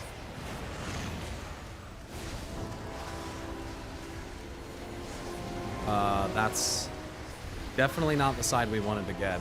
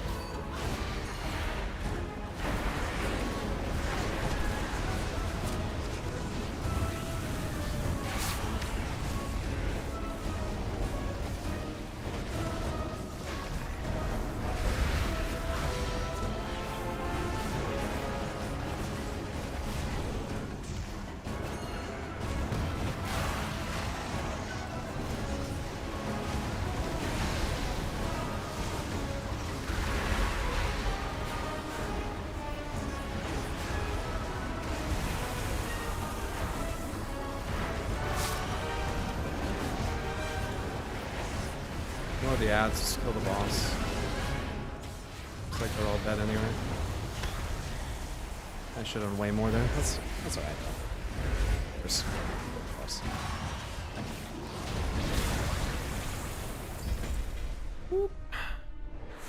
Nothing but fucking plate, dude. Not a single fucking warlock piece of tier. Nothing. Nothing at all. God damn, dude. Well done. The Queen is furious over the destruction of her experiments. Nothing. Keep pushing. It's really... That's the only thing that's shitty as fuck about raiding, dude. Opened the inner sanctum to send Same? elite guards Bro, to kill you. my character is 595. Any piece of gear is an upgrade. Like, oh, the screams and healer? Sorry. I was gonna say, like, anything is just... But nothing drops, dude. Holy fuck. So unfortunate. That's the way raids go, though. Especially when you bring fucking 12 people, you only get 2 pieces of loot. Ugh. That's cringe, too. You should probably be getting 3 pieces of loot per box with fucking 12 people. After I Guaranteed. The ratio's so fucked. Yeah, I am unlocking vault slots, yes. Happy New Year, Captain Pyro. I will crush these Happy New Year, man. in the name of Queen. Pyro's big in Europe, apparently? Dang. There's a lot of people that watch in Europe. Treachery. After I rend them, I will deliver your head as well.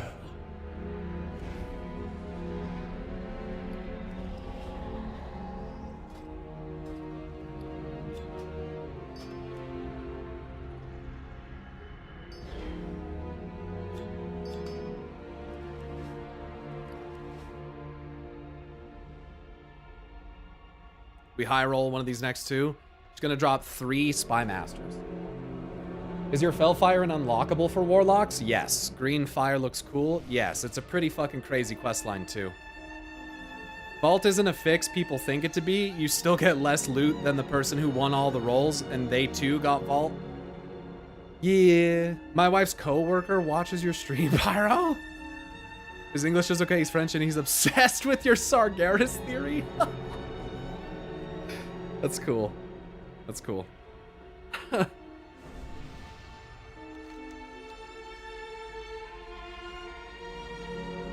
Yeah, it's a questline from Pandaria called the... I think the questline's called the Lost... Or, I don't know if it's called it, but just look up... what is it? Tome of the Lost Legion. Which is also just really interesting. Yeah, I actually have a whole guide about it, don't I? I have a Green Fire... I have a guide for it. Yeah, dude, I forgot about that. Yeah, just look up, go on YouTube and type in Pyromancer Green Fire Warlock Guide. And then you'll just have the... And there you go.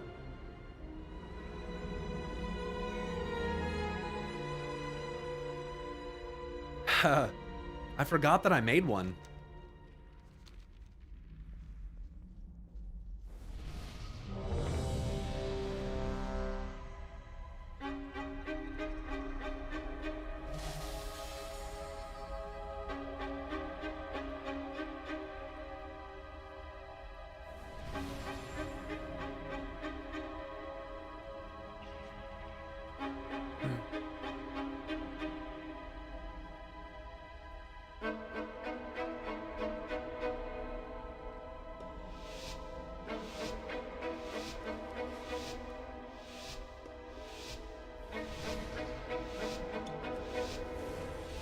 I will have your scars.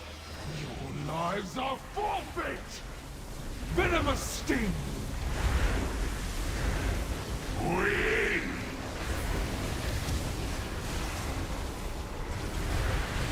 Viscous detonation. Impale.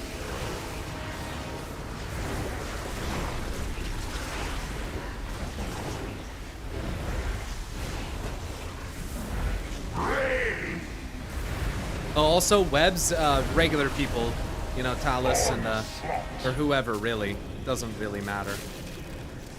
Just do the mechanic. Are you working with them, Takai?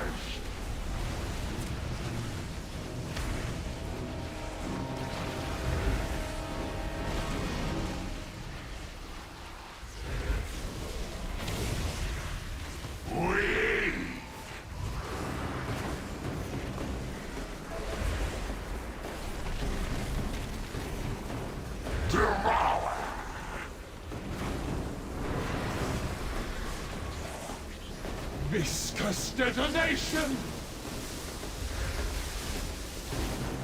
Rain! Venomous sting! Impale!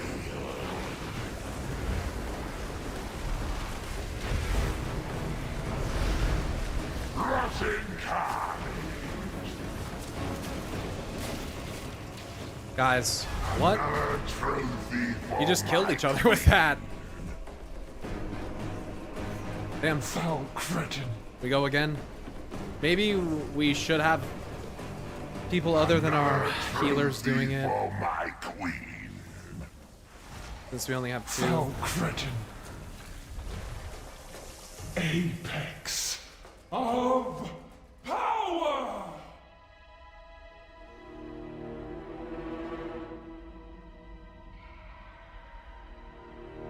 We can pop marks on range for whoever might make it easier. I mean...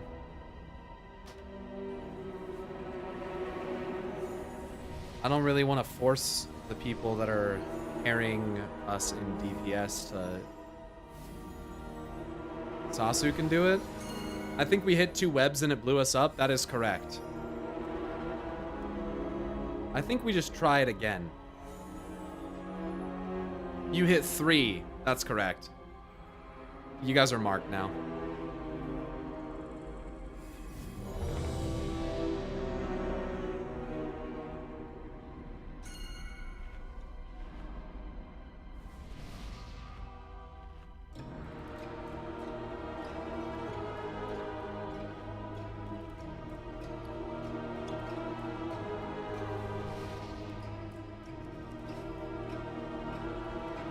Happy New Year from Poland. Happy New Year, Elementalis.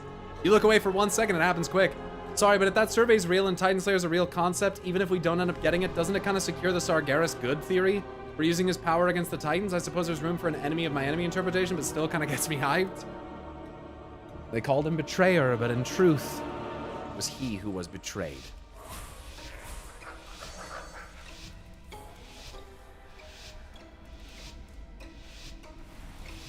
I will have your scars. Your lives are forfeit. Toxic wound. Win.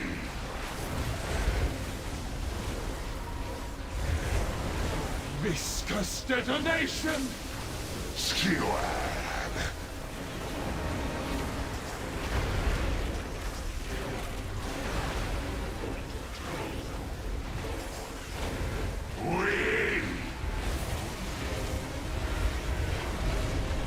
Rotting carnage.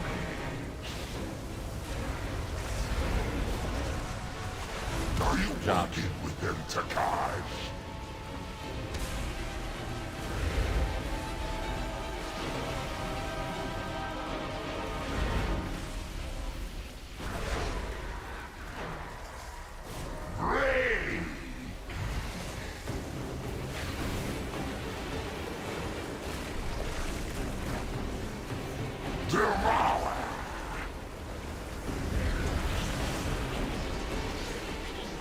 Viscous detonation! Rain! Toxic wound! Skewered!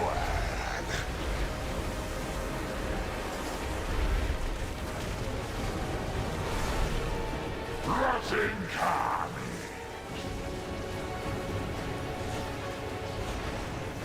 These beds are as weak as your spine, Takash.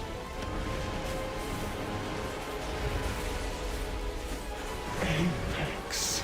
I always keep forgetting to Shadowburn cleave that. It's so fucking... Hit the boss in the middle.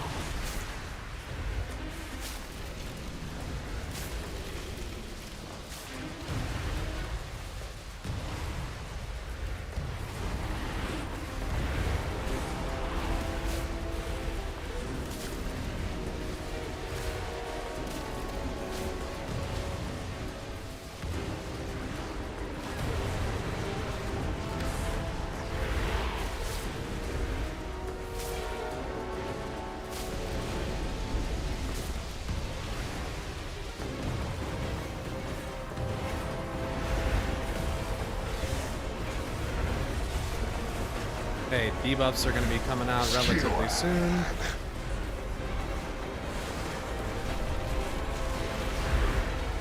Ensnared!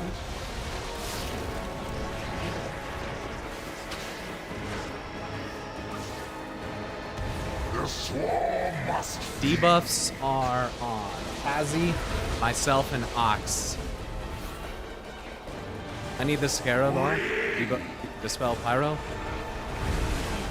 piercing shadow. Res Oxidin. We don't have a dispel for it. We fucked it up because people were standing underneath the boss.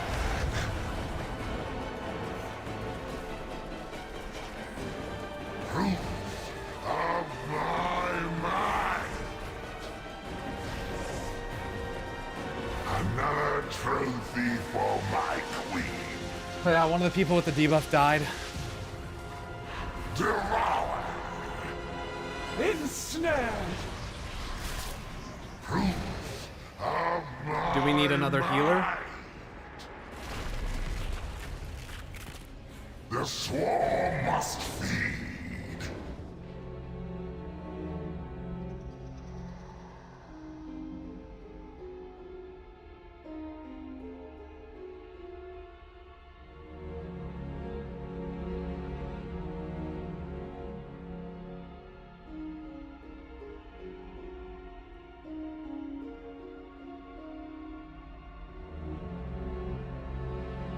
It's alright. It's good. I mean, we have a couple, like, pretty low-geared alts, and, like, we can do most of the bosses with them, which is a really good sign. I'm not upset about that. And if, you know, if it ever becomes an issue, I will switch to my main as well. Whatever I gotta do. I hope it is the thing, even if it's not a class, more of a hero spec or talent or something for warriors or paladins would be great. Yeah. What if they intended to, it's probably a stupid idea, but what if they intended to give 2 different classes? Nah, that couldn't really work, could it? I was trying to think of a way of where they could use like a 3rd hero spec to like bridge 2 classes together. Where like warrior adopts a couple more paladin abilities or vice versa, and kind of shows how those 2 things are connected. Maybe mage gets a little bit more priest action and priest gets a little bit more mage or something. I don't know. Or warlock or something like that. But it's probably too ambitious. Probably difficult to do that. Demon hunter and warlock or something. Or demon hunter and druid or, yeah, no, something.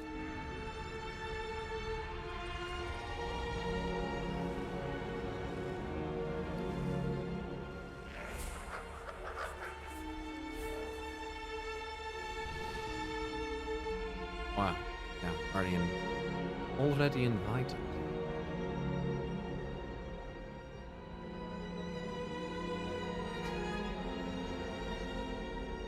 Yeah, the sets, from what I saw, the sets looked fucking dope.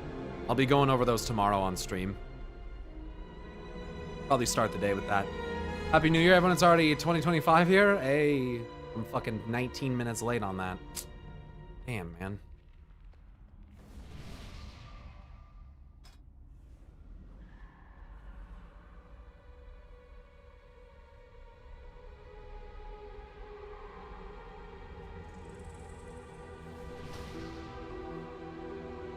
Wash streamer SMH, I know, man. Fucking wash, bro. Tough. Yo, we're back up over 1,000 subs, by the way. I didn't even notice that. Thanks, guys. At this point, I just want class skins and class-specific heritage armor and more cosmetic effects for hero specs. Yeah, just give me cool stuff to, oh, yeah. Give me cool stuff to farm for. That isn't just farmed from some annoying currency. Give challenges rather than just currency collection.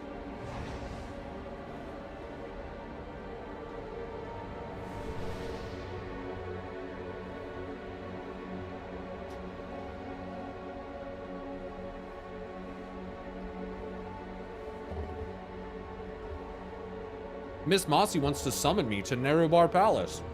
That's so nice of you.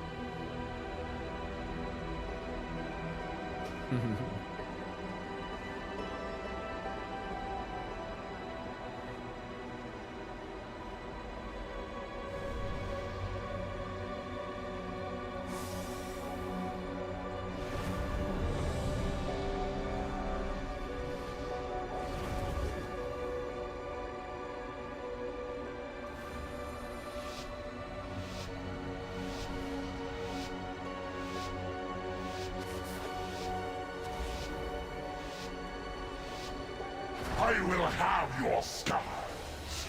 Your lives are forfeit. Toxic wound. We.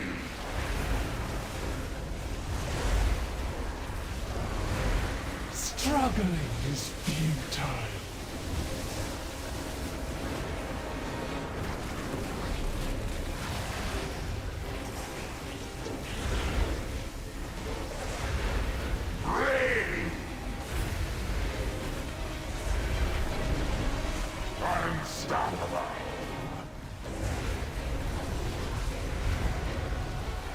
Are you working with them, Takai?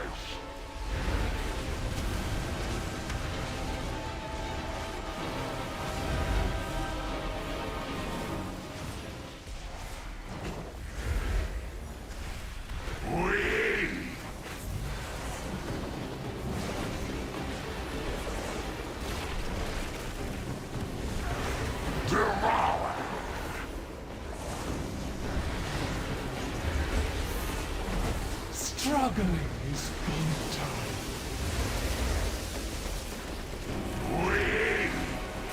Toxic wound.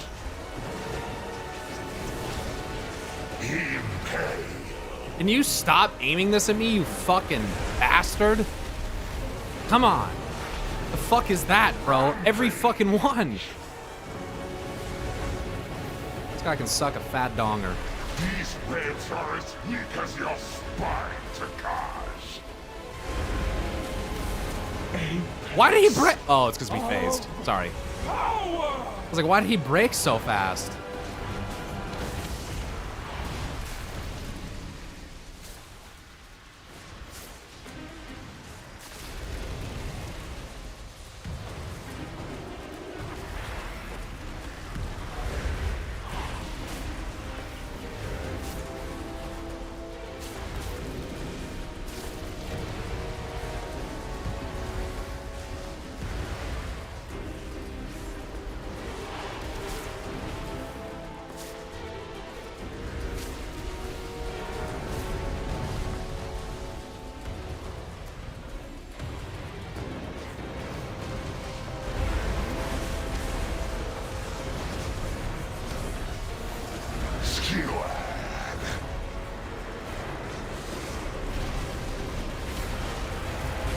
Glutinous vortex.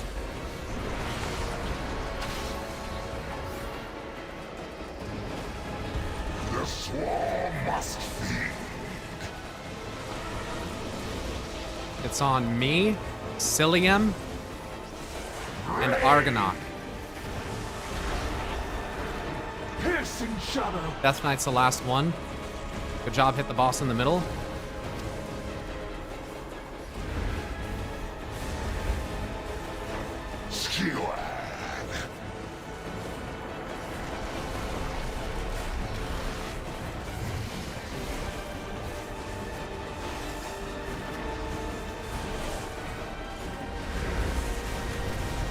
Void devastation. Devour. Glutinous vortex. Impale.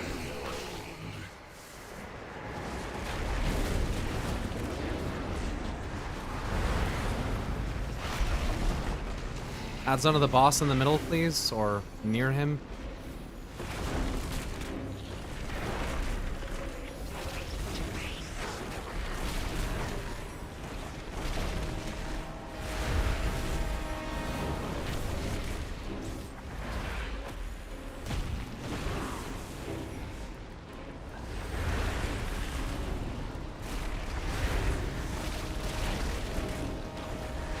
Break these.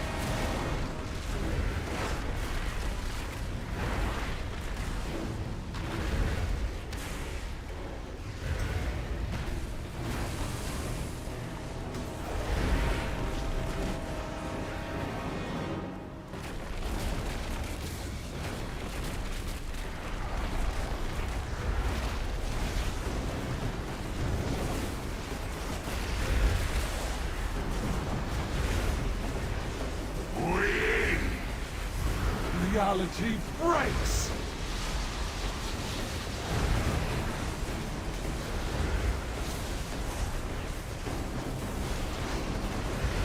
Ensnared.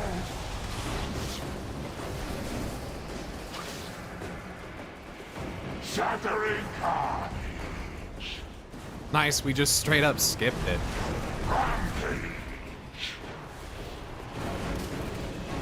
Kill the boss. Another trophy for my queen. Nobody important died? Ooh, a staff. Dude, that is a fucking gigantic upgrade. Oh man, give me that. I rolled a 95.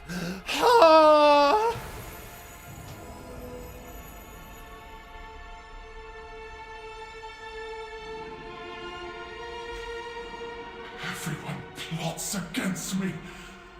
I hear their whispers. Betrayers! All of you! Guards! Kill them all! She's butthurt.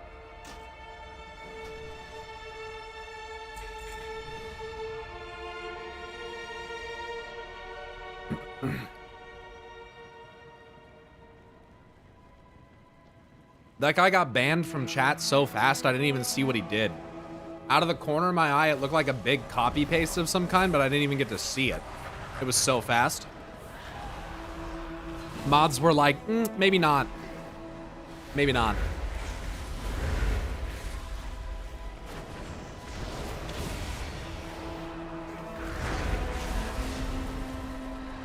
I don't even see who banned him.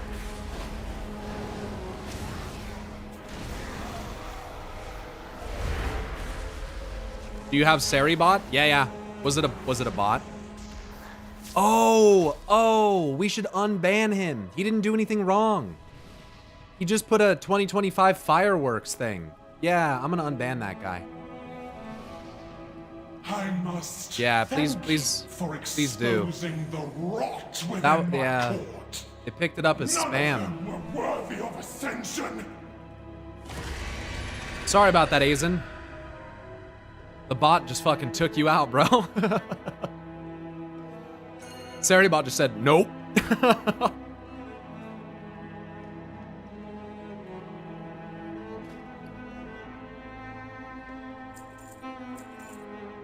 He got yoinked. He did, dude.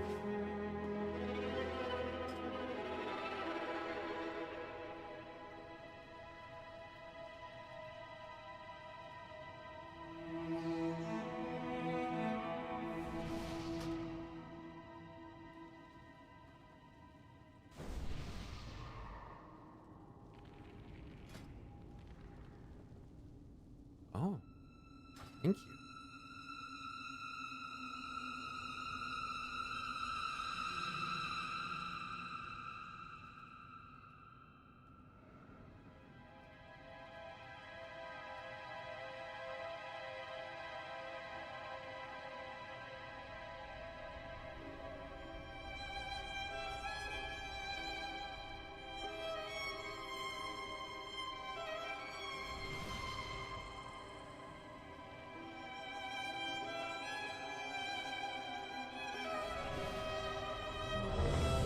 Yeah, you'll get ahead of the curve.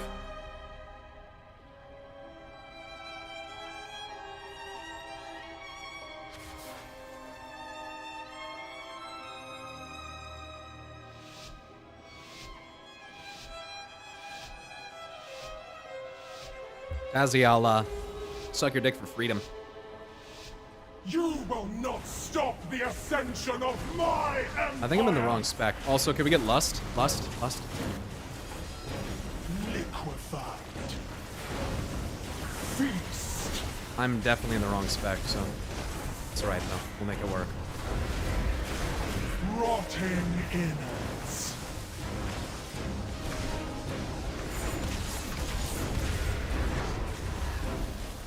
Good placements. First, me and Arg. Resmus Mossy.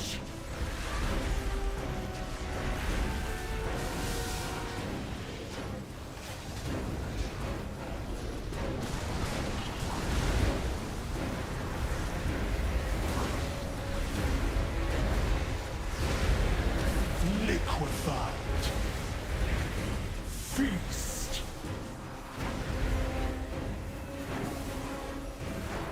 Food for the Empire. Thank you, Tazzy.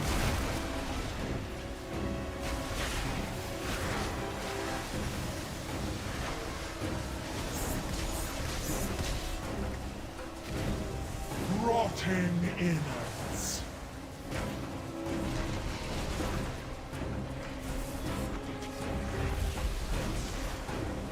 Placements there are not great. This is Jay and Tazzy.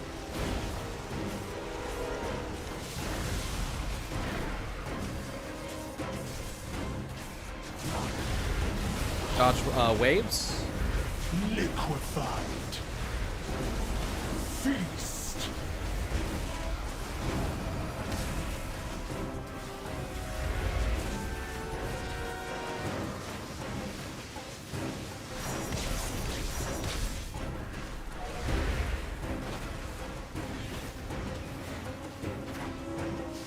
for the Empire.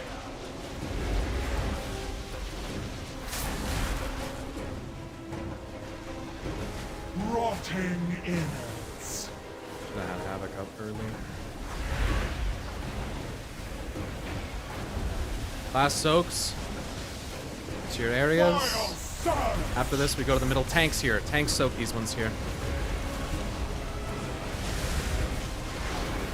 Watch the mage. Watch the mage. Watch the mage. Warriors, you are Res J, last to the if we can. slaughter. Watch the Death Knight. Your blood is mine. Necrotic flesh. Tainted blood. Oh, we don't have rest for 3 minutes. That's alright. Virulent fallout. Feeding time.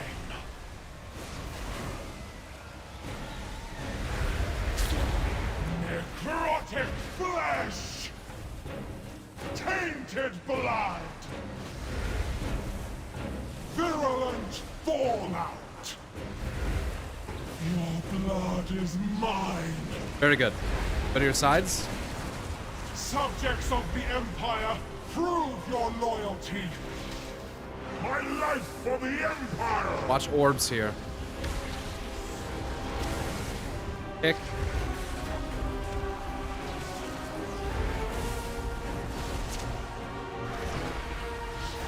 Getting sent up. Please don't be greedy on these platforms. Do the mechanics right. Destroy the outsiders! Feeding time.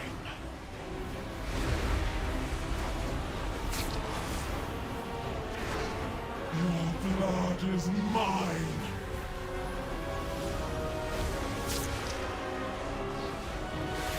Feeding time.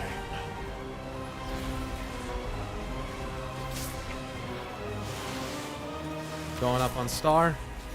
These leave the ads until we get to the top.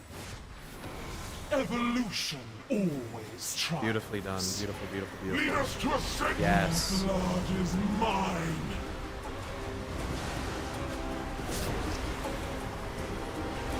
Feeding time.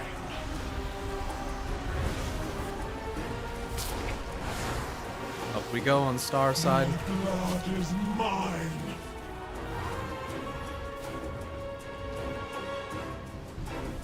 Vermin cannot be expected to comprehend my grand vision. Ascension is the only path towards saving the Nerubian people. If that means the extermination of non-believers, so be it. Going up.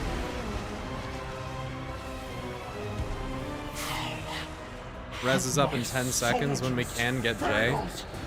This entire generation of Nerubians is tainted, unworthy of ascension. They are food for my transformation!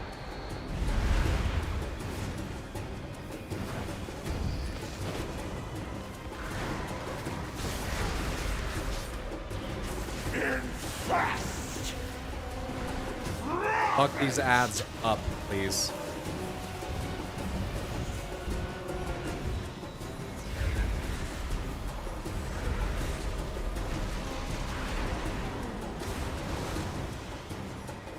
Beautifully done. Corpse on a pike!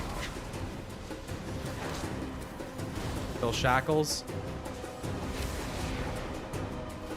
Volatile shadows! One inside, one outside. Star spreads left. Watch orbs. Cosmic Moon spreads right once we go through. Your essence Wait. is mine! Oh. Spread.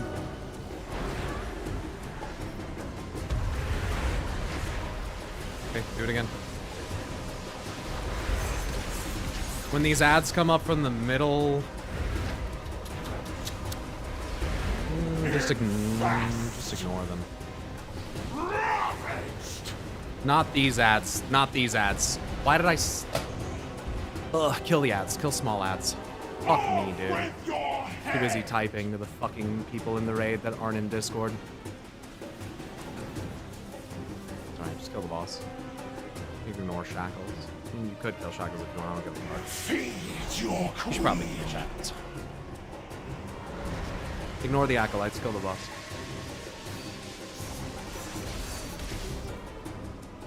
Good job. Stupid. Stood in the fucking tank mechanic. Finally, this madness is over. Piece of tier. You have spared our people I a roll a dark fucking fate. 44. Sick. The truth of our alliance must remain hidden for now. Take a rest, please. But you have our gratitude. While the Queen's plot is ended, I fear something worse looms in the shadows. Only time will reveal if we hindered this unseen force or played into its hands. GG. Good run. Kansas is awful. I survived Kansas, made it back to Colorado. Congratulations. Seribot, this isn't order.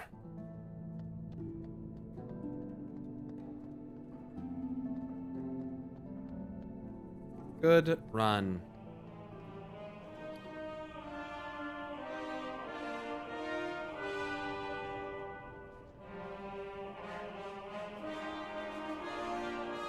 Thank you guys for coming to raid. I appreciate it.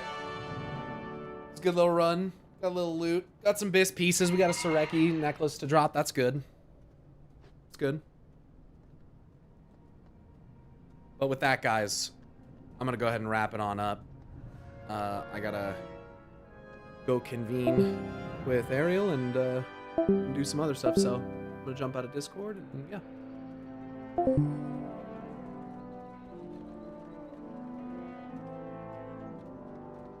Yeah, thank you guys so much for hanging out today in what was pretty chill New Year's Eve stream. If you guys are planning out and going out and celebrating, be safe, have fun, and I'll be streaming again tomorrow. So yeah, and then now since tomorrow is January, then we'll start making some time to play Chrono Trigger and to play Undertale. So yeah, some fun things to look forward to. And then at the end of January, we should be getting patch 11.1 for Undermined. So, and we'll look at tier sets tomorrow before I start doing anything else. So yeah, that's pretty much all I got, guys. You guys know all the links in the chat. Join the Discord, sub to the YouTube channel, follow me here. It's all, you know, it's all an option. But yeah, that's about all I got. So thanks everyone for watching. Appreciate you very much. Stay awesome. And until next time, oh yeah, see you next year. Peace.